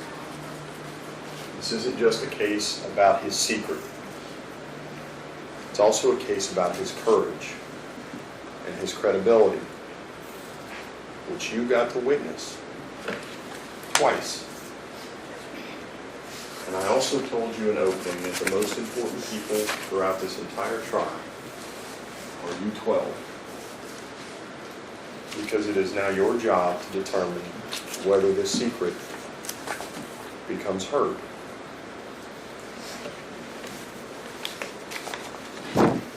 As the judge has just instructed you, you are now to consider these 7 counts. You are now get to take a look at these different exhibits and recall your own recollection of the testimony.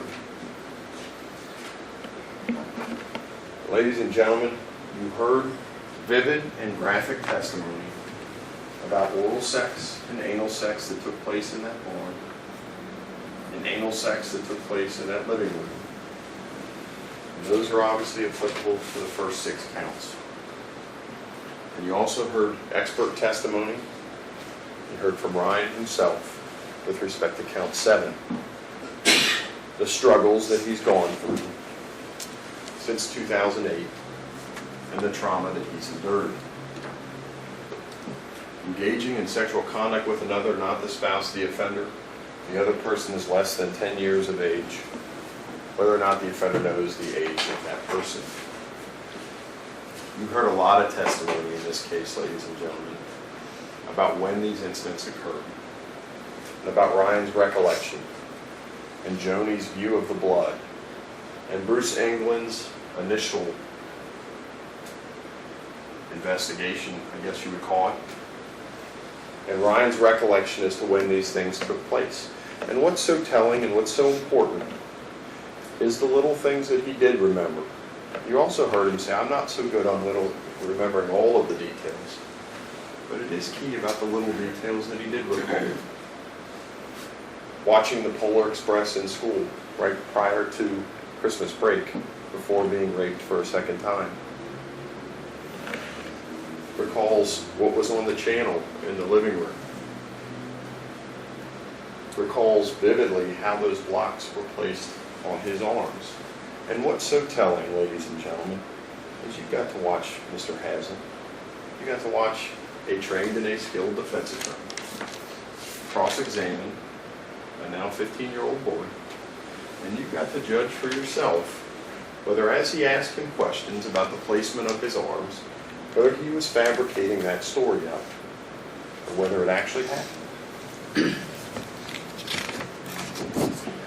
Obviously, we're talking about anal intercourse and fellatio. Those are the 2 things that we're focusing on. Ladies and gentlemen, if you believe that counts 2, or counts 1, counts 3, and counts 5 occurred, there in essence is no difference between counts 2, 4, and 6. Clearly, there is no debate that that man was the stepfather of Ryan. And that, in and of itself, is the only distinction between those counts. That leaves us with count. Objection, Your Honor. And being less than 13 years of age as opposed to being less than 10. I'll allow that. May we approach? You may.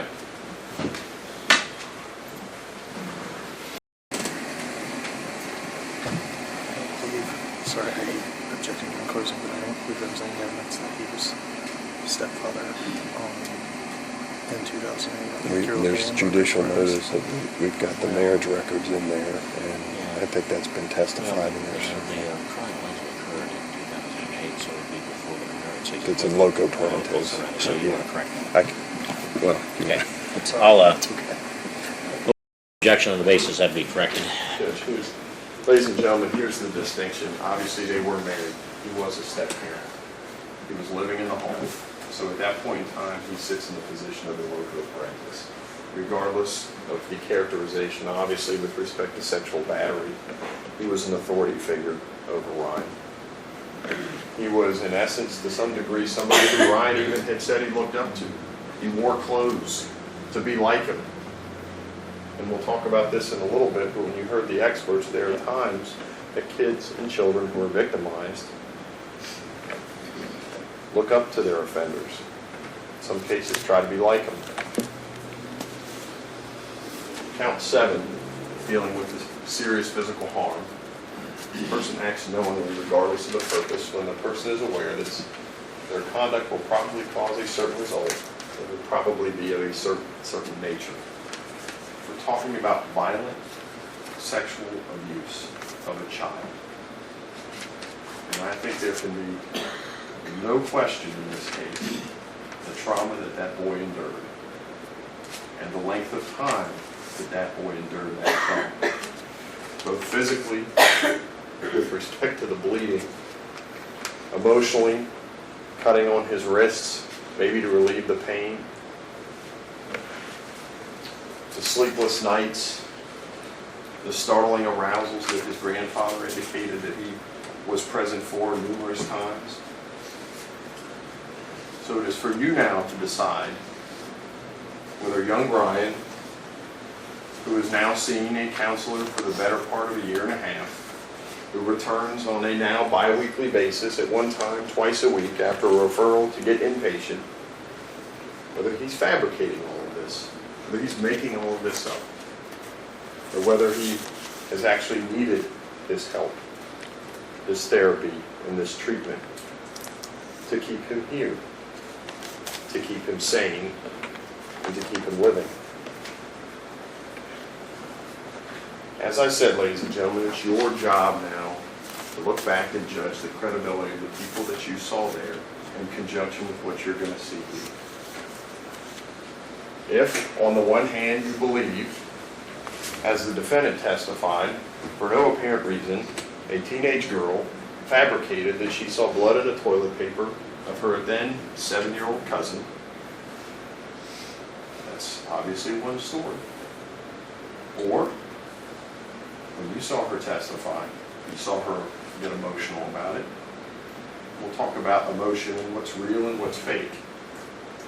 You saw emotion from her about what she saw that day. Did she call the authorities? No. She called the person she thought could help this situation or provide guidance. She called her mom. It was her mom's decision to get the authorities involved. And what is telling is the things that she does remember, and how can we test her credibility? How do we know those things were said? Because Ryan doesn't recall saying them. How do we know? My private part hurt. I was told not to tell anyone, and Kevin hurt me. How do we know those things took place? Well, in 2008, Bruce England showed up, and he had one person to interview. That man. Why, out of all the people in the state of Ohio and Adams County, did he show up at that home and interview Kevin Gaffin? Does that give credibility to Joni Hughes? Does it give credibility to the things that she said? And I submit to you, ladies and gentlemen, it absolutely does. You also heard Angie Day testify about her fear of the defendant. And again, your job to judge the credibility of the peaceful, nice, kind, truthful man that he has portrayed himself to be, or the opposite.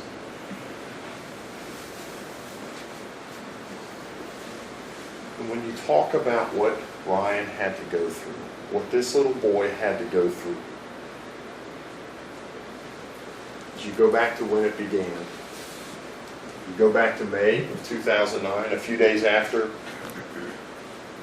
what happened in that barn, when he's forced to sit down in a room after reluctantly, and that needs to be considered. Why is that credible? This was a young boy who didn't want to tell anyone. And we'll talk about this in a little bit, but if the goal was for Ryan Applegate to get closer to his mother, why in 2008, in May, at age 7, did he plant blood in the toilet, and I guess theoretically make these statements to Joni Hughes on the four-wheeler to start that initial investigation? But imagine being a 7-year-old boy after reluctantly coming forward, being placed in a room, seated next to the man who had just done this to you, who's with his mother. What is a 7-year-old boy to do? Keep a secret. And we don't need experts to tell us why that makes sense. Just need to look at the situation from a common sense perspective. 7-year-old boy who had previously been threatened, told his family would be killed, told he would be placed in what was characterized as a detention facility, and no one would care about him. So what did he do? He kept a secret.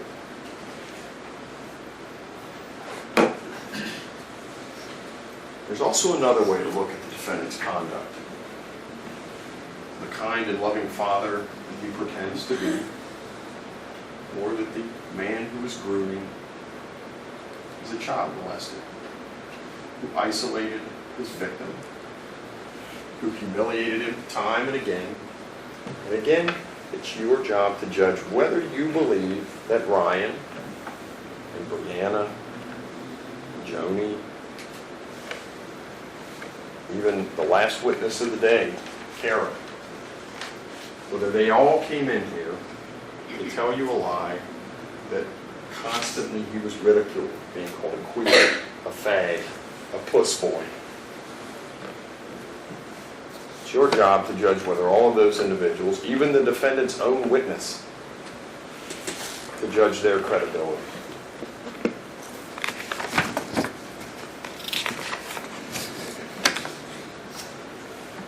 You heard Brianna parrot the things that she saw at the hands of the defendant. And what's so interesting is when you heard the defendant testify, he called her the love of his life. He vouched for her credibility. That wasn't our witnesses. That wasn't Brianna. That was him. He called Ryan a good boy. That was him.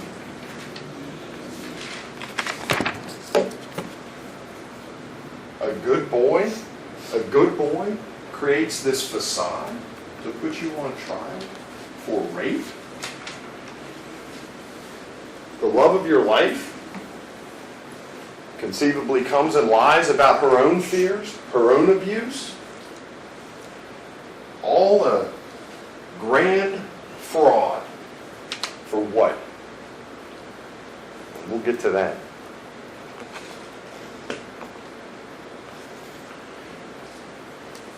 Another test of credibility. Listen to how this ultimate disclosure came out. How did Ryan talk about what had happened? Because remember, the first time he kept quiet for years. You heard a lot of testimony of why that was. He's in school. Becky Armstrong, the teacher's aide, sees him struggling, sees him emotional, sees him extremely upset. To the point where she is so concerned for his own physical safety because he wants to kill himself because of what had happened to him. Again, Ryan being honest, were part of an 8-year fraud and falsity. Leah Wilkins at that point hears from Ryan after asking, "Were you sexually abused?" And he responds affirmatively. But this time it's a little different. Maybe age, maybe time, but I submit to you it was something even more significant. Because by 2015, there was one thing that was not in common as to what happened in 2008. And you think about that. Who was no longer in that house?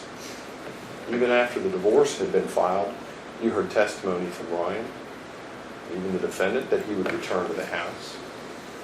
But when that divorce was final, he was no longer in his life. Somebody else new was protecting him. At that point in time, he begins to process all of this. And you get this disclosure.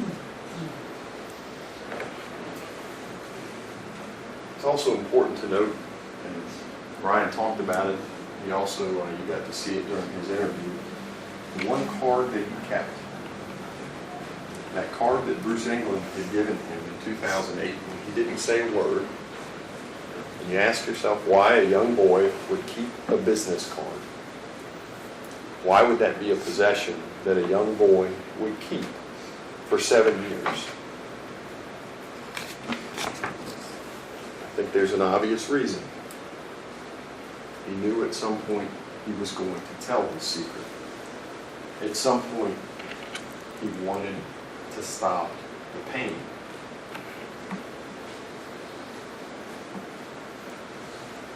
You heard from both Investigator Kenny Dick and Shane Hanshaw the extensive efforts that they went to try to collect physical evidence years and years and years after the events took place.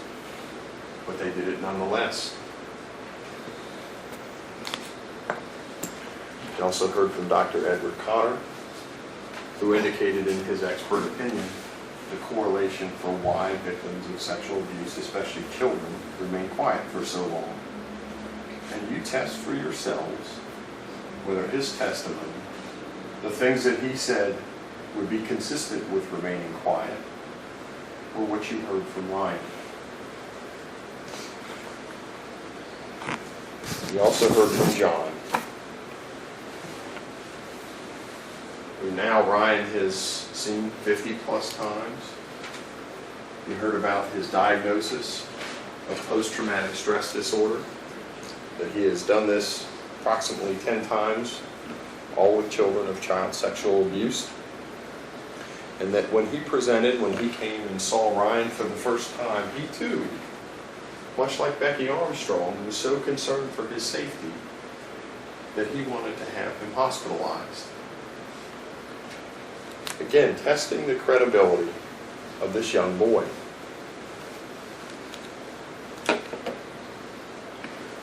There's a famous Shakespeare play, and not that I'm a huge fan of Shakespeare, there's also a famous saying. It says, "The lady doth protest too much." It really rings true in this case on a number of fronts. You saw the defendant take the stand. Call everyone a liar. Everyone's a liar. In this vast conspiracy to set me up, because ultimately Ryan wants to be close to his mother. Joni lied, Brianna lied, Ryan lied. Ryan's lie was so impressive that he was able to fool professionals time and again. Oh, and just as an added little nugget, he was able to plant blood in 2008. You also heard from the defendant, again to test his credibility, I don't use the term queer. Don't use that term. And you think about the last time you heard that term, how specific that term is. Mr. Miller cross-examined him. You got to see that he in fact does use that term.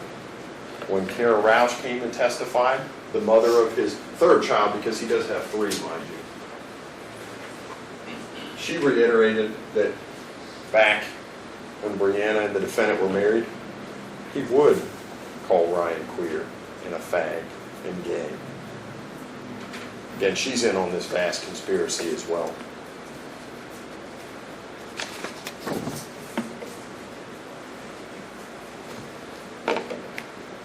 Everyone is lying. Joni, Brianna, Ryan. And why, ladies and gentlemen, why go through blood tests, medical exams, interviews, 50 times going to see a counselor,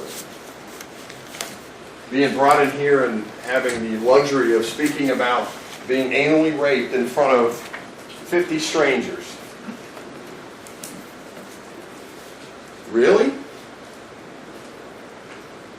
That would be comical if this weren't so serious. I told you in the beginning to test the corroboration of what Ryan told you and what Ryan went through.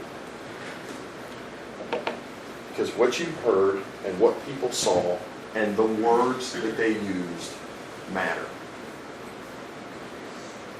At every turn, the witnesses that you heard corroborated a piece of Ryan's story, either in words or actions or observations.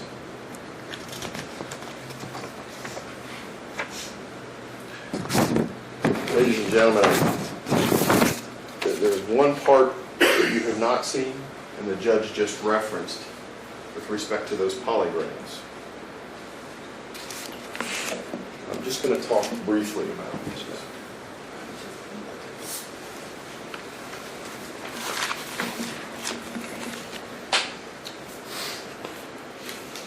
Ladies and gentlemen, you'll get to see and take both of these back. And as I said just a moment ago, words matter. language matters, you'll see two exhibits, both polygraph examinations. In Joint Exhibit 1, you're going to see a polygraph that was conducted on October 15th of 2015, and I want you to be cognizant of the dates as well. This would be the first polygraph. Did you ever put your penis into Ryan's bare butt? No. Did you ever insert your penis into Ryan's bare butt? No. Did you ever commit a sex act upon Ryan? No. Did you ever put your bare penis into Ryan's mouth? No. The conclusions here, specific reactions indicative of deception appear to be on the subject's chart. Deception. As opposed to the language in the second polygraph. And this polygraph occurred approximately 2 months later. Question: did you have anal sex with that boy? What boy? That's the question. Objection. That's argument. Overruled. Did you have oral sex with that boy? Did you have physical sexual contact with that boy? Those are the questions in the second polygraph that support statistically significant for truth-telling. Well, I guess if we knew what boy that was, that might be important. Because as I said, ladies and gentlemen, language matters. And so when you think about language in this case, I think one of the most telling moments of all is when Ryan was alone at Cincinnati Children's Hospital. He wasn't on trial, he wasn't being cross-examined, he wasn't being interviewed, he was alone. And what you heard was, "Oh my God, that has to be the hardest thing I ever did. I'm over here waiting 7 years to tell somebody because that's hard." Does that sound like someone who for years has been engaged in an effort to perpetuate this grandiose fraud to be closer to his mother? Or is that language, are those words, the words of a kid who was abused both emotionally, physically, and sexually to the point where he had to keep what happened to him a secret? He had to keep it quiet.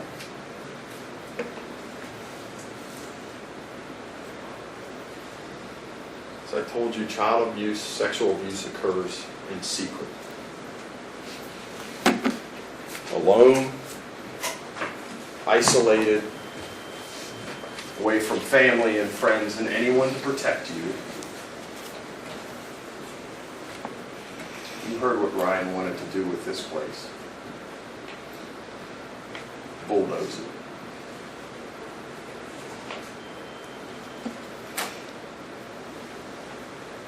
But this case was also about the courage of this little boy, now young man, who, although he had that secret, although he went through that trauma, that he had the courage to come here and look at all of you and tell you what happened to him. That he was sodomized, forced to perform fellatio,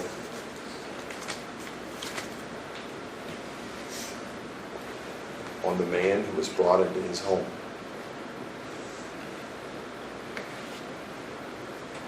It will soon be your time to judge his credibility and compare that to the credibility of that man.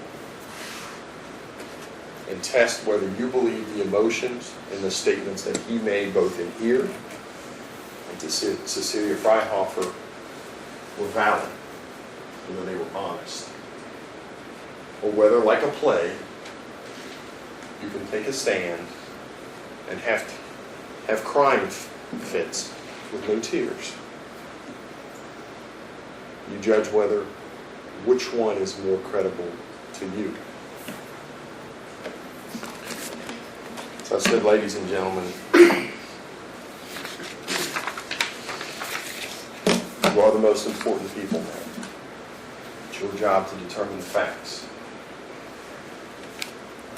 And I submit to you the evidence in this case has been overwhelming. That May of 2008, December of 2008, that little boy raped and abused by the man he looked up to, who has suffered for so long in silence.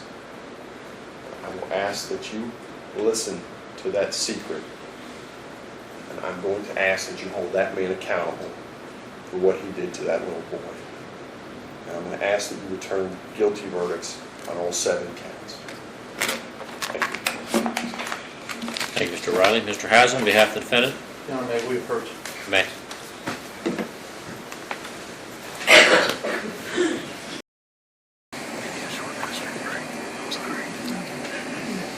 I know what you're going to do when you're 65. Drinking a lot of water. Okay. All right, ladies and gentlemen, we're going to take a 10-minute break. The recess will be going to the jury room, and when you come back out, make sure you bring out your cell phones with you so we can collect them, because you'll be deliberating this case in a little over an hour, and we'll make sure we have all those devices out before you start. So while you're in the jury room, remember not to discuss the case in any way among yourselves, and don't form any opinions or conclusions because you haven't received everything yet that's required for you to start your deliberations. So we'll try to keep this to about 8 to 10 minutes.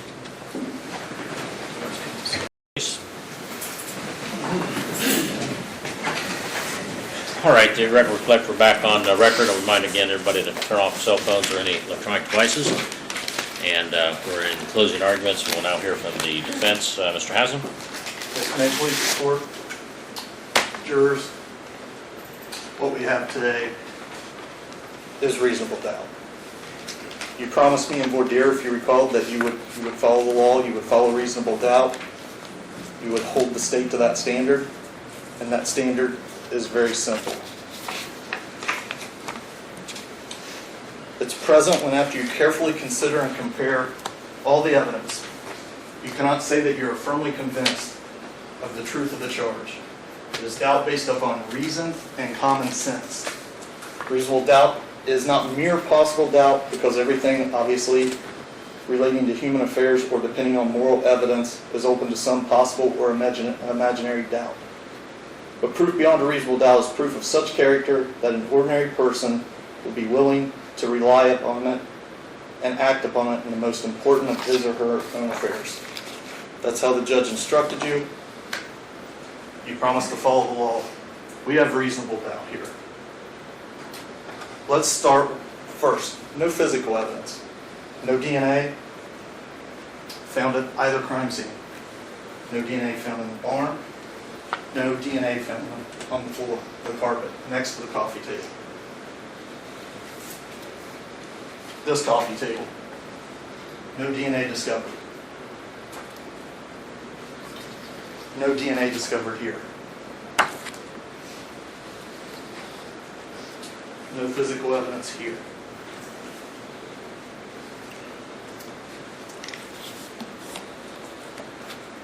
Let's talk about what else we have. We have a lot of statements. We've heard a lot over the last couple of days.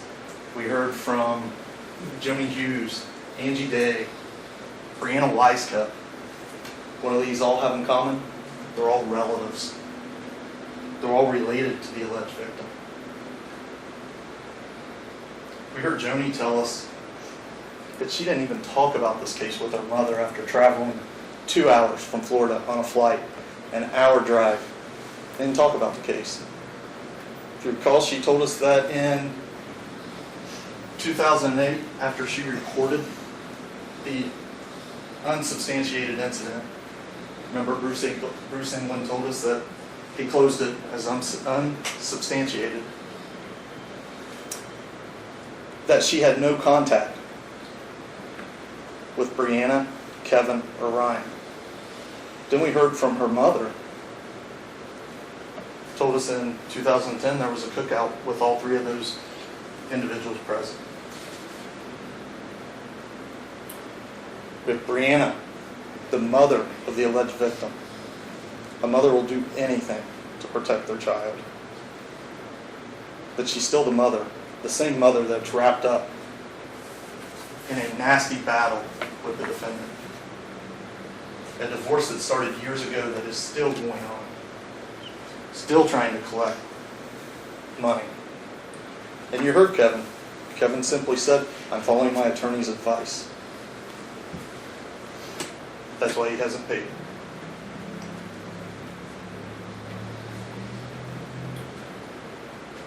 We heard, let's talk about some of the other things that we heard against reasonable doubt. The state's own witness, Dr. Edward Connor.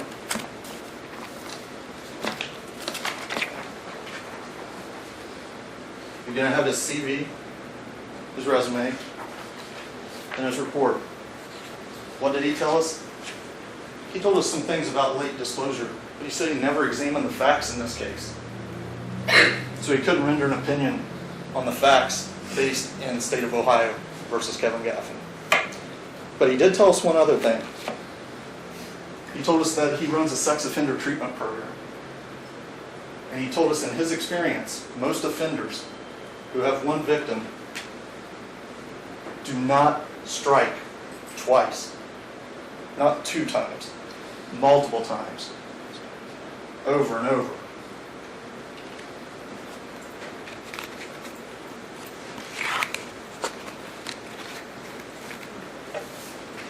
John Ruffalo. We heard from John Ruffalo. He's been treating the patient. Ryan, I think we can all agree that Ryan has some troubles. We heard the testimony, that's clear. But the source of those troubles is up in the air.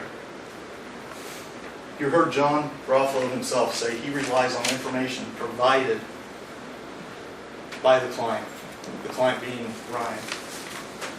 He relied in this particular case on information provided by the investigation, by the Marison Center, by Children's Services. He told you he doesn't independently check that information. He relies on it in reaching a conclusion. And he reached his conclusion based on that information. But if you recall, and you'll have his report. In his report, he noted that Ryan was upset because of his grandparents' divorce. And that was a theme that came up. Brianna told us that was a tough time for their family. Kevin told us that's when he noticed a change in Brianna. Ryan himself told us that was tough, that's when he started to lose communication with his mother and they started to grow apart.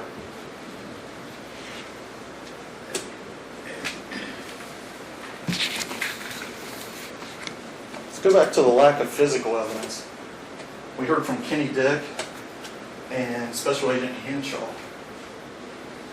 They exhausted all efforts and they didn't find anything. Not in the barn,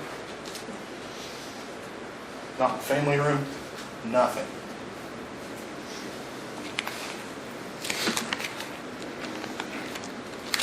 So let's talk about Ryan.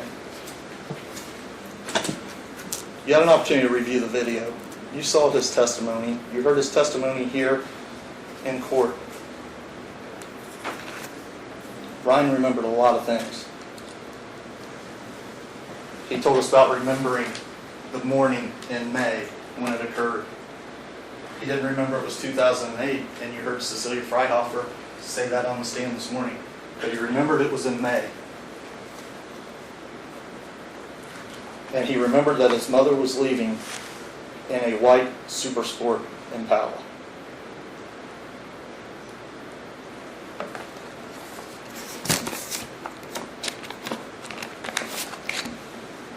We have a certified copy here.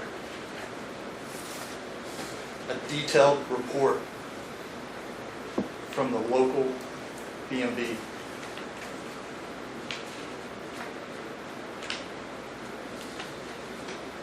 And it's going to show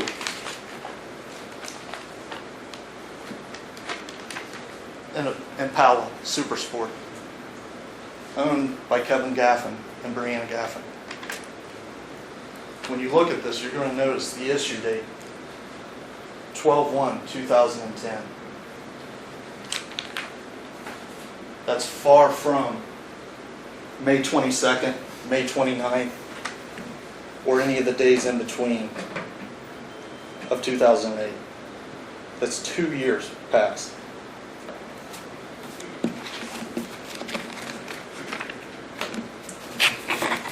The judge is going to tell you, the state, one of the elements they have to prove is time. The judge has told you it's not necessary that the state prove that the offense was committed on the exact day as charged in the indictment. It is sufficient to prove that the offense took place on a date reasonably near the date claimed. We have May 22nd through May 29th, 2008, December 22nd through December 25th, 2008, and we have a car that the alleged victim vividly remembered in 2010. That is not sufficiently close to May 22nd through May 29th, or December 22nd through December 25th of 2008.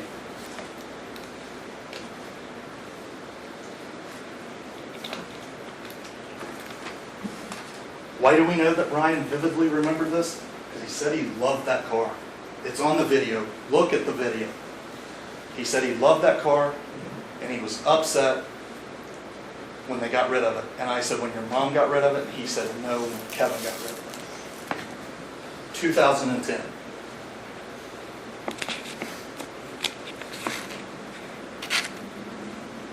The state showed you corroboration. They showed you Bruce England, 2008. But remember, that was a report that was unsubstantiated and closed. But we have additional evidence that this didn't occur. In 2012, the blocks that were used, this block, were blocks just like it. These aren't the exact blocks. Blocks just like it, as identified by Ryan. He identified that this block right here, State's Exhibit 3, was similar to the block used. We heard testimony from Kevin Gaffin that those blocks were put in the barn in 2012. That testimony was corroborated by Chris Harover, who showed or testified that he paid Kevin Gaffin for that job and identified it. How do we know? This block has green paint on it. Ryan said it looked very similar to the green paint on the blocks that allegedly were used.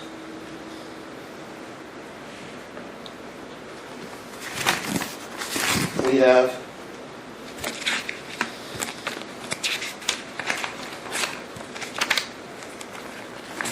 pictures identified by both the defendant and Chris Harover.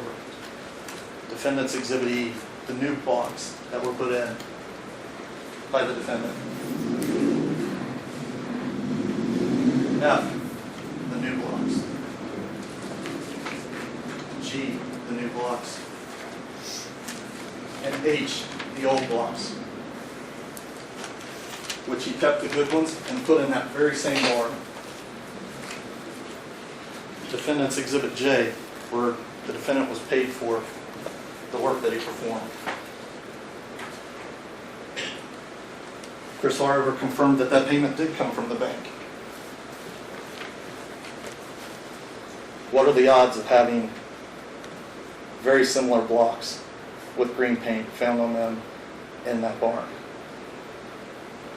Use your common sense. Now, we heard from Ryan about the actual events themselves, and let's talk about those. If you recall, he testified right there that between May 22nd and May 29th, one of those dates that the defendant of 2008, that the defendant, Kevin Gaffin, pushed him down on the dirt floor, this barn, laid him flat on his stomach, put his arms out in front of him, held him down. While holding him down,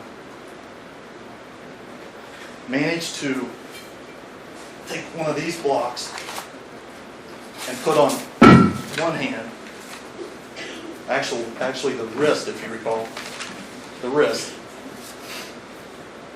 took another block and tried to put it on the other hand.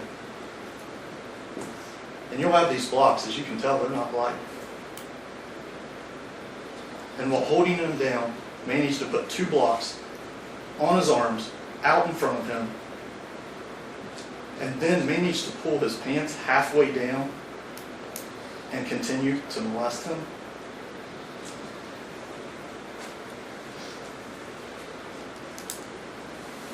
Again, test the credibility of this block. They're not light. Additionally, we heard from Ryan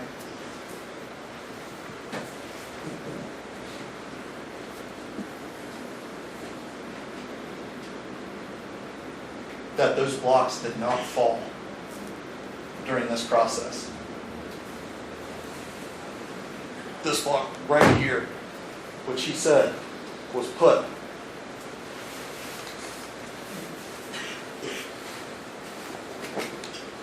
on his wrist,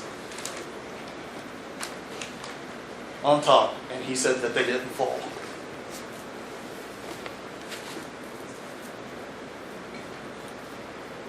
During the act.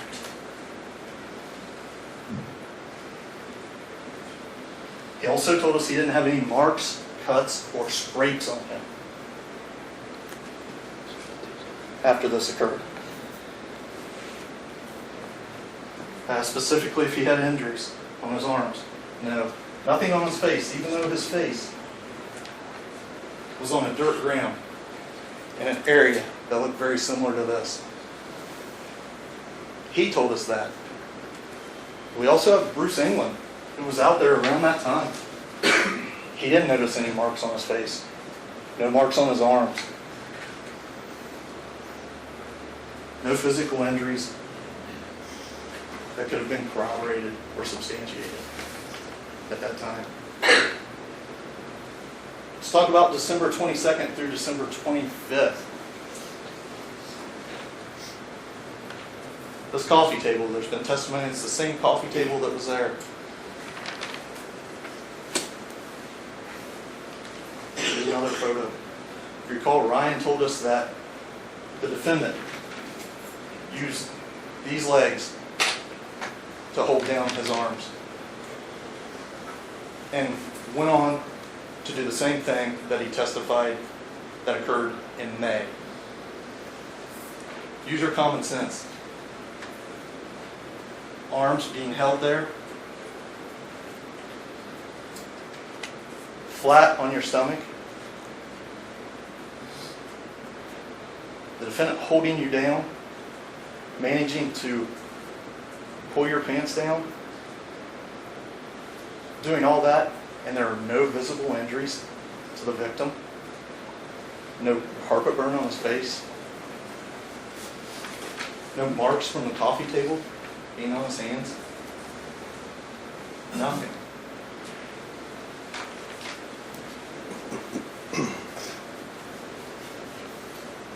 We heard from Kevin.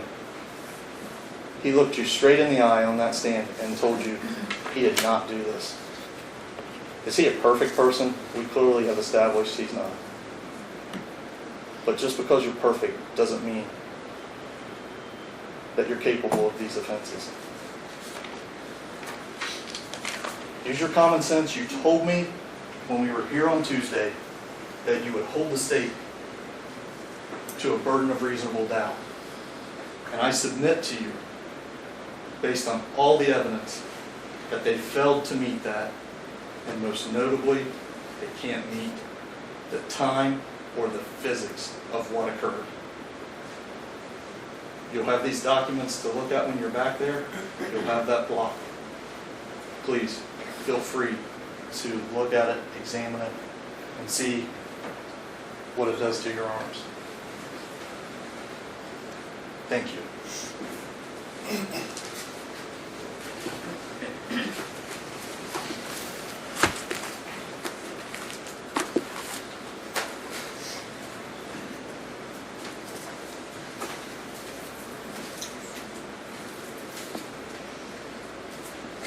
All right, thank you, Mr. Haslam. On behalf of the state, the rebuttal argument, Yes, Your Honor, thank you. Mr. Miller? Thank you, sir.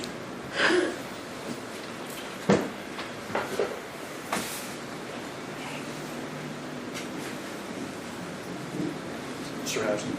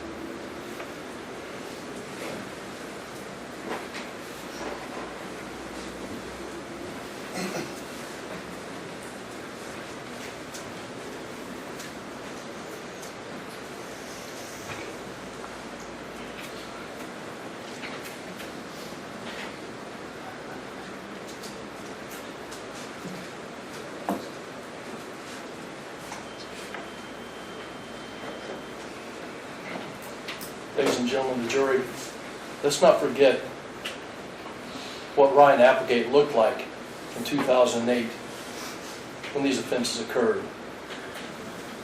He's not a grown man the size of Mr. Haslam, who just put on this demonstration for you around about the cinder blocks.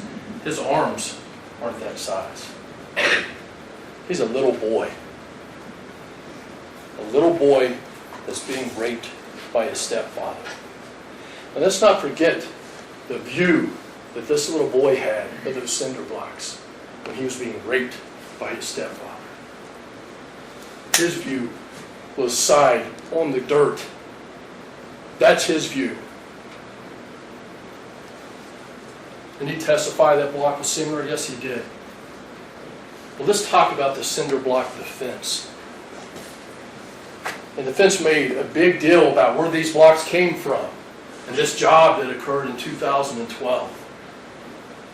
On cross-examination, the defendant even said, yeah, there were probably blocks in that, cinder blocks in that barn before 2012. I would submit to you this issue with the blocks and where they came from and the wrong color, the wrong size is not sufficient for you to find the defendant not guilty of this offense. Again, Ryan Applegate was a little boy. And Mr. Haslam said that Ryan said on the stand he didn't see marks. Now, my recollection of that testimony, you'll have to decide for yourself what that testimony was. I think Ryan indicated, I don't recall. Well, let's think about maybe why he didn't recall. What had just happened to him? He'd been taken to a barn, forced on the ground, and blocks placed on his wrist. And that, I will submit to you, as a little boy, his wrist would go easily under those blocks. And did they fall over? I don't know. They're heavy for a reason. Mr. Haslam made much about how heavy they were. Yeah, the blocks were heavy for a reason, to control Ryan, as he did the entire marriage, as the defendant did the entire marriage of Brandon Weiska. But let's get back to this issue about the marks on the wrists and forearms. What had just happened? Well, let's see. Ryan told you that he had been raped anally. Then he was forced to perform oral sex, you'll see the diagrams where we circle what parts of the body touched. Then after the fact, walking back to the house, what did he do? He soiled himself. And he told you he saw blood. I'm guessing he wasn't concerned about whether or not he had a scratch on his wrist. Think about what makes sense if you're a little boy. Are you concerned about a scratch on your wrist? Or are you concerned about just being raped by your stepfather? Bruce England didn't look for marks. He testified as such. Let's talk about a couple other defenses, if you will, from the defense. Physical evidence. There's no physical evidence. The state would submit that there is physical evidence. Joni talked to you and told you about seeing blood in the toilet. Think she's making that up? In 2008? And we know in 2008 is when the investigation began, because that's when Bruce England got involved. Is she making that up? No DNA, right? No DNA. You heard Investigator Dick, who's an experienced investigator and an agent from the BCI, the Attorney General's office, told us after 7 years it makes it difficult. It's not unusual not to find DNA after 7 years. Carpet had been cleaned multiple times. The barn was exposed to the elements. It'd be very unusual to find any DNA in that circumstance. Mr. Haslam talked about named Brianna, Joni, Angie Day, and what was the connector of all these folks? They were family. Well, who's supposed to testify in a trial but witnesses? They were relatives. You know what else they were? They were witnesses. Joni saw the blood. She called her mom Angie. She is a cousin. She's a witness. Angie is an aunt, and she is a witness. Who else we expect to testify about a rape of a little boy, but to the people closest to him that know the most about him and can tell you about the changes in this little boy after this horrific event?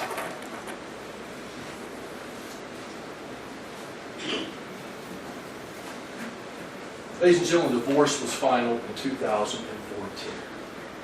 The only thing that remains is a contempt hearing related to monies that a judge has directed Mr. Gaffin to pay to Brianna. Now his explanation, I don't know, is that his attorney is telling him to outright deny and defy a court order.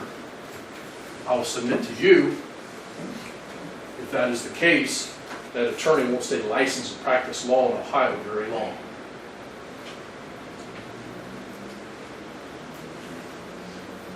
We talked about Dr. Connor, and yes, he never had the chance to examine Ryan, but that wasn't why he was here. He was here to tell you about latent disclosures of sexual assaults, and he told you why that would happen. They feel threatened, isolated, they're afraid. They feel shame, especially as a boy. Talk about these type of things happening to them. And what do we know about Ryan? And what do we know that the evidence has shown? What did Ryan tell you? What did Brianna tell you? That this man would call him queer if he played with a teddy bear.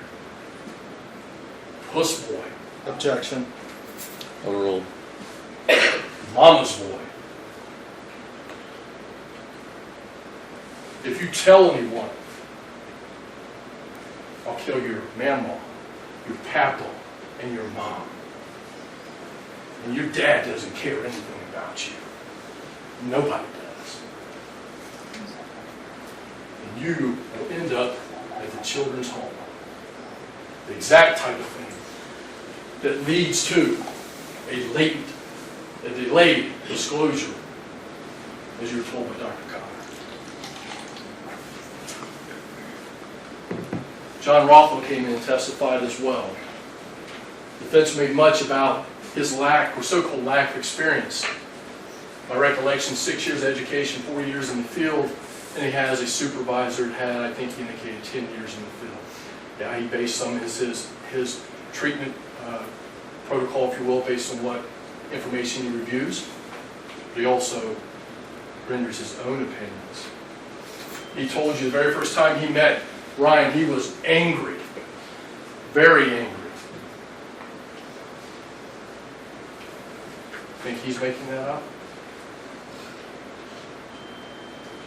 Are there some discrepancies in Ryan's testimony and other witnesses? Absolutely. Is that what you would expect after 8 years? Wouldn't it be more unusual that everyone had the exact same story? Remember back in jury selection when we talked about the traffic accident? And I asked potential jurors about, well, what color was this, or what time was this, and what was that? And maybe some of those questions couldn't be answered. But we all agreed. We knew they were in an accident. And guess what? Yeah, Ryan may be mistaken about the color of the car and when that car was purchased. But guess what he told you happened? He will never forget for the rest of his life, because he was raped by this man.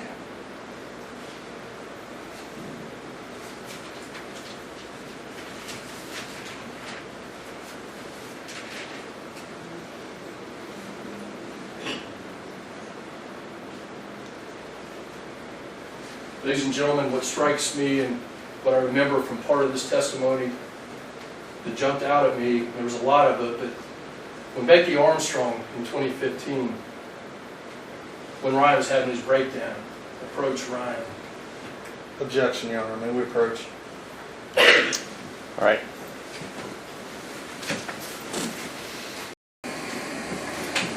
This rebuttal's way outside. What's your reason? I'm sorry, what? His rebuttal's way outside of my closing. I didn't talk about Becky Armstrong at all. Well, it doesn't matter. You're talking about things he's rebutting, what you're saying, and make sure you time it. I'm always supposed to. Yeah. All right. Overruled. Ryan told Becky Armstrong, you just don't know. You just don't know. Ladies and gentlemen, I submit to you that now we all know. And like Mr. O'Reilly told you, Ryan had a secret. A secret that changed him from a happy little boy to an angry, suicidal little boy. And what was that secret? The evidence has shown that secret was he was taken to the barn by his stepfather and anally and orally raped. That secret was that when he was in his home in December 22nd through 25th, he was anally raped by his stepfather. Ladies and gentlemen, at the beginning of this trial, the defendant was cloaked with presumption of innocence. The state doesn't dispute that. But this evidence has chipped away and torn away at that cloak. So now, ladies and gentlemen, that cloak lies at the defendant's feet. That presumption has been overwhelmed by the evidence in this case.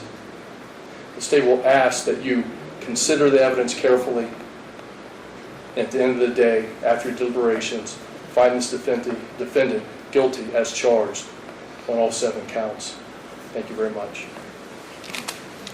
All right, thank you, Mr. Miller.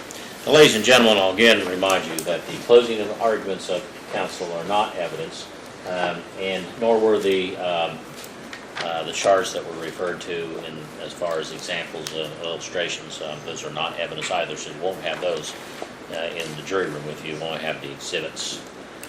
All right, now, ladies and gentlemen, heard the closing arguments of counsel, which again I advise you are not evidence. I will now instruct you on how to conduct your deliberations and prepare your verdicts once you've reached them. You must be uninfluenced by any consideration of any sympathy or prejudice. It's your duty to carefully weigh all of the evidence, decide all of the disputed questions of fact, to apply the instructions of the court to your findings, and to render your verdict accordingly. In fulfilling your duties, your efforts must be to arrive at a just verdict. Consider all of the evidence and use your common sense and make your findings with intelligence and impartiality, without any bias, sympathy, or prejudice, so that the state and the defendant will each feel their case was fairly and impartially tried. Now, you may not discuss or consider the subject of punishment. Your duty is confined to deciding the guilt or innocence of the defendant. In the event that you make a finding of guilty, the duty to decide punishment is placed by law upon the court. Now, if during the course of this trial, this court or judge has said anything, or done anything that you consider an indication, in my view, of the facts of the case in general, you're instructed to disregard it, because as judge, I must be and sincerely desire to be impartial in presiding over this and any other case or trial before the court with or without a jury. A court has no right to invade and doesn't desire to invade your province by indicating a preference between the parties. And anything that I've done in this case, I was not been meant to do that. And the reason I say that is because over the years when I was practicing law and I talked to people, I've never been a juror, don't expect I ever will be. And I asked one of my clients, well, how do you go about making your decision? And they said, well, we just kind of watch a judge, and we talked about it, and he pretty much, by what he did and the way he did things, he gave us the hints as what we're supposed to do. And I said, oh my God, no, it's not. So I just want to caution you that when I make rulings, I don't do them because of a preference or anything. I do them because of the law. Now, your initial conduct upon commencing deliberations is a matter of great importance. It's not wise to immediately express a determination or to insist upon a certain verdict, because if your sense of pride is aroused, you may hesitate to change your position, even if you later decide that may be or is wrong. Consult with one another, considering each other's views, and deliberate with the objective of reaching an agreement if you can do so without disturbing your individual judgment. You must each decide the case for yourself. You should do so only after a discussion in consideration of the case with your fellow jurors. Do not hesitate to change an opinion if you find that it is wrong. However, you should not surrender an honest conviction in order to be congenial, or to render a verdict solely because of the opinions of the other jurors. Now, when you go to the jury room, your first function will be to select one of your number as a foreperson. That person that you select will preside over your deliberations, but does not have any greater power, nor does that person's vote have any greater importance than anyone else's. The foreperson serves the purpose of helping you to conduct your deliberations in an orderly manner and give each juror an opportunity to express your opinion. One additional duty of the foreperson is to see that the verdict forms and exhibits and copies of the substantive instructions will be sent back to you, are returned to the court after you've reached your verdict. Now, as I indicated, I'll place in your possession the exhibits and the verdict forms, and the foreperson will retain possession of those records and then return them to the courtroom. One of the exhibits you have is a DVD recording admitted into evidence. If you wish to view that, it must be played on a laptop under control of the bailiff, not a member of the jury. In that event, notify the court in writing, and I'll determine how that will occur. Now, until your verdict is announced in open court, you're not to disclose to anyone the status of your deliberations or the nature of your verdicts. Now, this being a criminal case, before it can be said that you have reached a verdict, it is necessary for all 12, and I repeat, all 12 of the jurors to agree upon a verdict. Now, you'll have with you in the jury room, in addition to the exhibits that has been omitted and the copy of the instructions, verdict forms for each of the 7 counts. And I have them here, and you'll be able to see from where you're sitting that there's typing that has the court and the case number, and then the verdict count 1 and through 7.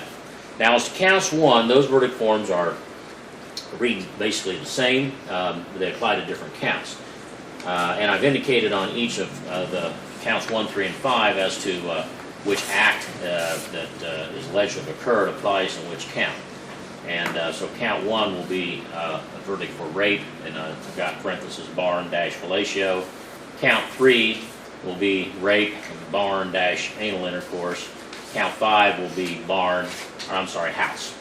And the verdict forms for counts 1, 3, and 5 will read, we the jury, having been duly impaneled and sworn, find the defendant Kevin Gaffin, and then you'll be able to maybe even see from there's a blank space, and underneath I've insert guilty or not guilty with a couple asterisks just to call your attention to that. That'll be written in by hand.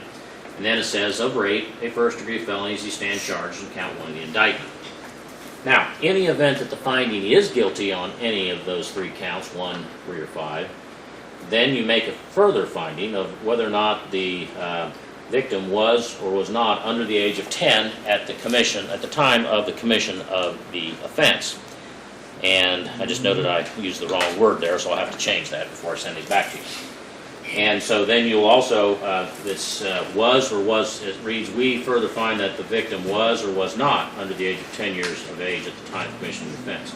And you'll circle the one that applies or scratch out the one that doesn't apply so that it's clear what your finding is.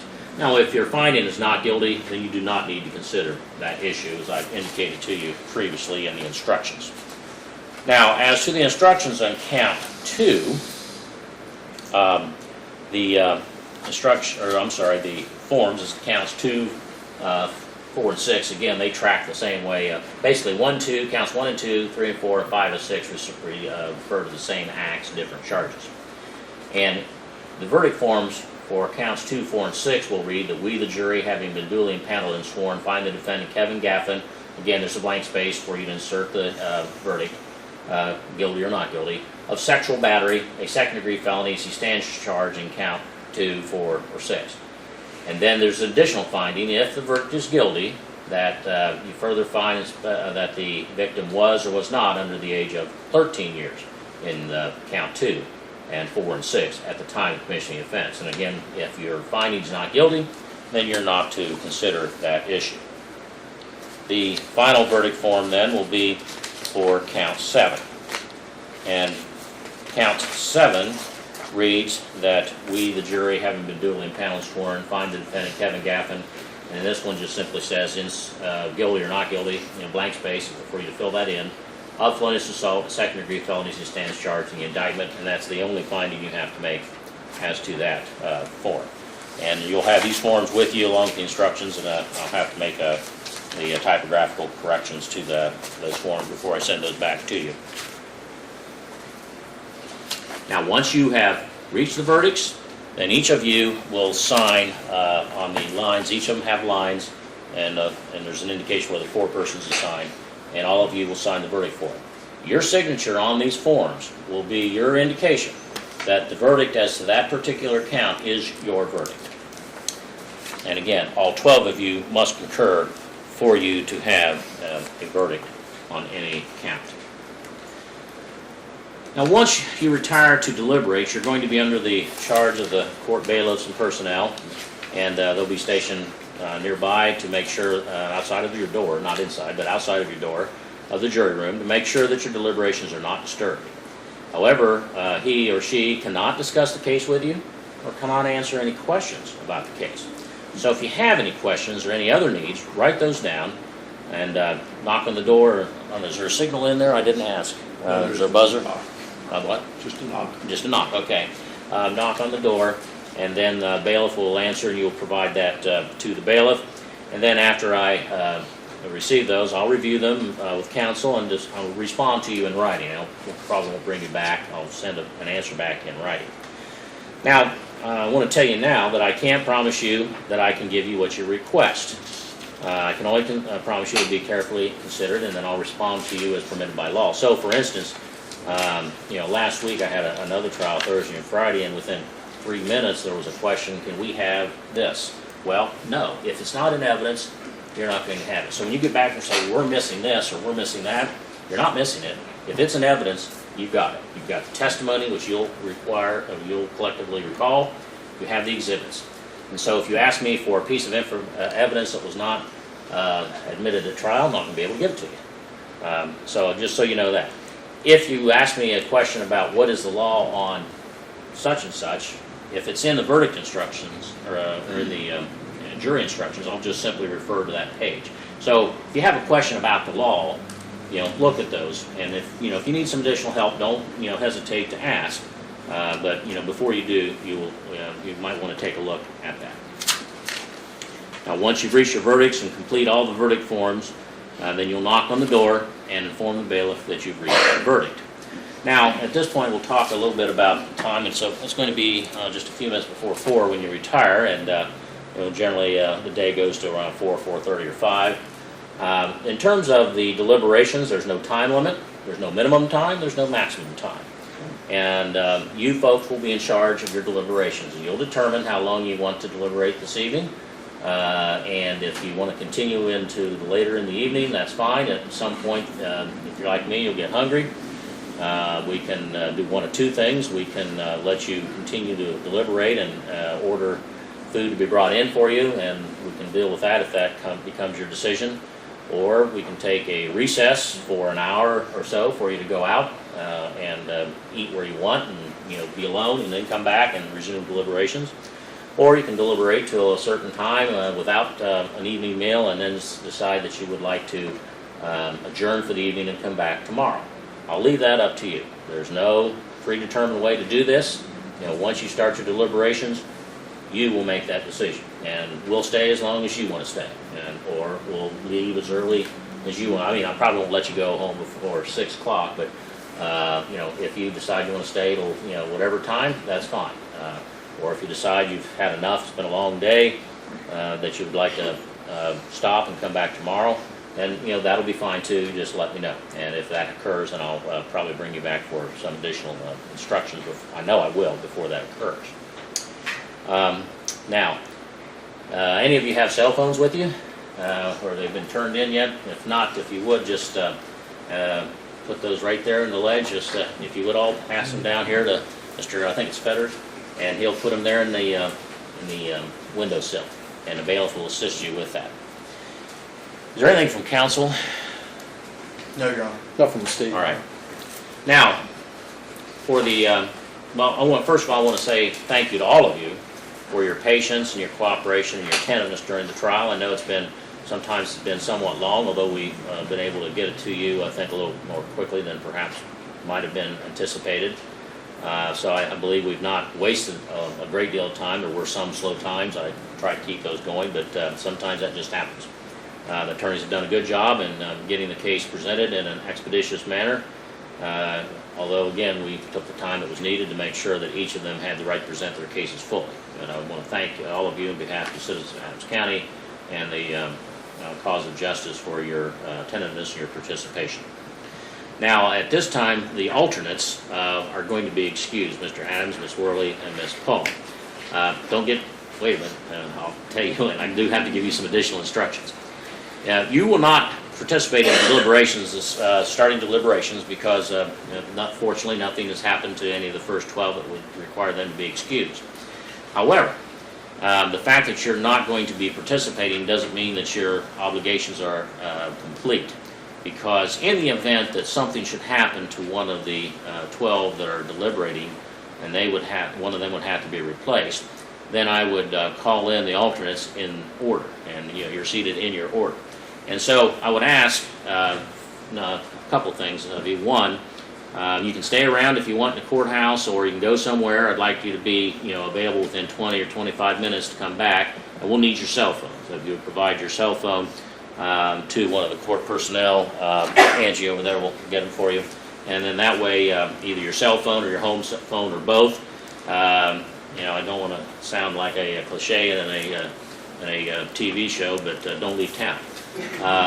But because we would need to have you come in. And I can tell you, I've been judge for almost 8 years, and I've had to do that twice. Now, because you are still subject to participating, you're not permitted, even though you're done for now, to talk about this case. So you will not be able to discuss this case with anyone. So if you go home and your spouse or kids or somebody says, well, tell me about the trial, can't yet, it's not over. And you're not to come to any conclusions on your own. I know that's hard. It's hard not to think about what we've heard, but you're not to make any conclusions or decisions, because a verdict is the result of the deliberations collectively of 12 people. And so, if you were sitting at home thinking, here's my decision, and then you didn't have the benefit of all the other give and take that the others had. So don't think about the case. Don't talk about the case with anyone. Don't permit anyone to talk about it with you. Don't read anything about the case in any form, whether it be in a newspaper, in print newspaper, or on the internet, or in social media, which seems to be where a lot of people are getting their news these days, what they think is news. And don't make any comments about it. Don't do any postings in any media. Don't write anything or send anything to anybody, or text or anything else. And again, if anybody says anything to you, tell them I can't talk about it yet. Also, the same instructions I've been giving you all week. You're not permitted to try to find any further information out about this case, or to research it in any way in an attempt to help you decide what you think that the verdict should have been. And once the verdict is reached, I'll ask the bailiff or court personnel to call each of you so that you'll know that you're released from that obligation, and those who are standing by eagerly waiting for you to tell them everything will be satisfied. But you don't have to talk about it, by the way, once you're done. You may, but you're not required to. And again, also, don't have any conversation with each other, with any persons that were present or participating in the trial, spectators, witnesses, or anyone else. And don't permit anyone to give you any information or attempt to give you any information about them. Okay, then with that, all cell phones collected, the jurors will retire and begin their deliberations. And I will finish up the corrections of the verdict forms and send those back along with the exhibits and the instructions. Thank you.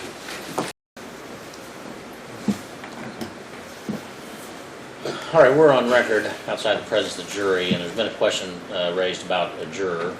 And I have printed out a letter I'm going to have the bailiff give to the jury here that reads that members of the jury, it's what, 5:20 p.m. or maybe actually 5:18, whatever time it is, please cease further deliberations till further notice from the court. And then we'll deal with this matter regarding the jury. So give that to the bailiff and just hand that to him. All right, and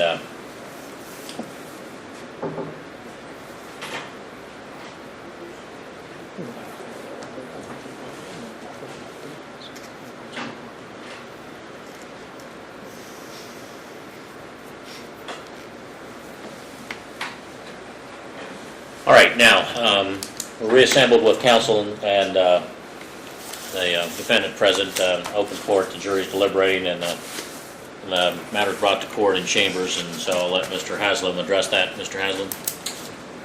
Yes, Your Honor. Approximately, I don't know the exact time, but sometime within the last hour, maybe even less than that, I received a phone call from my client. My client at that time informed me that I needed to speak with Officer Randy Copas of the Adams County Sheriff's Office, that he overheard a juror say that he may have already made up his mind in regards to the case at that point. Who heard that, your client? My client heard that from somebody. He didn't hear it directly from Randy Copas. How did you hear it, Mr. Gaffin? Chris Harlow. Okay, a witness, all right. And Mr. Deputy Copas is here. Deputy Copas, you want to report what it was that you overheard? Yes, sir.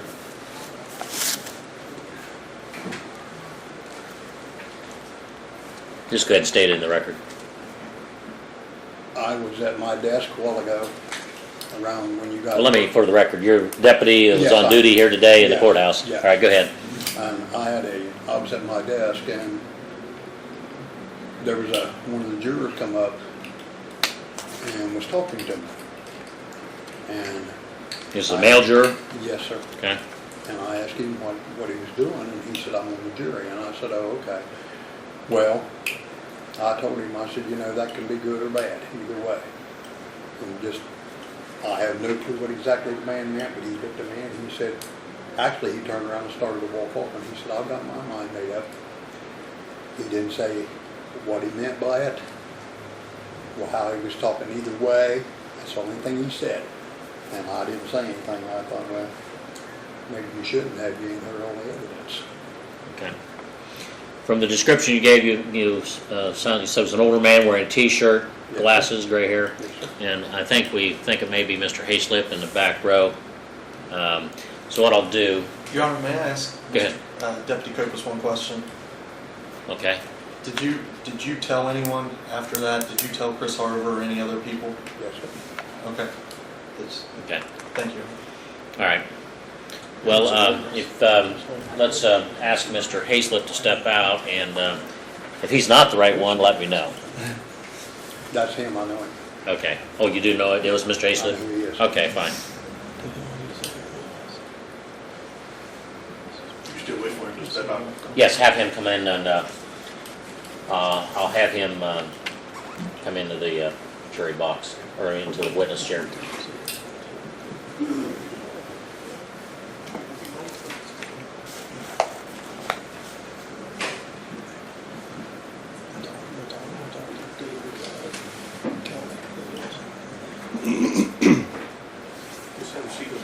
Mr. Hayslip, come up here. Need to ask you a couple of questions here, Mr. Hayslip. Been a matter of communicating to court that I'm obligated to deal with, and just want you to be, totally frank and honest about it, and, not in any trouble or anything. But Deputy Copus indicated that you just had contact with him during the lunch hour, and didn't realize you were on the jury, and he asked about it, and you said you were on the jury, and he said something to the effect that could be good or bad, and he said that you made a comment that, well, I've already got my mind made up. You remember making that comment? Yeah. Well, what did you mean by that? I didn't talk, discuss anybody in there at all. Okay. But I just was thinking about it. I hadn't totally made my mind up yet. That's honest. Okay. Well, at the lunch break, we were still in the defense case, and they put on a couple of other witnesses, and then it was a rebuttal witness, and then everything else happened. And so I guess my question is this: is that you know, at the time you made that statement, you know, I have been instructing you all along not to, you know, form any opinions or make any take any positions about it. Right. I mean, is this something that you had decided this was going to be your verdict, or were you? All right, you understood that you still had to hear the question or the instructions from the court and arguments.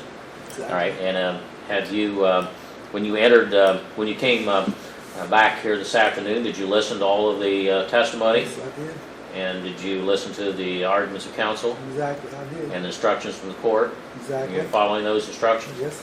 And as you sit here now and you went back in, when you went back to the jury room, were you were you ready to follow the instructions of the court Yes. and listen Yes. and make this decision based on everything that Exactly, yes, I told did, you? sir. Yes, sir. And I don't want to know anything about what's going on back there, but at this point, have you been listening to the other jurors and considering what they say and analyzing all of the evidence? Exactly, yes, I And have, is this, sir.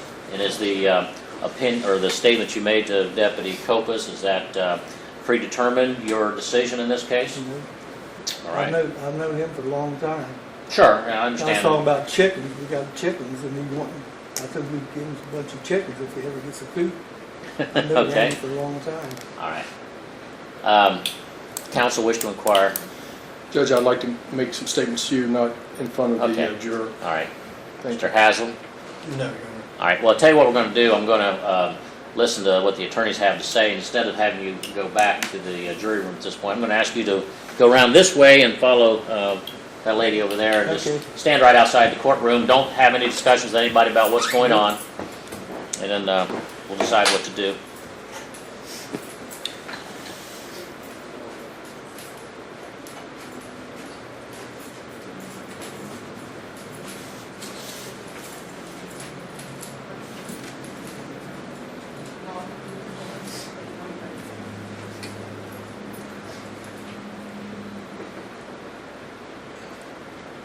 All right, Mr. Hayslip's left the room. He's not back in the jury room. I've had him leave the courtroom in the under escort of the court officer.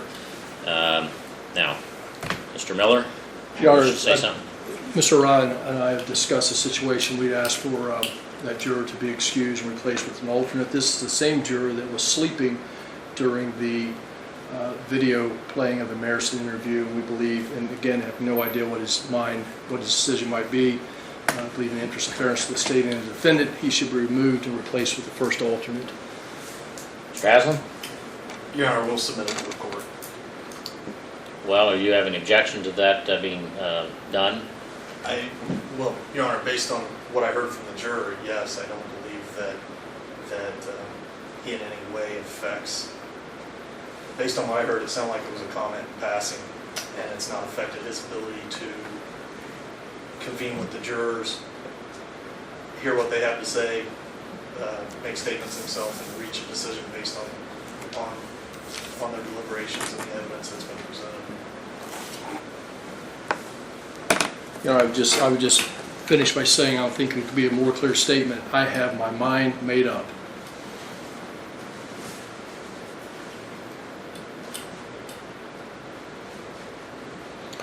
Well, given the gravity of this case, you know, because if the defendant's convicted of rape, there's a life sentence involved. We don't know which way he's going. We don't, you know, it would be improper for us to inquire of that. I just am of the, I think the safest thing to do is to excuse him and replace him with an alternate. I don't really like to do that. I've done it twice. This will be number 3. But based on his the tenor of the comment that he made to Deputy Copas, he's acknowledged that. He's been very forthright and honest about it.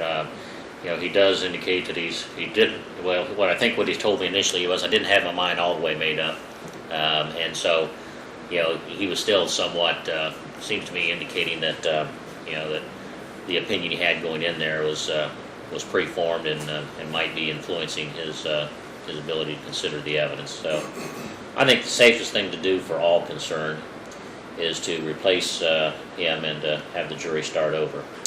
And so we did contact the first alternate and have him start this way, and so hopefully he'll be here in a few minutes. Could you ask Angie to come in and... Your Honor, just for the record, we note our objection. You're objecting? Yes. Okay.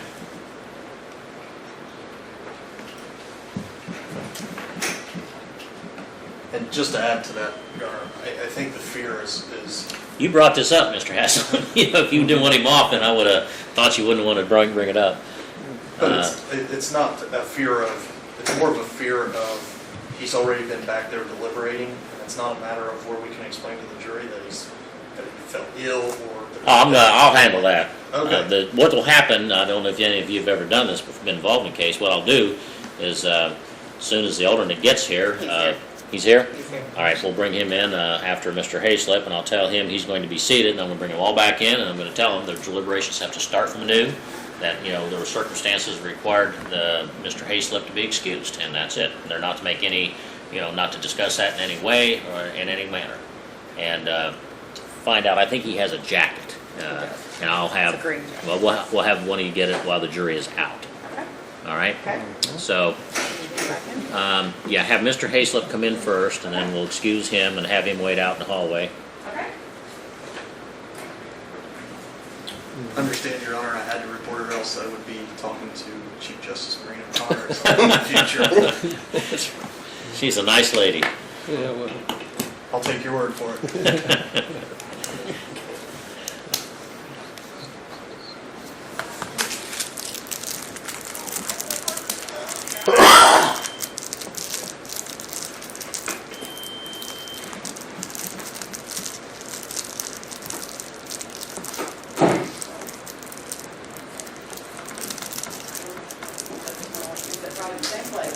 Just stay right there. Mr. Hayslip, I've had a conversations with attorneys and given this some thought, and this is a serious matter. All criminal cases are serious, and while I believe I just believe that the way you made your statement, and even now you said you hadn't had your mind made all the way up, but it implied that when you went back there you had some preconceived ideas, and I believe that based on that the best thing to do in the interest of justice is to excuse you and replace you with an alternate. So I'm just going to ask you to step outside with this lady here, and then we'll get your coat and have it brought out to you, and then you can be excused. Oh, you didn't bring a jacket today? Oh, I thought you had a coat on. Okay. He doesn't have a jacket. All right. Thank you. Okay. Have Mr. Adams come in. And bring out the jury and have them take their seats.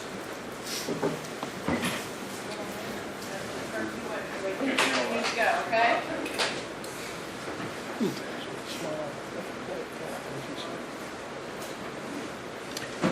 You're going to be in seat number 8 back there. Okay. I think it's 8, isn't it? Yeah. Yes. No, it's number 2, actually. Number 2.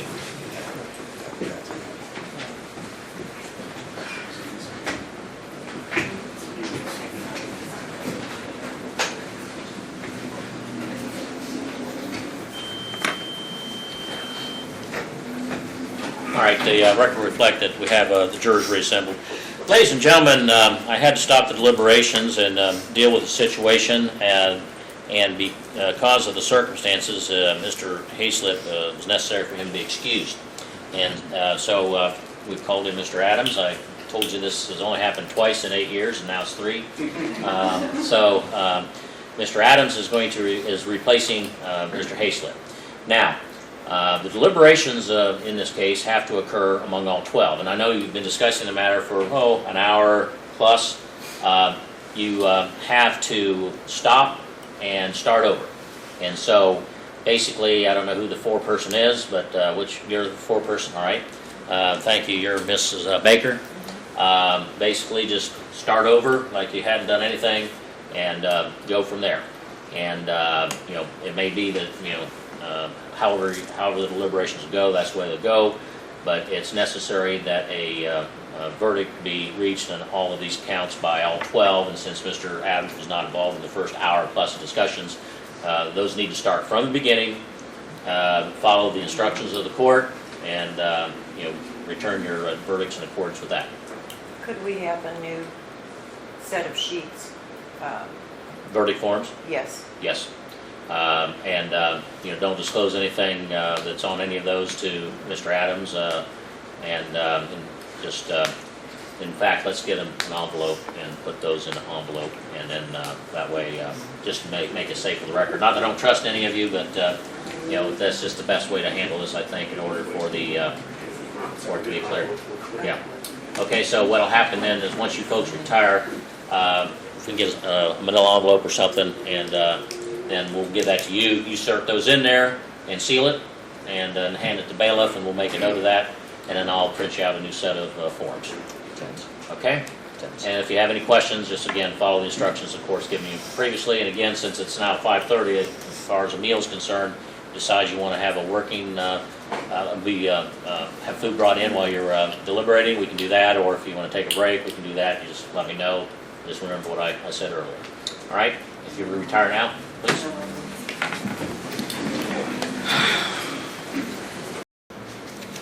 Okay, we're back on record. In State v. Gaffin, the jury has returned to deliberate, and I now have the new verdict forms to send back, so I'll give those to the bailiff.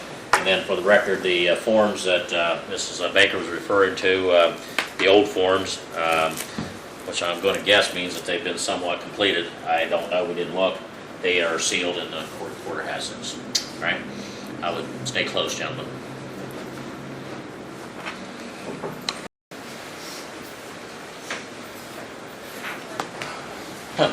Battery's running low. All right, we're back on record, and everybody be seated, I'm sorry. State versus Gaffin.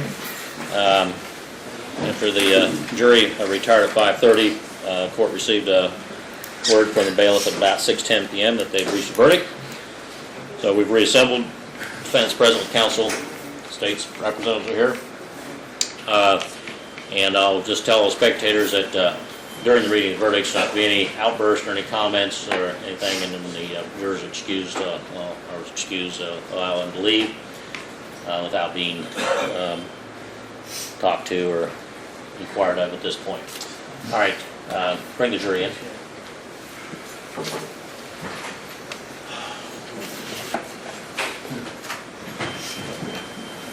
Oh, that's what this is.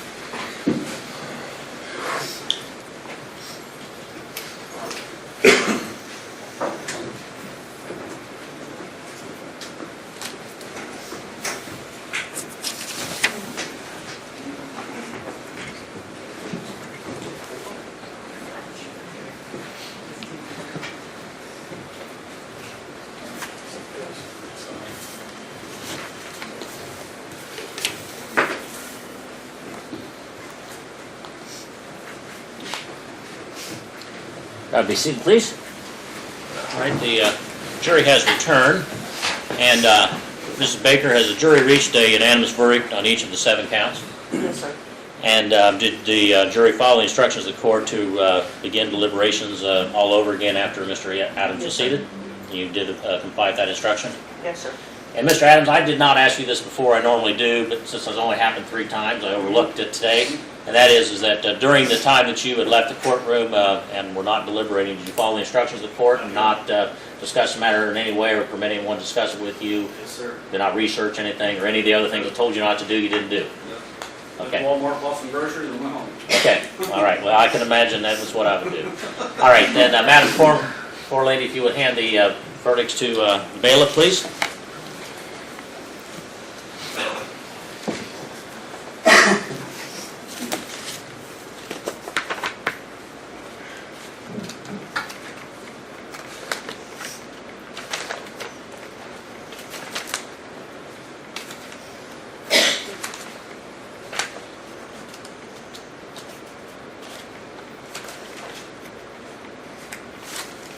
right, Mr. Heller, clerk of courts will please read the verdicts.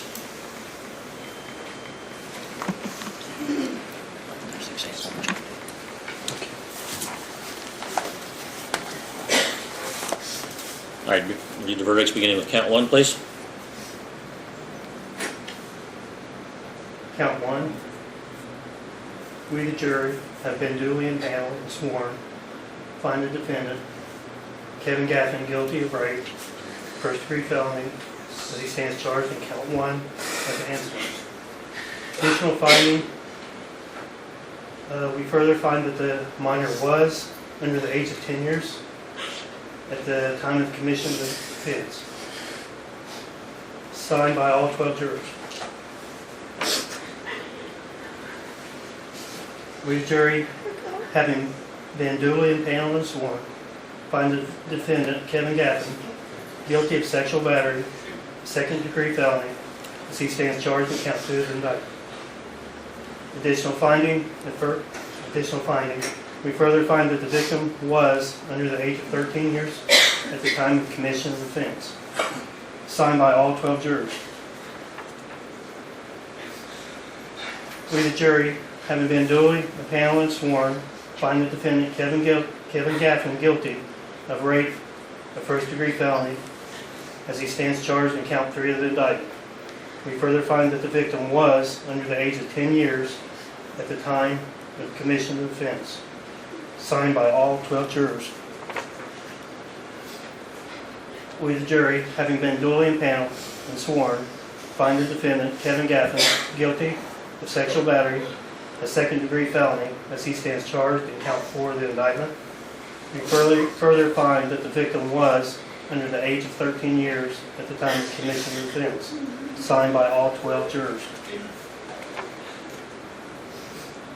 We, the jury, having been duly impaneled and sworn, find the defendant, Kevin Gaffin, guilty of rape, a first-degree felony, as he stands charged in count 5 of the indictment. We further find that the victim was under the age of 10 years at the time of the commission of the offense. Signed by all 12 jurors. We, the jury, having been duly impaneled and sworn, find the defendant, Kevin Gaffin, guilty of sexual battery, a second-degree felony, as he stands charged in count 6 of the indictment. We further find that the victim was under the age of 13 years at the time of the commission of the offense. Signed by all 12 jurors. We, the jury, having been duly impaneled and sworn, find the defendant, Kevin Gaffin, guilty of felonious assault, a second-degree felony, as he stands charged in the indictment. Signed by all 12 jurors.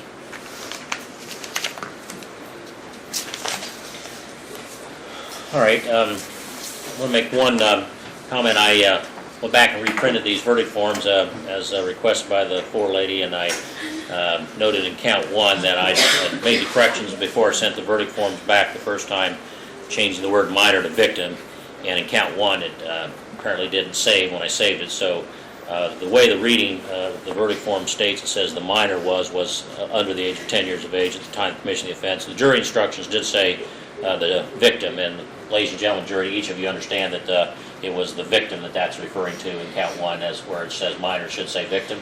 Each of you agree with that? Okay, all 12 have indicated they have. All right, now ladies and gentlemen of the jury, you've heard the reading of the verdicts by the clerk, and is this the verdict as to each count, as to each and every one of you? Is it not the verdict of any of you? None of them have indicated that? Anybody wish the jury polled? No, Your Honor. No, Your Honor. All right. The court then will accept the findings of the jury and enter findings of guilty as to each of the 7 counts in accordance with the findings of the jury, along with the additional findings in counts 1 through 6. All right, ladies and gentlemen of the jury, this completes your service for this case. I again thank you for your willingness to serve, your appearing here.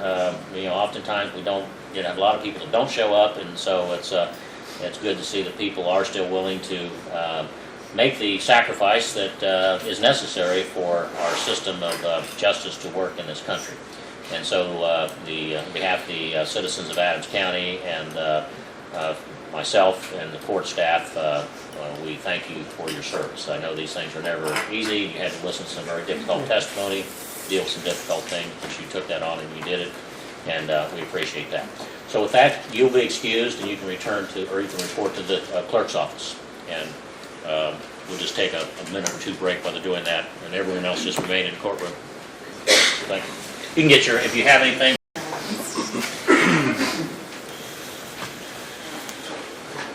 All right, we're back on record. The court excused the jury. They've reported to the clerk's office. The defendant has been found guilty of each of the 7 counts of the indictment. It's the order of the court, Mr. Gaffin, your bond be revoked. So from this moment on, you are in custody of the sheriff without bail. Now, in regards to sentencing, typically, a case of this nature, it's because in counts 1, 3, and 5 are sentences all involve life. There's life without parole. There's life, and potentially, I believe, life 15 to life.